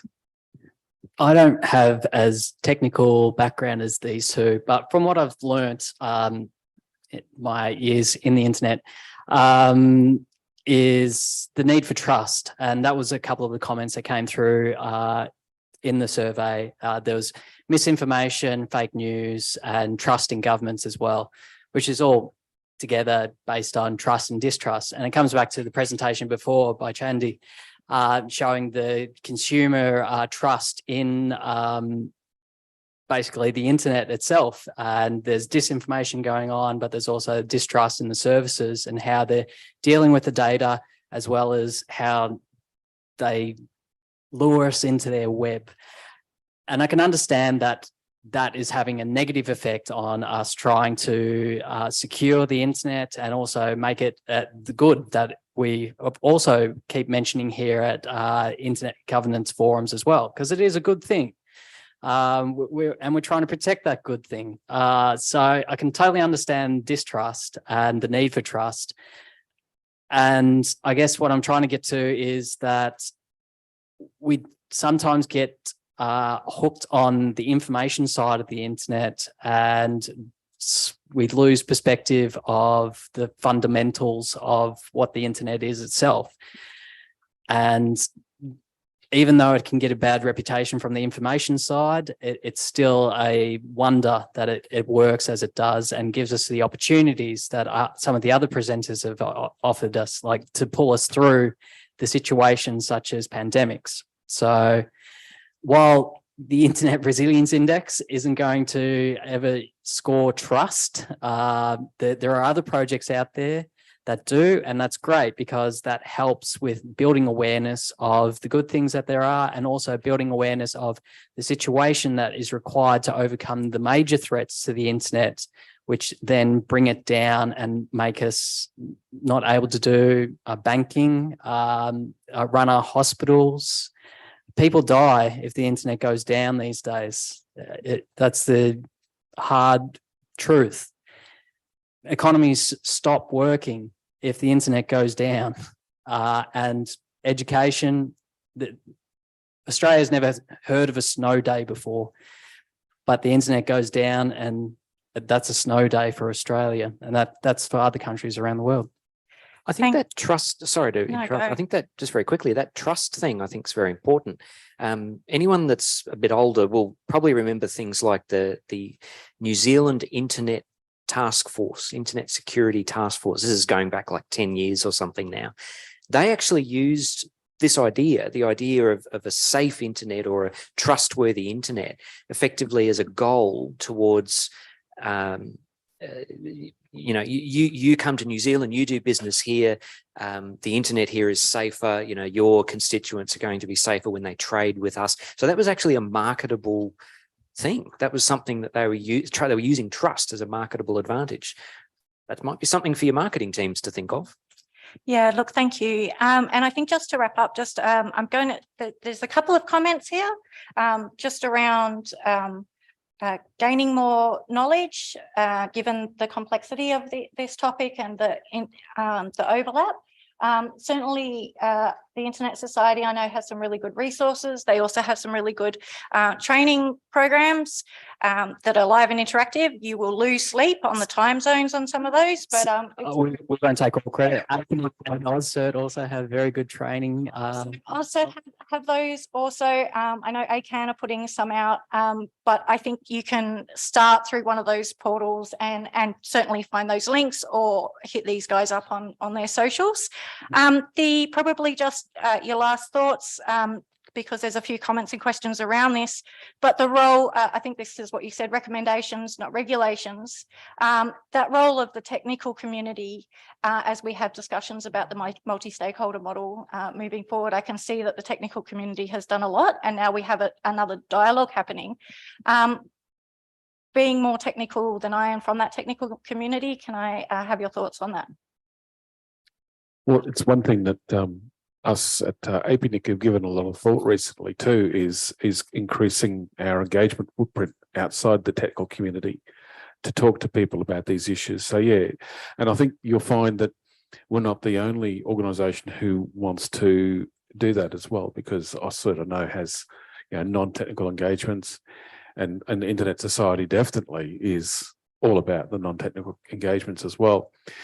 So it's going to eventually be business as usual for nearly all of us anyway, because we're talking about something that is going to be classed as critical infrastructure from now on. We're going to have to make sure that, yeah, everyone who is out there using the internet has that, what we call the street smarts, to be able to operate with the internet in their lives. And this is not something that would be optional. In fact, I'm pretty sure at some stage someone's going to say, let's make some school curriculum for this. So there'll be the controversial sex ed, but what about the internet ed? You know, that sort of thing. So we'll be at that stage at some, you know, as well. And I'm pretty sure they'd actually take internet safety much more rigorously these days in schools as it is anyway. So yeah, it's not just a problem for the technical community, is it now these days? Not at all. No. Do Robbie, might you have any last words on that? Oh, I'm just going to say that, coming back to my story at the start, which was a rambling story, but there are semblance of what's happening with the internet and climate change.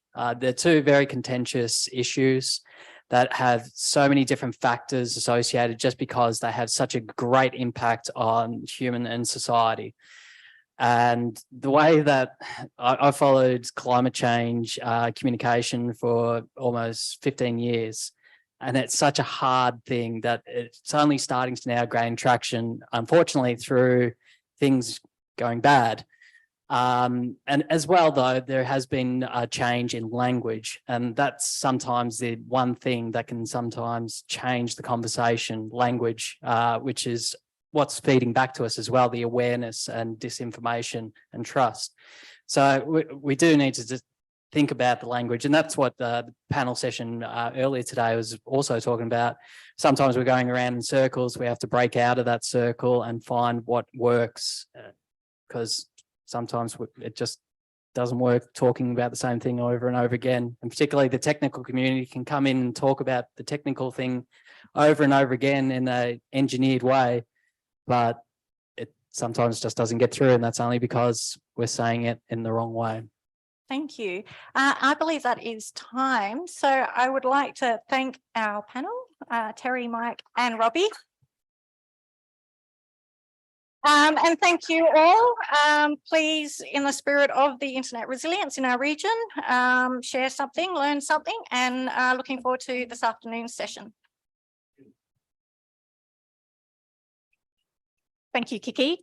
It is now time for the afternoon break, and we will be back again in half an hour.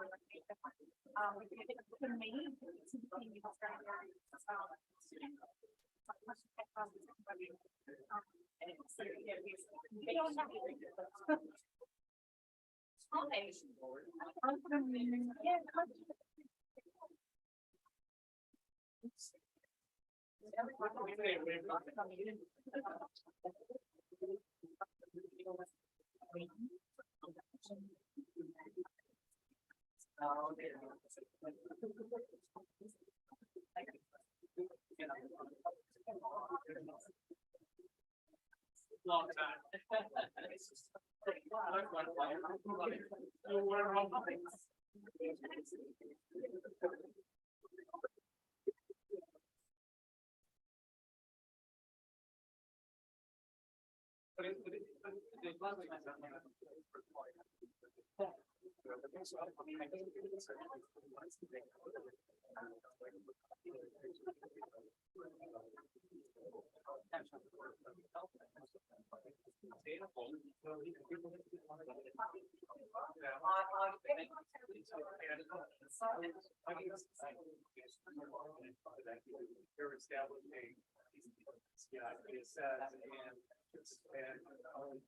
Reading the research photographs to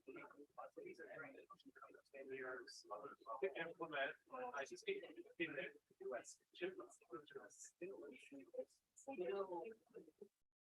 Like it's just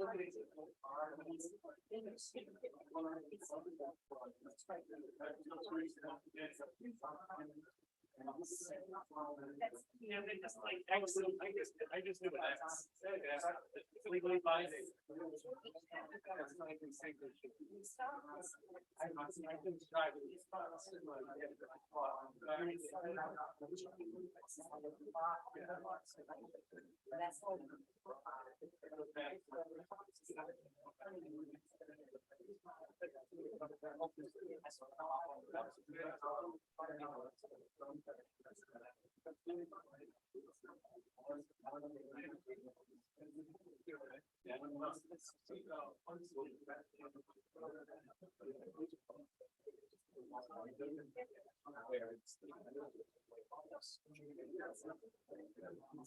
well, you know, make your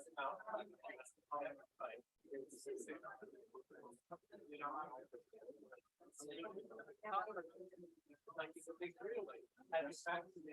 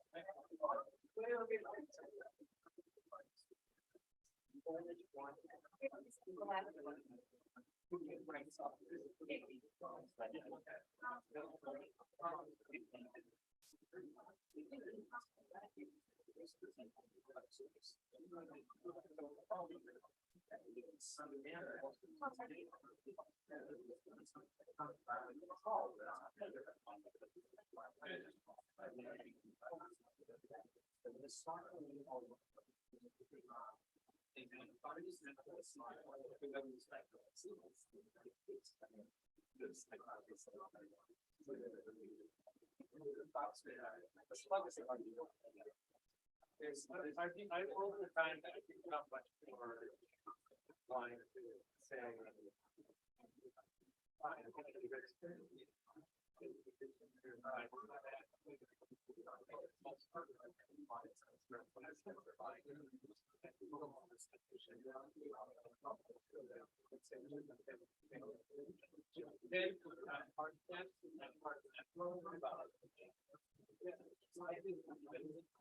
I think I cannot find a simple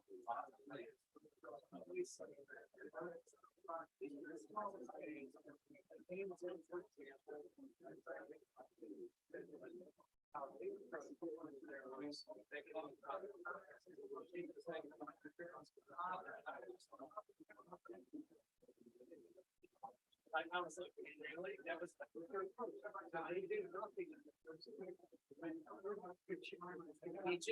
That's fabulous. So I'm gonna use that wild.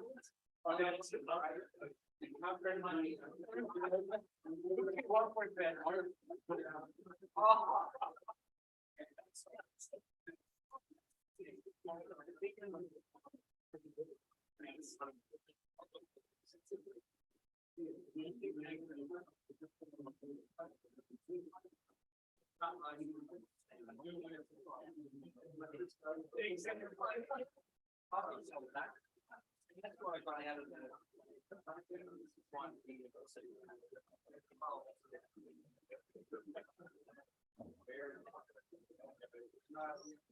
there's a lot more to do. Thank you.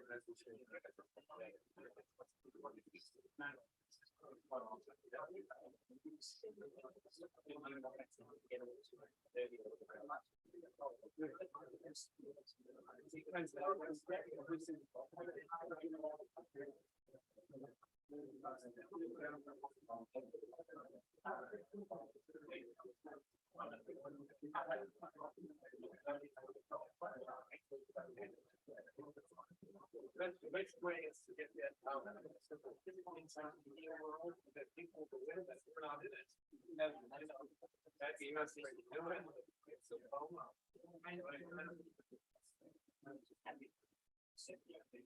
It's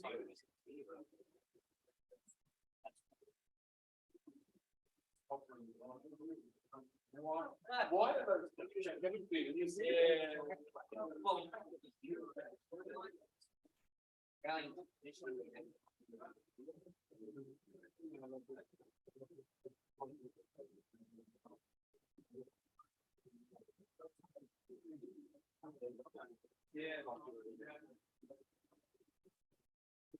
actually, I'm interested to see if you well,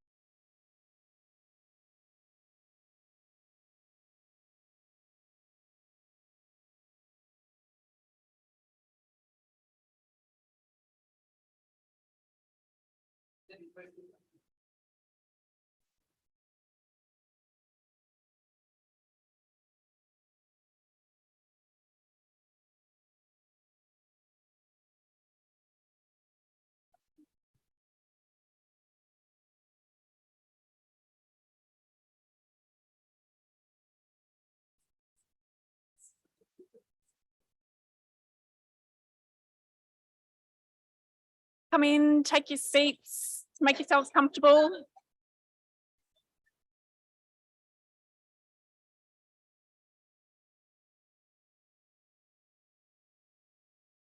Thanks, everybody, and welcome back. We have an exciting session now on the future of multi-stakeholder internet governance. We've heard quite a bit about that today already. We are very fortunate to have some international guests joining us today. This is sort of a way of connecting Australia to the global conversations that are taking place.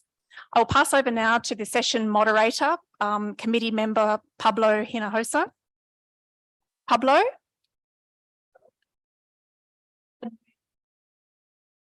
Thank you, Annalise. Welcome, everyone. I acknowledge the traditional owners and custodians of the land on which we meet today. I would also like to pay my respects to elders past, present, and those emerging. I also acknowledge that we have a number of parties joining by Zoom today from Johannesburg, Amsterdam, and Brussels. Welcome to this panel. This panel is about building the connection between Australia and what is happening in the world out there, particularly at the UN, the United Nations, in terms of international discussions about internet governance. And for this, we have an excellent group of panelists. I'm happy to welcome Andriette. Unfortunately, they cannot be all seen permanently until they speak, as I was told by the technical committee. Oh, they are there. Awesome.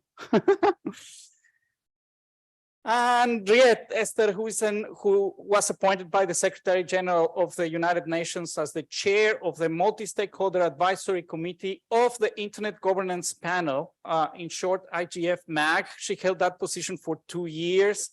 We have with us as well Jordan Carter, Internet Governance and Policy Director at AUDA.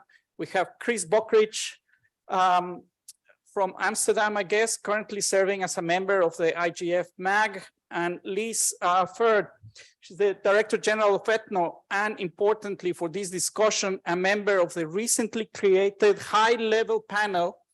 Well, I call it still high-level panel, although they want to call it leadership panel of the IGF, all well-known and respected leaders in the history of internet governance. And we tend to see the IGF more as a movement than as a process.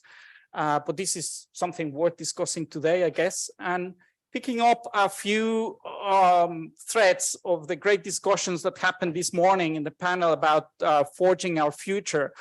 I think something that is clear is that the multi-stakeholder governance model is at an important juncture. And we can see kind of those two different futures. In one future, we encounter an aging discourse that is becoming somehow irrelevant. In this discourse,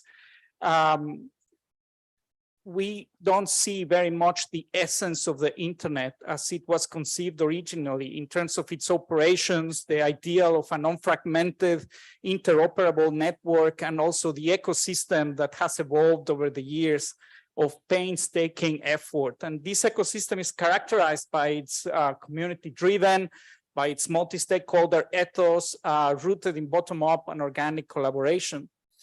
In an alternative future, the internet existence is tacitly acknowledged, but the spotlight is shifting to challenges that orbit about applications and content. In these upper internet layers lie transformative technologies such as artificial intelligence, the metaverse, blockchain, and NFTs, each bringing unique set of governance challenges. But these alternative perspective envisions an amplified role for governments and intergovernmental entities where they seem or are looking to be the sole decision makers and enforcers of regulatory frameworks and become the main mechanisms for shaping online behavior and mitigating cybercrime.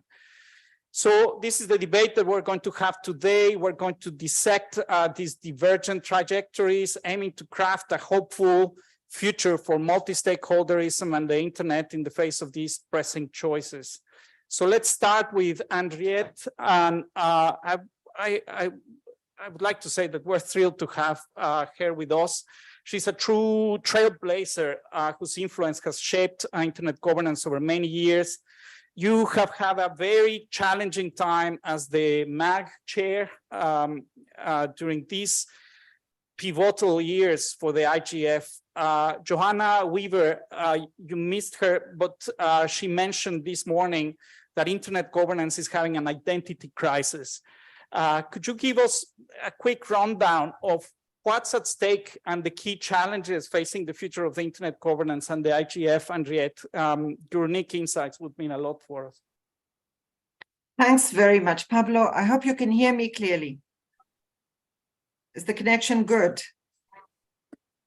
Yes. Good. You know, we've had one of our undersea fiber optic cables was damaged. So, you know, and that's really affected the quality of the network.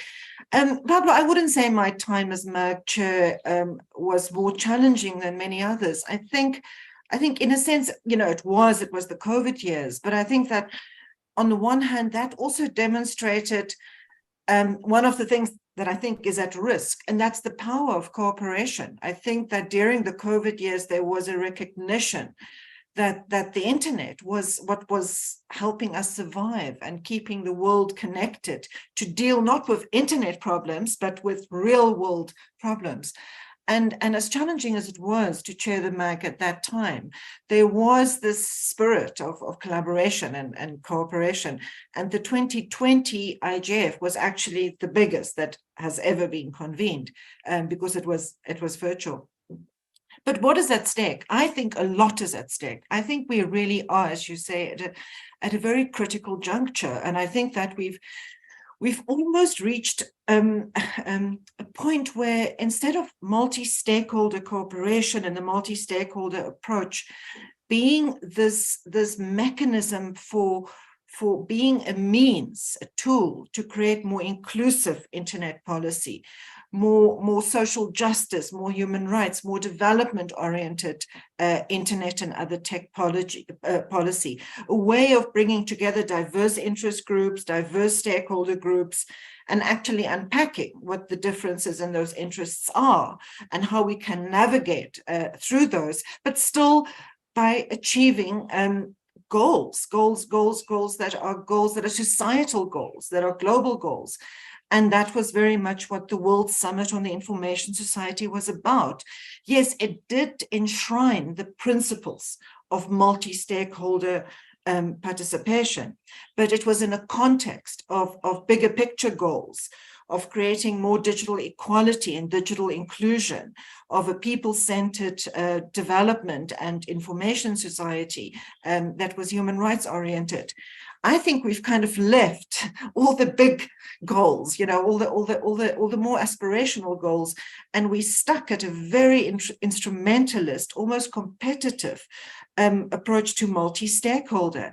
The analogy that I'd like to draw is and for two reasons, is carbon offsetting. I think we've become to use, or we use very often multi-stakeholder as a rubber stamp, as a way of creating legitimacy for our processes, our institutions, without really thinking through how inclusive are those processes, how effective are they at a substantive level, and achieving goals that are actually in the public interest, or goals that are positive goals for everyone, not just particular interest groups. And in the same way that carbon offsetting has become this very empty, vacuous, and actually quite dangerous principle that's abused by certain interest groups, I think that has happened with multi-stakeholder as well. I think we've also forgotten that you never really achieve change by making an approach to policy the goal in itself. It's how you use that approach, how you deploy it in context-sensitive ways that makes the difference. And, you know, I fear that at the moment we are at a juncture where, you know, if you look at the Global Digital Compact, the proposal for the new Digital Cooperation Forum, that competition within the UN system is actually having more impact on our effort to create true global cooperation, you know, than it should in fact be, which is the instrument of facilitating global cooperation. I think similarly, if you look at the goals in the Global Digital Compact as they are defined now, granted, nothing is final. The summit of the future will finalize those goals, but they're very shallow goals. They don't really address climate change, the relationship between people and technology and society and technology. They rubber stamp digital equality, instead of actually examining the fact that the way in which we are currently growing and growing digital technology creates more inequality. So there's no serious analysis there. I think similarly with human rights, it rubber stamps again human rights, and it talks about, sorry, there's a cat in the room. It talks about artificial intelligence and how to create more accountability among tech companies. But again, it doesn't actually talk about the business models. What are we doing in the way in which we're running our digital economy that's fundamentally prone to creating more inequalities? So, Pamela, I feel, you know, overall, I think that we are not at a very positive juncture, certainly not from a social and economic development and social justice and equality perspective. But then I think at a very simplistic level, I think most of what is at cost is that the lessons that we've learned, you know, our current, when I say our, I mean IGF, some of us who have national internet governance forums, ICANN, you know, ISOC, all of these models are imperfect, but they've learned lots of lessons. They do need to be improved. They need to be deconstructed and analyzed and critiqued. But I think this approach that seems to be prevailing within the UN at the moment, which is to look at creating new forums, overlooks what is the most commonsensical thing we should be doing, which is analyzing what has worked well. What do we do? What have we achieved with the existing forums that work well? What works about the IGF? And then changing it and making it better. So I'll come back later. I'm sure there'll be questions, but on that rather gloomy note, I'm handing back to you, Pablo. Thank you so much, Henriette. Cooperative efforts are at risk is a very interesting proposition for discussion today. We're going to do a round of the speakers, but then I want to open the floor as well for the audience to interact with the panel. So please have your questions ready. Jordan, how that recently unveiled a roadmap for the future of internet governance. And this is perhaps along the way of these things that were discussed this morning about positive, proactive initiatives that we can put forward. Can you explain a little bit and dig deeper on that? Yeah. Am I on? You can hear me? Okay. Yes, I can, Pablo, and thanks for the chance to join this panel. Some pretty esteemed colleagues up on the screen behind me. I'll make a few intro remarks and then quickly run you through and do all that in 5 minutes without talking at 100 miles an hour. One of the reasons we pulled together an internet governance roadmap at ADA, which we published a couple of weeks ago, because we wanted to make some concrete proposals to move the conversation along.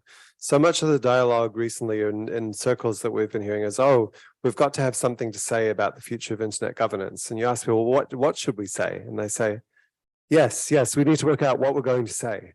And so you have this circular discussion, which ends up, I was just very struck by what Henriette just said. You almost have a governance system that's completely given up on the stuff it's meant to be governing.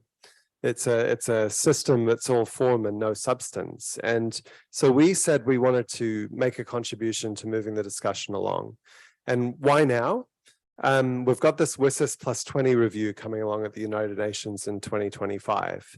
In 2024, there's the Summit of the Future, and part of that is going to be a digital track, because the Summit of the Future is all about saying, gosh, our global multilateral system of governance isn't working all that well. It was designed in the 1940s. Maybe we need to renovate it for the 2030s and beyond. Logical call. But that is going to set the trajectory possibly for that WSIS review. And the political direction for the Global Digital Compact is meant to be being established at a ministerial meeting in New York next month. Next month isn't years and years away. Next month is next month. So it's timely to be talking about these issues, and it's timely to be getting some concrete proposals out there. And one of the things I want to say there is that the digital governance issues that governments and many of us are concerned about are not going away. And they're not problems that the internet governance system was necessarily designed to tackle successfully. There are lots of big discussion forums in the internet governance system, like the IGF, like this regional IGF that's starting tomorrow, like NetThing, which is happening right now.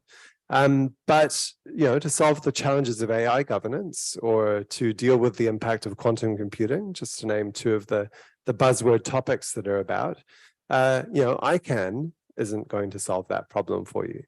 The Internet Governance Forum probably isn't going to solve it on its own as well. And so we can't hope as an internet community that governments are just going to say, oh, well, there's this internet governance framework that will take care of all these problems. As states dealing with law and public policy, we just don't worry about it. That's a pipe dream. That's never going to be the outcome of any rational process, even in the circumstances of the United Nations and the General Assembly. So, if we want to stand up for internet governance, we might want to draw out some of those distinctions between the broader digital governance public policy challenges that the world is facing and the reality about the one interoperable global internet that we still have. I disagree with this morning's panelists who said that the internet is already fragmented. It's not. If you think the internet is the internet layer of the internet, semantic maybe. But there is a need to improve how the governance happens, to reinfuse it with substance. And that's kind of what our roadmap was getting to. One of the first things we said was that there need to be more explicit shared principles that structure this framework, at least partly so we can say where the edges of it are, where we can say better that, no, that's not an internet governance topic. Don't try and shoehorn it in here. If that needs to be solved, solve it with a new collaboration or a new institution. I'll come back to that point. We thought it might be quite timely going into the GDC and the Summit of the Future for the world to convene a Net Mundial plus 10 event. It's about 10 years next April since Net Mundial happened. That came up with one of the rather better roadmaps and internet governance principles that have been evolved. So we suggest a 10-year review could be a way for a genuinely multi-stakeholder driven, diverse, community-driven input to be developed to shape the GDC and the later WSIS plus 20 review. We said that we think, like many others, that the participation in the internet governance system isn't broad and diverse enough for it to be fully legitimate or even fully functional on its own terms. We need to be better at including effectively regions that are underrepresented, communities that are underrepresented, the fact that women are underrepresented. There are many perspectives that are missing from these debates that having in the room in a sustainable, real way, not in a tokenistic, we showed up for a fellowship and we sorted it all out way, would be helpful for. And that requires deep, sustained capacity building. It requires fellowships, it requires support of smaller states to be able to meaningfully engage. And we're saying that the technical community and the business community in particular need to stump up with some cash to help resource and expand those sorts of programs. On the substantive goals, we think it could be helpful, and this is a suggestion actually we've copied from Lisa Fur, who may talk about something similar in her intervention, to connect some substantive goals for internet governance work to the Sustainable Development Goals. The SDGs, better or worse, are a framework the world has set for some ambitions about improving life for everyone. Wouldn't it be great to work out how the internet could contribute and then measure our effectiveness in actually making that contribution? We said that the technical internet community needs to get up and actually engage in these discussions. There are still some global internet organizations that are just not seeming to be interested or engaged in getting involved with this discussion about the Global Digital Compact, in shaping the WSIS plus 20 review. And it requires deep collaboration and connection to work out how to shape this broader governance framework and to bring a useful technical community contribution to it. We calling on those organizations to get that collaboration back in place as it was so evidently 10 years ago, and to be actually adding the contributions that could be made. We also think there's a space for the internet community broadly expressed to build some better ways to connect to these broader digital policy discussions when and where they happen, so that they're well informed on a technical basis and don't have to crowd into the internet governance system to find a place for them to be discussed in a knowledgeable way on the technical side of things. And the last one I'll mention, because I'm probably over time already, is that institutional innovation and evolution is probably a much safer way to go. We don't think that the Global Digital Compact's proposed Digital Cooperation Forum is a good idea. It's a shame that the UN Secretary General proposed it in the way that he did. It's a much better idea to meaningfully improve existing institutions like the IGF so that they can pick up some of those things. The idea of starting yet another forum and distracting further attention into ever more different channels of policy debate is probably the opposite of the directions that we should be going. And where tricky new digital governance topics need new collaborations and new institutions, let's build them fit for purpose and let's have them do the job that's needed to be done. So we're interested in being part of the discussion. We want to support progress on solving these issues, not only dialogue about them.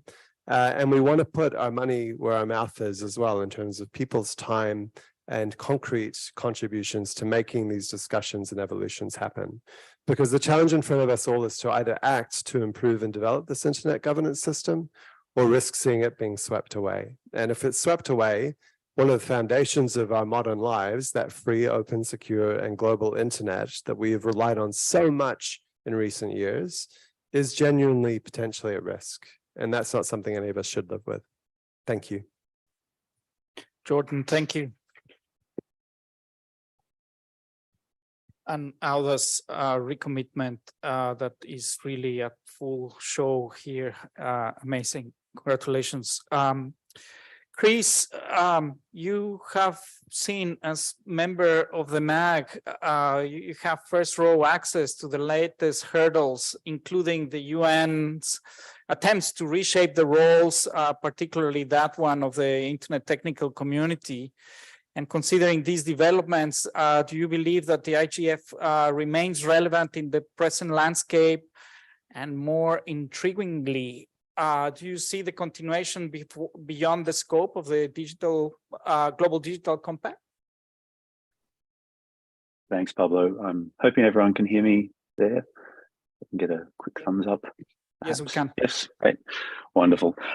Yeah, look, thank you so much for having me as part of this event. I think this is a really timely and important discussion. I'm really sorry that I couldn't be there in Brisbane with you in person, though I think you're across the road from my old high school, so the experience might have been a little traumatic if I was.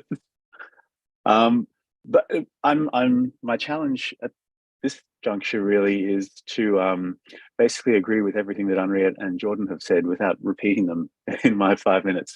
So I will do my best in that. And I'm certainly not, I'm not ignoring your questions here, Pablo. I'm going to come back to them, but I do want to go back a little just to point out that the title of this session, I think, is really important, that multi-stakeholder governance for the future, because that really does get to the heart of this. I think everything that's going on right now in the UN, in GDC, looking ahead to the WSIS plus 20, and actually a lot of what's going on also in the technical community and other spaces is bringing a new level of scrutiny to that multi-stakeholder approach. And I think it has become easy for us to take for granted that idea of a multi-stakeholder approach to internet governance, that commitment that we got there, and really to lose sight a little of the significance of that WSIS outcome and the achievement of getting that multi-stakeholder approach documented, committed to, built into the structures that we have, because it was not necessarily the outcome we would have expected from WSIS. It was something new, and it sort of put the onus on the whole community, the multi-stakeholder community, to come up with what that meant going forward.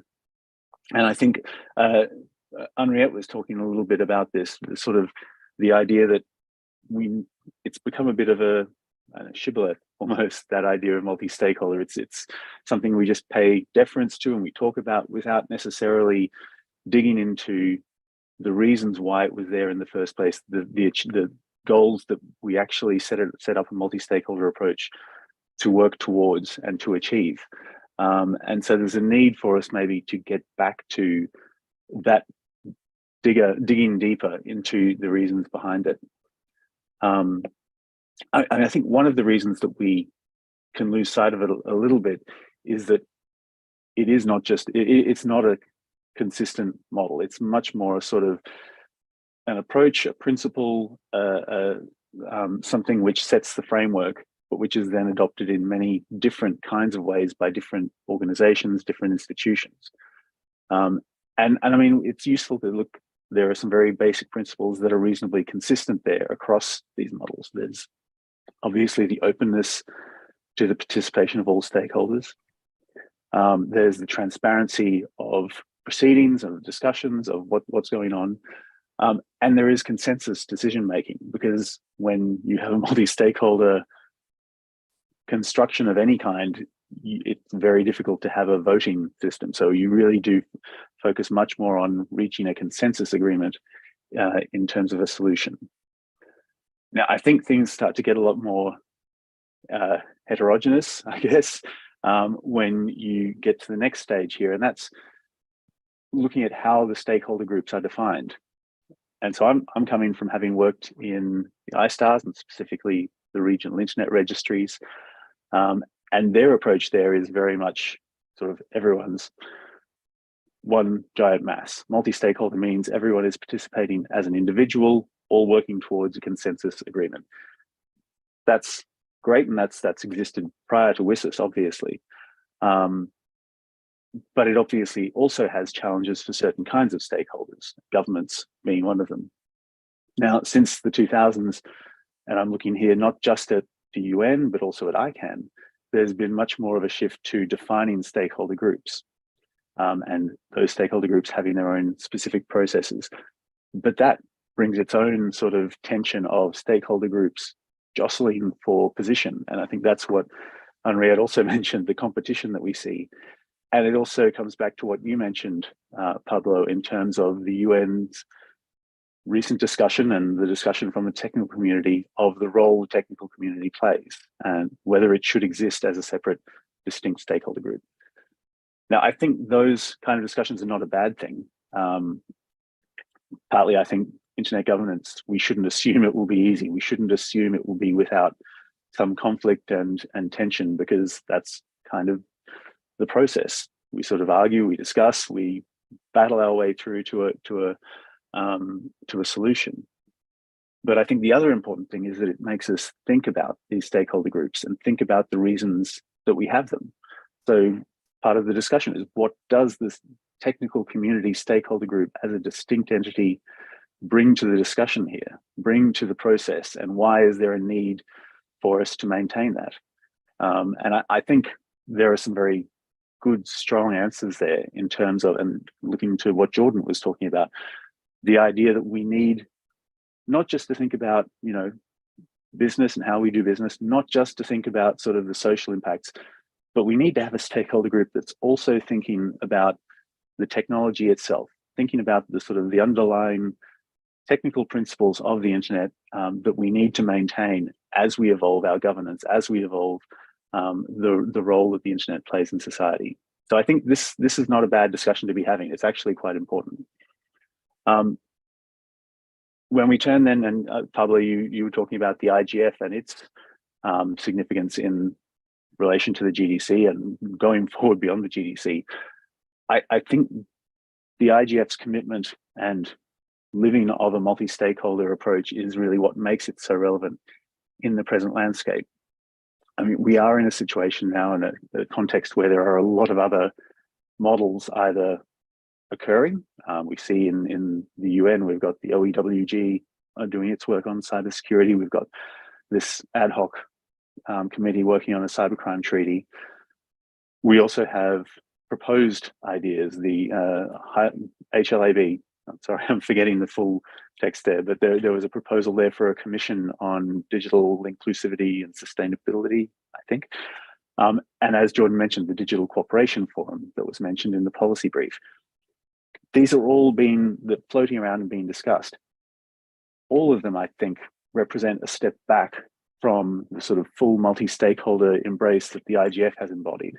And I think we need to be really aware of that and cautious of that. I think, and in some ways it's the easy step to sort of say, okay, we fall back on multilateral government to government discussions with just consultation from other stakeholders. It's particularly easy when we've got such fraught and tense geopolitical situations going on.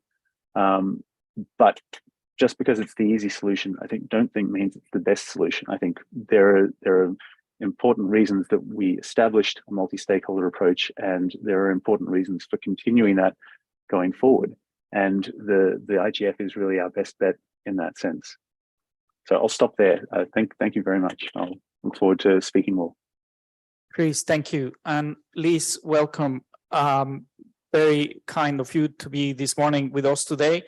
We're curious to learn your perspective on internet governance from these higher echelons of the IGF leadership panel that you are a member of, recently created one. In contrast, I would like to suggest with the IGF MAG, so would love to hear your views. Thank you, Pablo, and good afternoon, everyone, and good morning here from Denmark, where I am right now.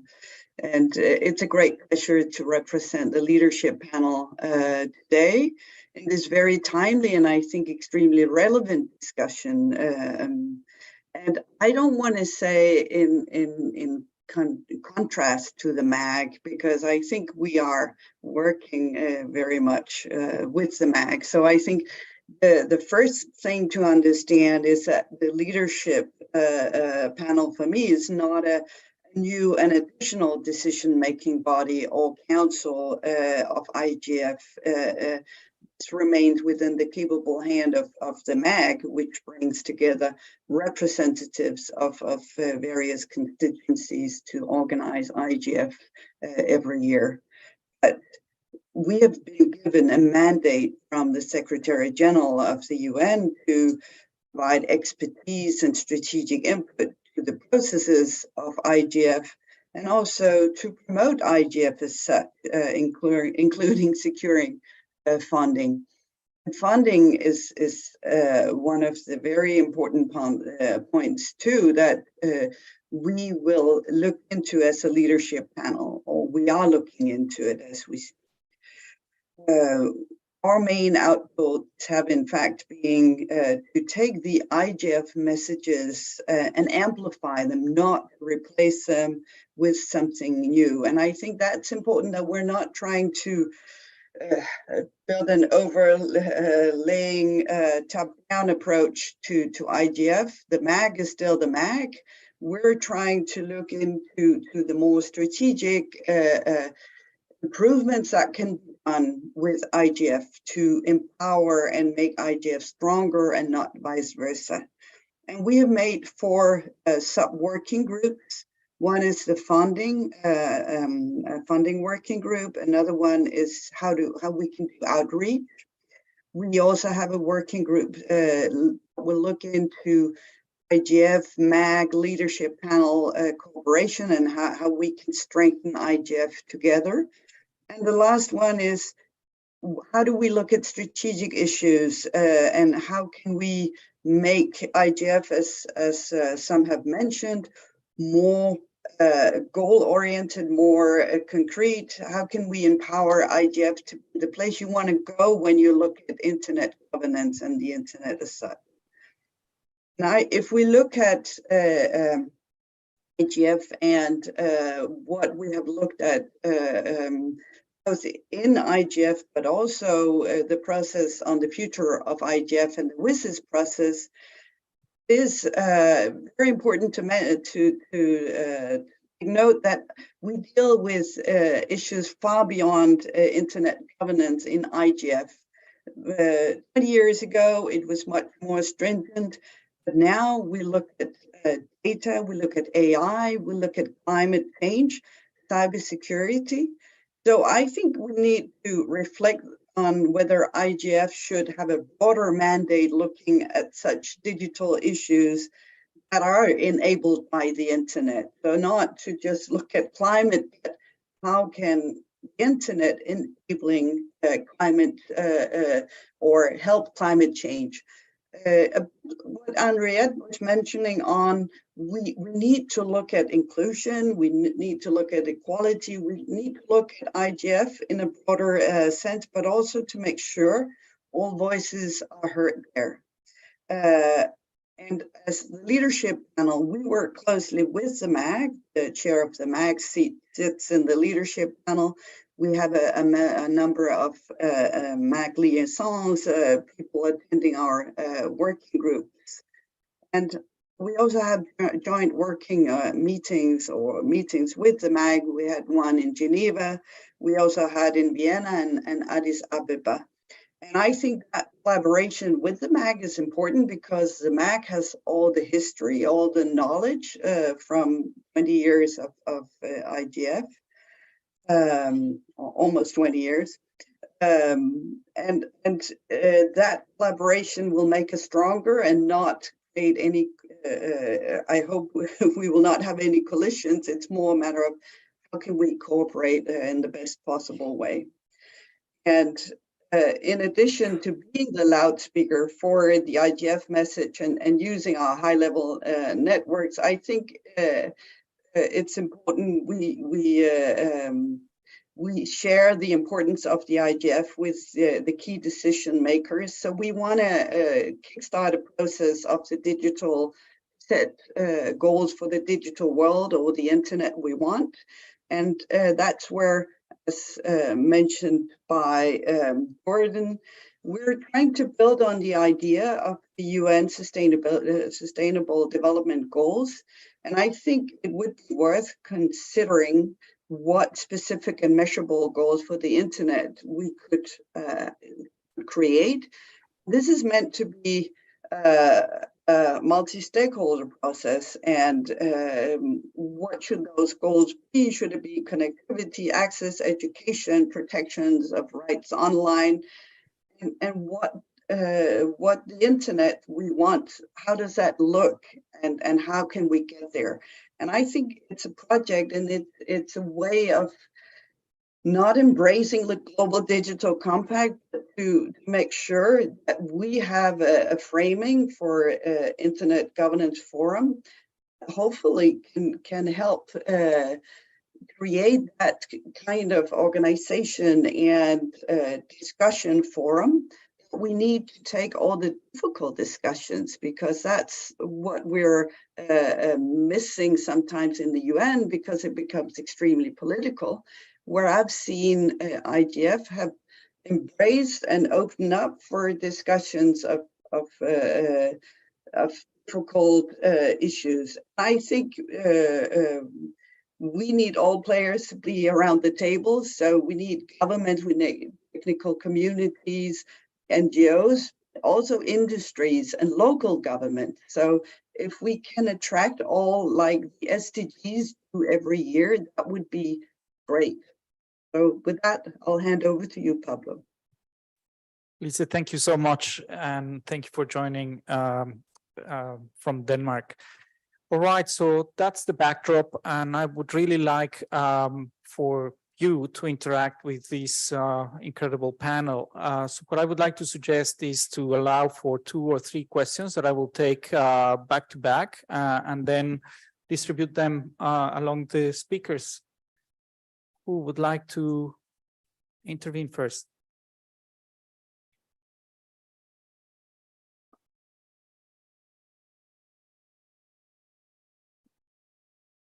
This is the problem with the afternoon tea, sugar effect. Don't be shy. Excellent. We know this. Over there. One here. Super.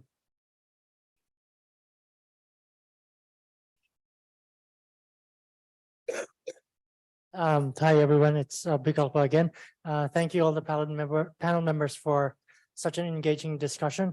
I just had a quick question about how we can balance collaborative approach versus competitive approach, because yes, we need to regulate the internet.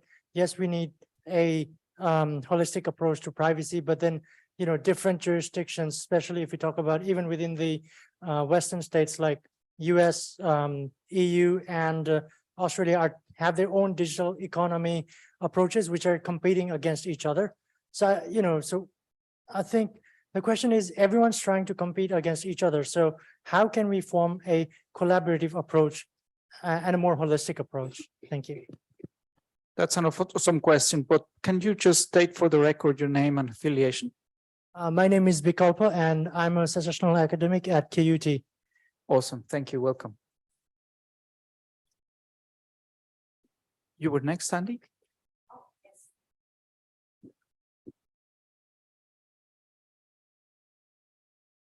Thank you. For the record, previous chair of NetThing, which is sort of still an attempt, I think, to be an IGF or domestic IGF. Forgive my ignorance, but one of the things that I've really loved about the IGF is just how intentionally broad the topics have gotten over the years, that it is a place, as Paul Wilson once taught me, for decision makers, but not decision making. And the topics are covered are really broad and complex and important. So I just want to get you to hold that thought. But we have this landscape in front of us now where the model of internet governance is under threat. And in Outer's roadmap that they've just put out, they've defined internet governance as a means of institution and processes that govern and coordinate and sustain discussions on matters of importance to the underlying technologies of the internet. So I think they're positioning internet governance within a broader technical policy, digital policy arena. And I suppose I wanted the panel's thoughts on that, because as we struggle here in Australia to figure out, can we tackle every topic from AI to climate change, or do we go into battle to preserve the current model of internet governance? So I would just love the panel's thoughts on how broad this thing is, or can we narrow for the next couple of years because the threat is right in front of us around the model itself? I hope that question was clear.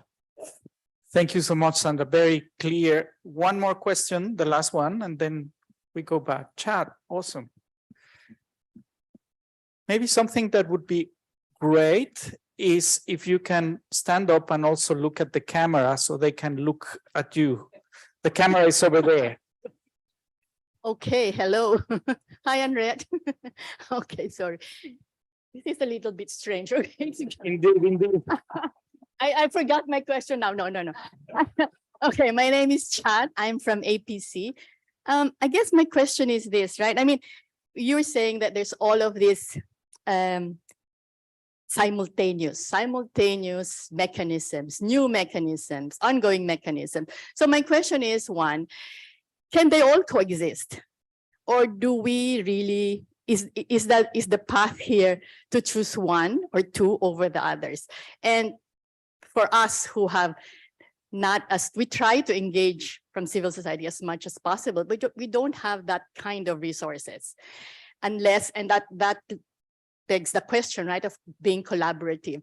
How do you break this deadlock? Is it actually possible, or are we in a cycle where this will just go on and on, this sort of process where we're trying to find new mechanism and then we end up in the same place where you have so many of them? Thanks.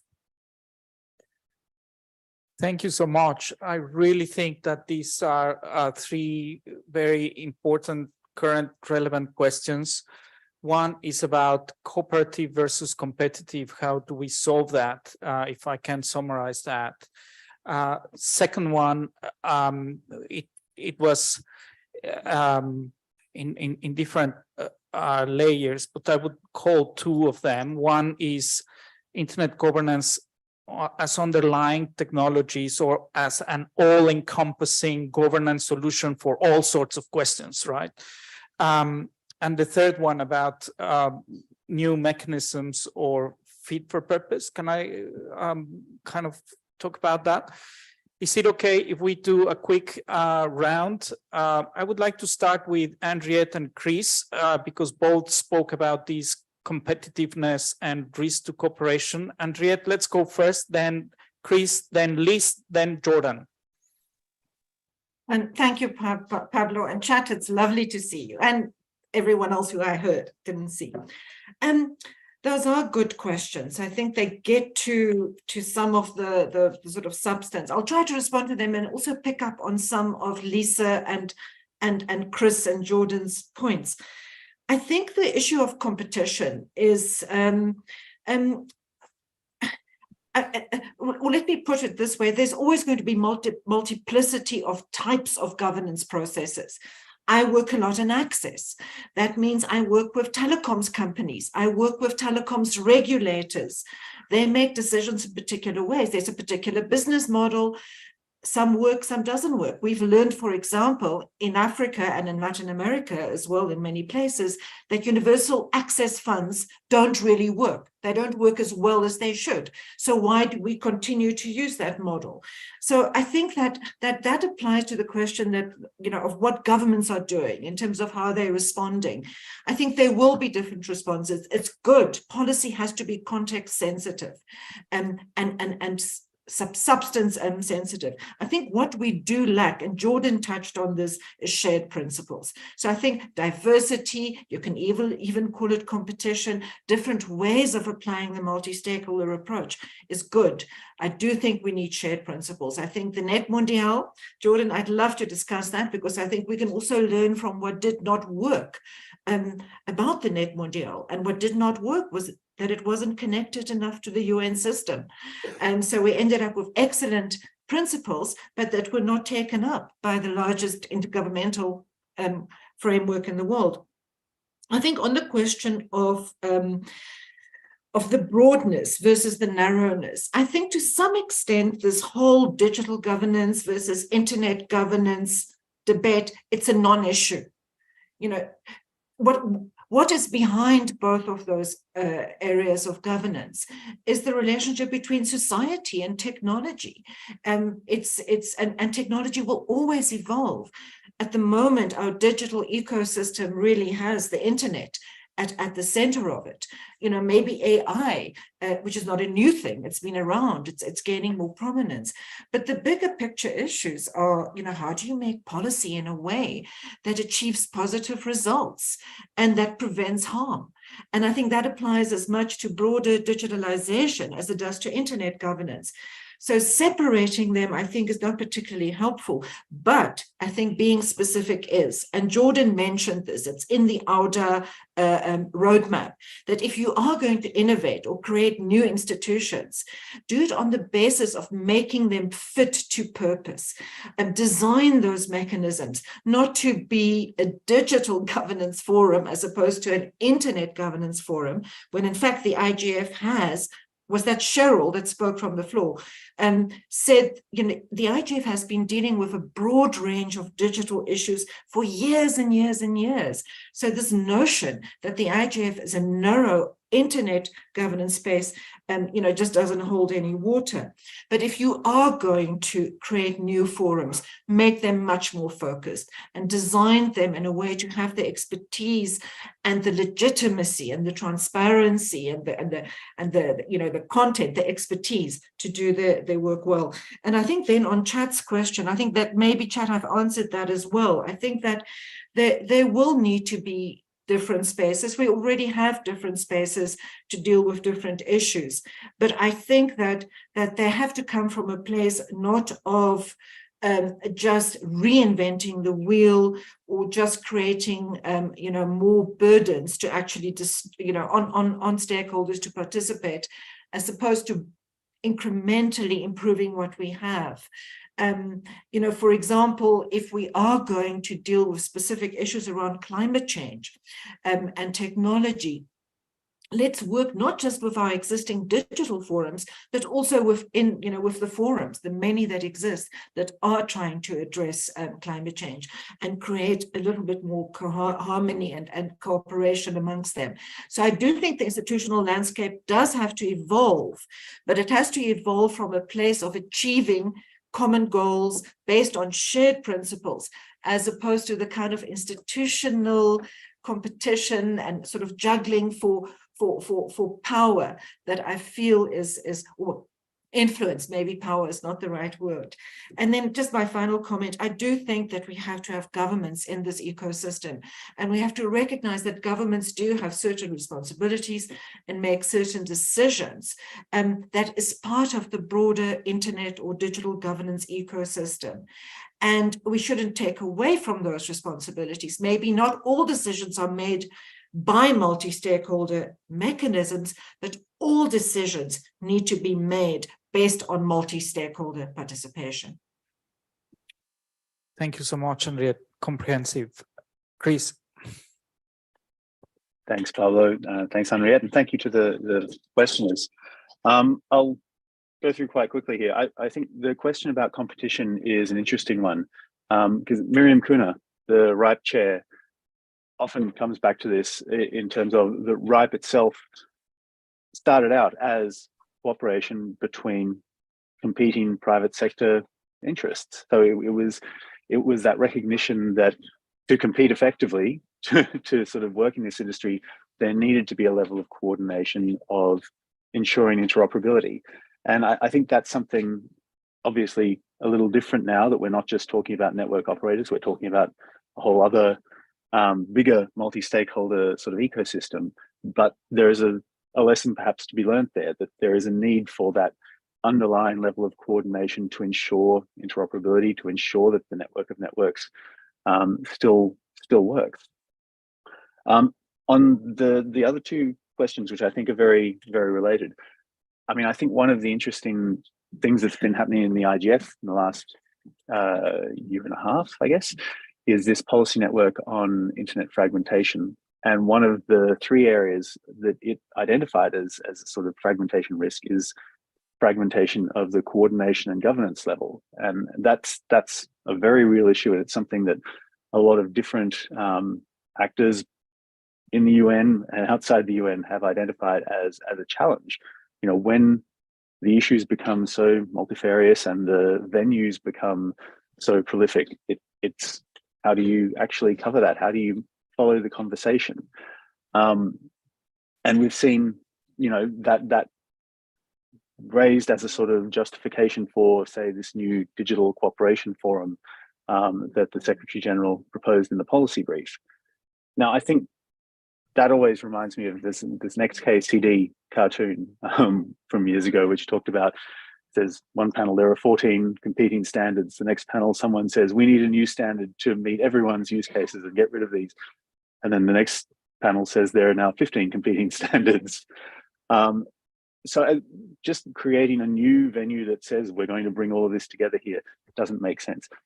Building on what we have, building on the IGF as a sort of venue for this makes a lot more sense, not only because the IGF already has the experience in being a multi-stakeholder venue and has that history and legitimacy, but just in terms of efficiency, it makes a lot more sense to build on something that is there and existing and has the sort of the buy-in and the involvement.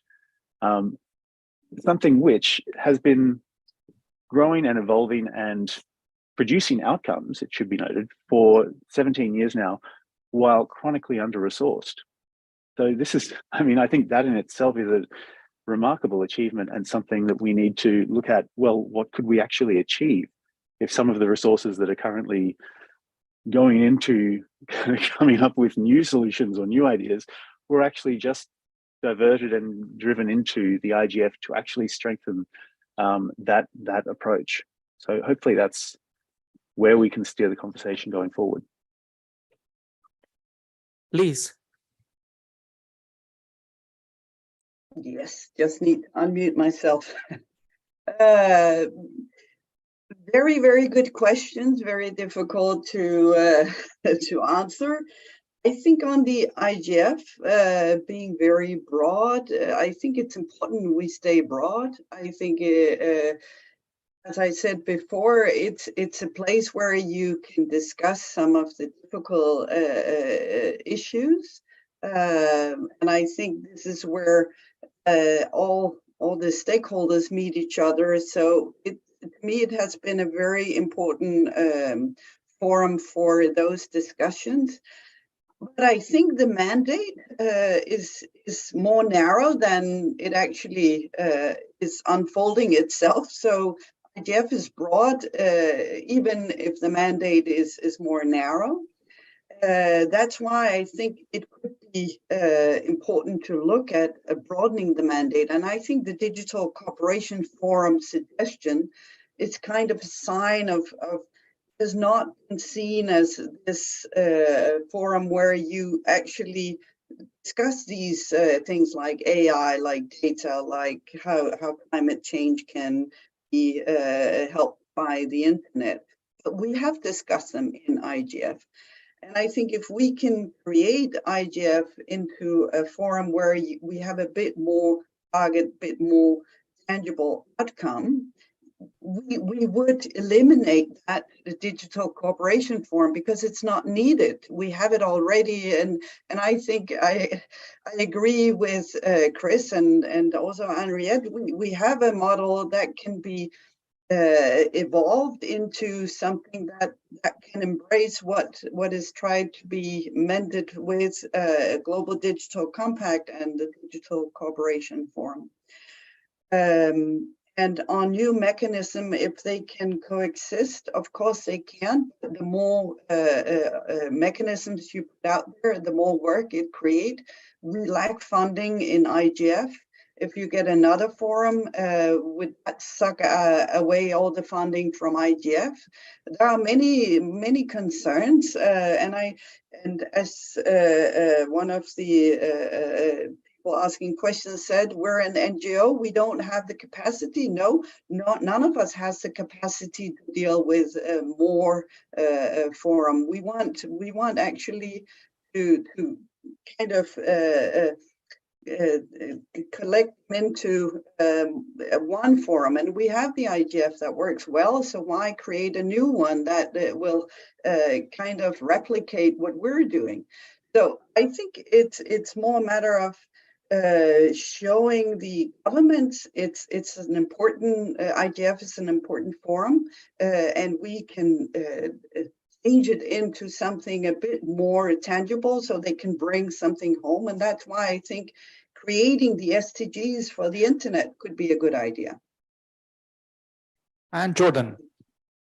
Just really quickly, I think that the insight that I've taken away from 20 years of working in this internet governance realm is that what matters about multi-stakeholderism is that it pulls together the people who know about and are affected by a thing, and it forces them to argue to something that's workable and durable. And so that doesn't mean that you have to be committed to a particular institution or a particular process. If you think that approach can help solve problems, and it seems to be quite good at solving some problems, then let's deploy it to solve some of these newer, broader digital technology problems. On the scope creep question or cooperation versus competition, the only thing I would say is we need to keep enough attention on doing the governance of the old-fashioned internet bit to make sure it keeps working, because it's a sort of profoundly open technology that allows a whole bunch of other things to happen. And if we lose it, we will miss it more than we could possibly imagine. And with that, we have to start closing the panel. I hope it was of interest to all of you. Some takeaways for those that are new, you have to, so you're welcome to read about the Internet Governance Forum. The global one will happen in Kyoto in October, but the regional one will start right here in this venue starting tomorrow. So we have the local, the regional, and the international, and this was trying to build a bridge around that. If you want to go further, definitely read the roadmap that Alda just published. Highly recommend. Read about the multi-stakeholder advisory committee and the leadership panel into the IGF and the Global Digital Compact. All of these things were mentioned, and these are processes ongoing in the UN. And my key takeaway is take awake as well. Evolution or revolution, and it's quite interesting how the communities from the bottom up are kind of claiming evolution, lessons learned, improve what it is there. And there is kind of a certain top-down revolution trying to say, no, let's just open up new forums, let's change the process, let's expand or narrow, whatever it is. So how can we come into agreement between those competitive views, the communities and the top levels? All right, with that, we give chance to the next panel, and I gave 8 seconds into the floor. Thank you, Pablo. And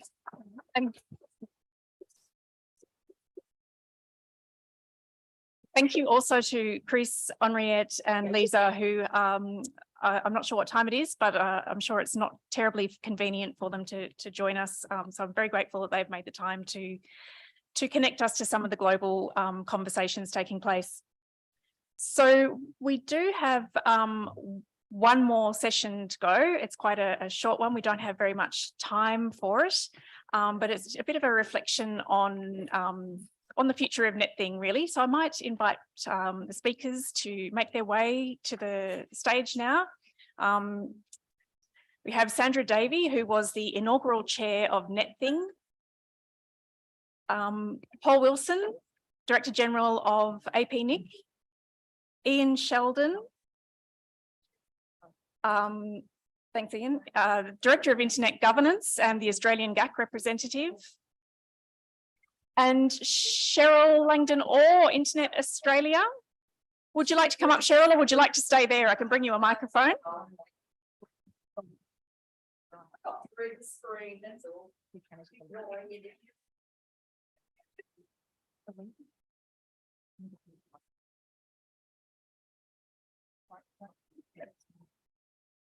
Where are you?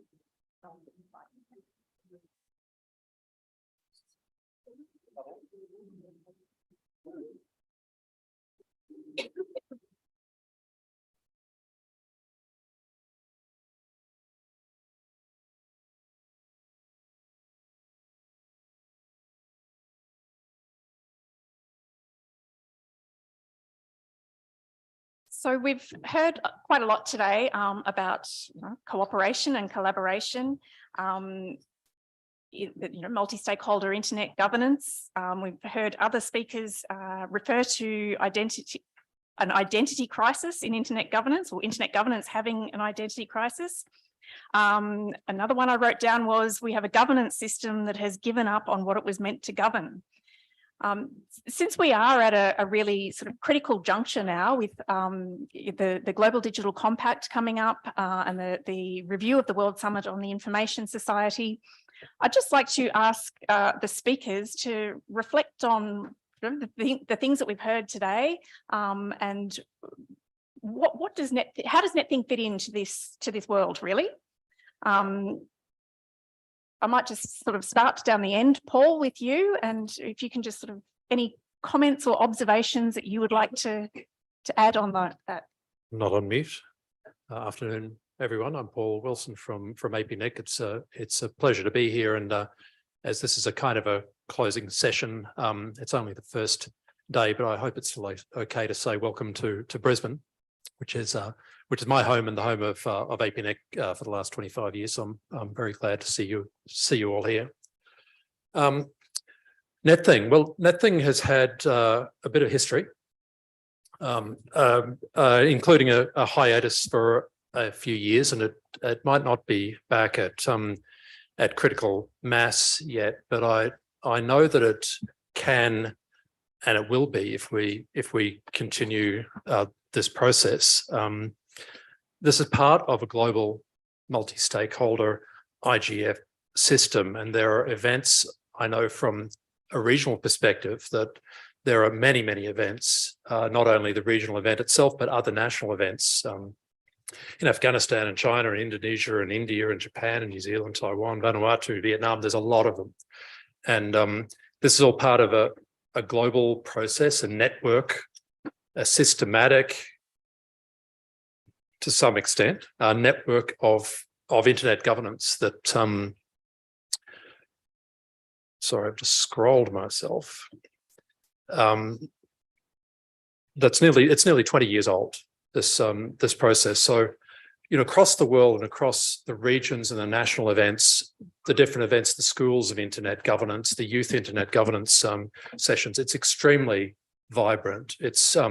I think it's extremely valuable. I think there are huge opportunities that come from this network of events and organizations to continue to advance internet governance at the local level, at regional and global levels. And I think I speak from a regional perspective, but having watched Australia over many years, there's also been something of a hiatus in Australia and in Australia's sort of level of activity. But Australia's been a trailblazer in internet governance, and since the very early days, Australian government, Australian stakeholders have been active in many sectors of the internet, including multi-stakeholder internet governance processes from .au, outer. It's our involvement in the formation of ICANN, within ICANN, the CCNSO and the GAC. The fact actually that APNIC moved to Australia back in 1998, I think, was a good sign for the nation. So I don't want to be parochial about it, and I'm not parochial, but I think Australia has been punching above its weight in so many ways for so many years. It's not just in the traditional internet sector either. It's in ITU, in APEC and other fora. And even with other things on their agenda at those events, Australians have been supporting the multi-stakeholder model. They've been brokering the agreements. They've been helping to create policy and building partnerships in support of this system of internet governance, which has been recognised so well in Australia. And I think what we saw today, this morning, just to reflect on the opening, was to hear Australia saying again, as they did through Ambassador Dowling, that Australia supports the multi-stakeholder model. And I think that is an invitation to the Australian community. It's an invitation to all organisations and citizens of this country to be involved and to take Australia up on that commitment to get involved in a real way with internet governance from not just from a discussing the point of view of discussion, but practical processes and practical outcomes that can come from a systematic approach to internet governance, a systematic approach to multi-stakeholderism that I really do think that thanks to the people who've supported this event, thanks particularly to Outer for its long-term support of the AU IGF come NetThing, I really think we're after a hiatus, we're in a very good position to possibly present forward a model that could be developed in Australia by this community that could be very influential. It could be very influential across all of those different initiatives I mentioned before in so many different countries, not to mention the regional and global level. So that's what I hope would be coming out of this event. And as I said before, I think the key thing is for the wider community to take up the Australian government on the invitation we heard this morning to be part of a multi-stakeholder system. Thanks. Thanks, Paul. So Ian, perhaps you can reflect on that and the invitation to take up. Thanks, Annalise, and thanks, Paul. I think I'd very much agree with your comments here. For me, I think this morning's sessions and the rest of the day's sessions have really highlighted the challenges facing the internet governance community over the coming years.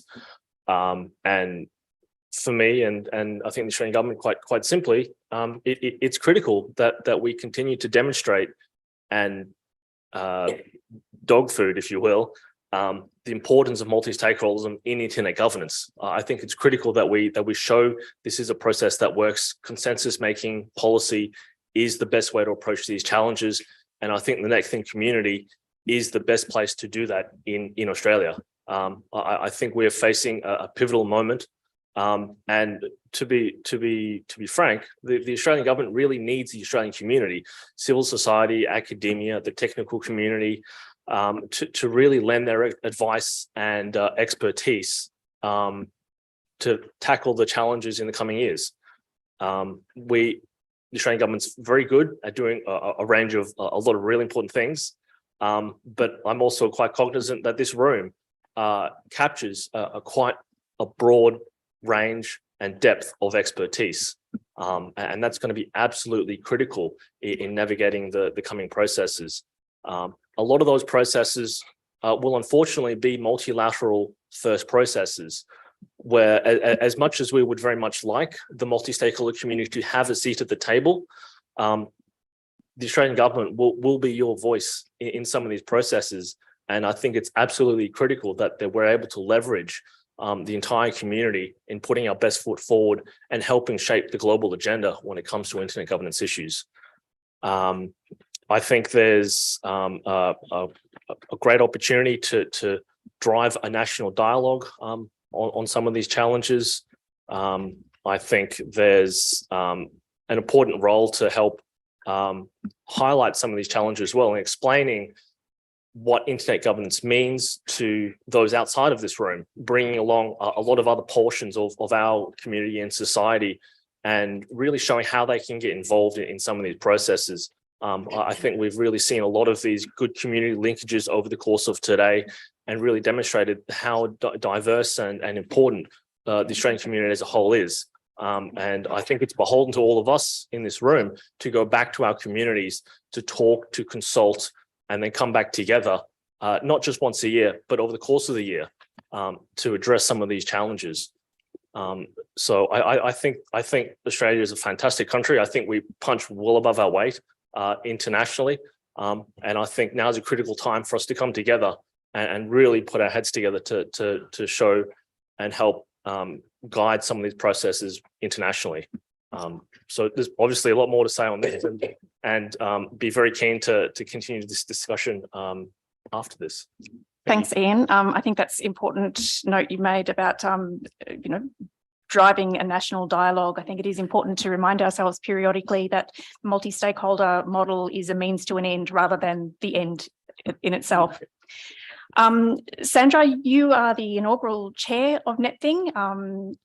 I would just like to ask you to share your reflections or observations, or just any ideas about the future of NetThing, where we might go to, how we can perhaps, get involved in some of the things that Ian was just referring to. Firstly, thank you, and hello to anyone that's left out there in the online audience, let alone the lovely people here in the room. I'm a baby when it comes to internet governance. I've been mucking around, even though I've been in the internet industry for 30 odd years. I've only been mucking around in this IGF stuff for about 4 years. So I've a limited perspective, but one that I think is important to share. Firstly, I concur. I'm in love with the IGF. And I think the stuff that it covers, the issues that it tackles are super, super important. I'm going to speak, though, through the lens of this tiny little thing called NetThing, which is so poor and so under-resourced that the working title of our name 4 years ago, NetThing, is still NetThing because we haven't had any money to actually do any branding. So if we continue this thing, there's this collective view up here that it's a shit name and it'd be really great to change, but it's worked. And I also want to acknowledge that when I picked up what was an incredibly broken AUIGF 4 years ago, I want to acknowledge that Australia has punched above its weight, because I had to learn a stack of stuff coming into this process, that there were a whole bunch of organisations, including Outer. But when I met Cheryl and others, there was literally no one, and it was broken. A number of civil society organisations were almost bankrupt. Outer had disappeared. I don't know where the feds were. But APNIC. They were there, Sandra. That was me. Oh, they were there quietly in the background. But APNIC was there. And I think that's important, because I think that's my call out today. I'm a believer in the IGF, and the luminaries that we just heard from, it's so amazing to be connected to such a powerful thing that has done so much good. But I just want to bring us right down here to Australia and the AUIGF, or the NetThing. We've got some serious challenges. I've only been at it 4 years, and it takes volunteer effort, but it also takes all parts of the multi-stakeholder sector and movement to kind of chip in. And Cheryl can attest that we're running this thing off the smell of an oily rag, right? And if it wasn't for Outer this year, I'm concerned it wouldn't even happen, or certainly wouldn't happen on this scale. So I think the shout out here is, how do we keep this thing going when most of us are doing it on volunteer efforts, and we scrap together just enough every year to do the thing again? So I think that's a call out to all of us from every corner of the multi-stakeholder room, that unless we all chip in, then it's not going to be great anyway, right? Because the voices won't be brought. I think the second thing I've noticed over the past few years is it takes a lot of effort. This is not my full-time job. I just turn up as an interested member of civil society, and civil society is exhausted here in Australia. It's broken, it's underfunded, it's under-resourced. And so if we want one of the critical speakers at the table, we have to find mechanisms that don't overload an already overloaded civil society. So another kind of shout out for how do we create an environment that gives equal participation? Getting the private sector involved over the past few years, man, where are they? You know, we have done shout outs to Google, to Telstra, to Facebook, Atlassian's here, yay. And Amazon's turned up over the last few years, yay. But this stuff is really critical, right? So where are they, and how do we get them involved? And apart from the registrars and the resellers and those around the Outer ecosystem, which thank you very much, Affilius and George Pongus, who's just been from GoDaddy, just a long serving internet policy kind of dude. So again, another shout out for, we need everybody at the table. So I suppose when I think about NetThing, I'm an absolute believer in it. It has to continue, but it needs help. This is a shout out to everyone to kind of tap their networks. And the last thing I suppose I want to say is and I think I know Cheryl and Ian and Paul well enough to say this. How do we grow the next cohort, right? There's a bunch of tired people up here. So how do we grow the next cohort? And the fellowship program that was launched this morning is an awesome start. Running the youth IGF alongside is awesome. I know Outer's going to make some substantial moves into the growing the internet governance capability in the country. So that's all fantastic, but it just needs to continue if we're going to continue using this as a platform to tackle those really tough issues that we've been talking about today. So thanks for letting me pontificate on how no money we have, and could we have some money, please? I've got my own, thank you. Thanks, Sandra. Cheryl. Oh, thank you, ma'am. All right. I think we have opportunity. I think timing is perfect to take up those opportunities. Let me give you a little brief history, however. Many years ago, and I do mean many, AUDA, our enormous supporter here for NetThing to this day, ran the AU IGF. It was run well. It got good audience participation. It was a little top down. It was not perhaps as grassroots as we're certainly running, and it certainly wasn't run on the smell of an oily rag, but it got there. Balls were dropped, things happen. It stopped for a while. 5 of them ran, and we had about 5 or 7 years when nothing happened. Then a certain ambassador for cyber affairs gathered 6 or 7 of us down in Canberra and said, can we get back to this? Because, the sorts of things Ian was saying just now, he was thinking then. And might I just mention, our current ambassador seems to be grabbing that bull by the horns and just going to assist us to take it from strength to strength to strength. So I see, sure, we are running on the smell of an oily rag, but sponsors are turning up. Identity Digital has now sponsored us for the next 4 years. That's brilliant. I've just heard our sponsor that is kind of going to get your wine and your soft drink and your nibbles has got us in next year's budget. More about that later. And is talking about ongoing. Our fantastic Indigenous Fellowship has 4 years bootstrapped, absolutely, funding, but this year kicked off by Identity Digital. Welcome all those people that you were suggesting should be playing along. Come one, come all, let's build this out. Let's make the conversation, the storytelling, the opportunities, the grandmas, the grandpas, the mum and pop shops, the remote and rules. Can I say, why are the youth in another room all day? Can we have some Aussie? There's what, 1 Aussie in there and 1 remote. Can we have 25 actual youth in the room? Yes, please. Where do we define youth? Under 25? Well, no, they don't. They're sort of beyond that. Where's my 15-year-olds? Where's my 12-year-olds? Where are the digital natives? So we can do a really good job, but we do have to collaborate. We do have to work together, and we do have to share both our diversities and respect each other's variations in views. And that's what NetThing in an annual aspect can do, but that's not all it should do.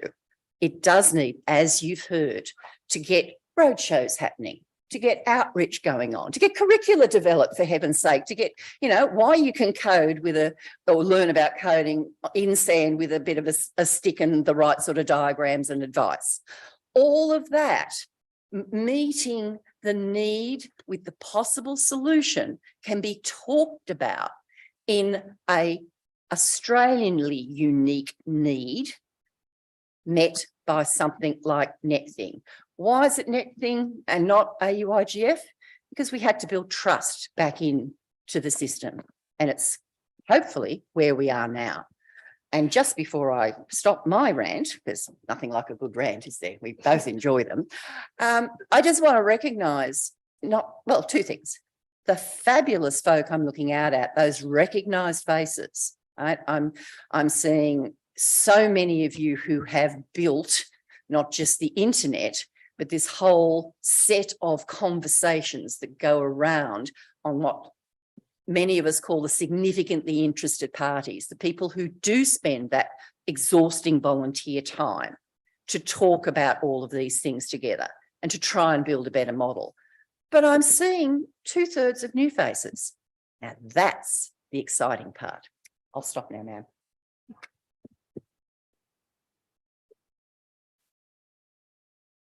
Thank you, Cheryl. I just heard from all of the speakers about, what we can be, what NetThing can do, what we can do. Can we ask everyone to briefly reflect on what do we need to do that? Is it just the lack of funds, or is there something else? Like what is it that we need to do as a NetThing community to make these things happen? I'm not sure who wants to go first. Paul? It'll come on. Thanks, Annalise. Look, it's about cooperation. It's about multi-stakeholder cooperation. Actually thinking back to the origins of internet governance, as an English speaker, I was quite relaxed with the term governance, but realised after a few years that in many languages and cultures, the only thing that governs is a government. And so the idea, the whole term of internet governance has been quite problematic. And I think we should be talking about cooperation. We should be talking about the fact that in order to make this thing happen, we need to be, we need true multi-stakeholder cooperation. But we also need to accept that cooperation and coordination never happen for free. It's kind of a mythical thing that somehow all we need to do is cooperate and coordinate and magical things will happen, but they won't. And so the volunteer system where the volunteers are adding cooperation and coordination on a very slim budget just doesn't cut it. It's not sustainable. It doesn't build an institution. It doesn't build the sort of memory and the real momentum that we need to be going forward. So I would hope that we have that in Australia there is a true multi-stakeholder cooperation that builds on. I think Australia has got, although as Sandra said, it's lean. Australia's got a very strong history of non-government community organisations, and even of government sort of delegating or relying on the non-profit sector, particularly in the social sector, to produce policy, to give genuine feedback on policy, to join working groups and interest groups across government. I think we've got that tradition that's really strong, and in some cases those NGOs is not a term used very much in Australia, but those community organisations are funded by government and can be funded to at least a subsistence level. And I think to really bring folks in, I was very happy to see this morning the breadth of contributions, and I think we've come a long way actually in that hiatus period in which, since the early Australian IGF, where we really do have an appetite now for the consumer researchers, for the consumer voice to come, for the Indigenous Australian voices to come to this table. And I think openness is not enough. I mean, to be open to all comers is one thing, but it's a bit like being non-discriminatory. It doesn't really achieve anything in the practical environment that we're in. Multi-stakeholderism is much more intentional. It should be much more intentional in that it's more like positive discrimination or affirmative action than simply, non-discrimination. And so I think that's another need for coordination and resources is to put that effort into active and kind of radical inclusion into the process, and really kind of nagging people who need to be here to come along and be here. I just really have a feeling that at this time in Australia, the current environment is a good one in which to work on that model deliberately in a true encompassing multi-stakeholder way that can actually be a systematic model and process which can provide some leadership to others. Thanks. Cool. Anyone else? Ian? Yeah, I very much agree with everything you just said, Paul. And the only point I just wanted to pick up on is I think maybe a systematic approach with focus and intention. Let's be deliberate about the types of things we want to talk about and discuss and move forward. I think now's the time to bring razor focus to the issues that we care about as a country. And I think bringing that focus will help drive NetThing forward and help it be its best version of itself. So thank you. I'd like to agree with Ian. I think NetThing, insert new name, one day. There's no other spot to rally around the topics that we've talked about today. So I think I'd love to just NetThing to continue doing that. The hyper focus, perhaps as an experiment for the next couple of years, would be really great. And I suppose I say that because, and I'll admit my ignorance here, the topics are so broad, right? When you look at the IGF themes, and I just don't think that we can focus on all of them right now at NetThing. So I would argue for a hyper focus as an experiment for the next couple of years. And my last call out is for anyone that can give the time. If at the end of this week there's 3 or 4 new organisations or humans that want to come and join the open steering committee, then our respective rants will have been a success. So I will judge that at the end of the week, but I really like the idea of hyper focusing, but I don't have an exact view on what that means, but I think that's needed. I agree on focusing, absolutely, because you're right, we can't drink from the fire hose, which is what would happen if you tried to bring in everything from a global IGF. It has to be our national initiative. And so there's going to be very unique things and very specific points of difference. For example, you also heard today that, you know, IGF is somewhere where decision makers go but don't make decisions. Well, we could decide differently in a national perspective. That's up to us. We have the opportunity to write our own roadmap here. I'm using roadmap advisedly because, of course, Outer has the fundamentals of a roadmap already written. But we can insert our own program, our own 3-year plan, our own 5-year plan, and look at what is right. And, of course, what will change. Because one thing guaranteed, something else will come at you from left of field. There's always and we hadn't thought about that going to happen. Now we need to talk about it. And there's going to be certain things become more or less urgent. That's okay, because that can be our decision. But the facilitation is really, really important. And it's not necessarily hugely expensive. Sometimes it's a matter of taking it to, instead of bringing people to us. And we haven't explored those options. When we started, even NetThing, sorry, but it is still the working name, 5 years ago, nobody was as keen on remote participation as we are now. We've had, Annalise will tell you, I'd love you to give you the numbers later, but, really, really good online following, group numbers following us online today. So, it's a different thing that we're dealing with from even just pre and post COVID. So let's take the opportunities and make the best of them. Thanks. Thank you, Cheryl. And thank you to all of our speakers. We are sort of reaching the end of our time, but we do have drinks coming up. So hopefully we can continue these conversations. We would love to hear from all of you about, the future of NetThing and how we can make it continue building on it and have it go from strength to strength.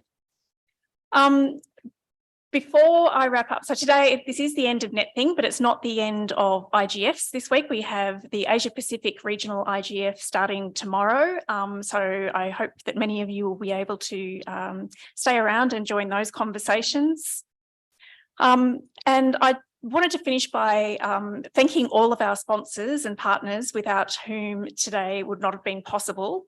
I'll just read them out now. We have our NetThing strategic partner, which is the .au domain administration, and they have been, a supporter of NetThing for quite some time. And I think it is true to say we probably would not have been here today without Outer's support.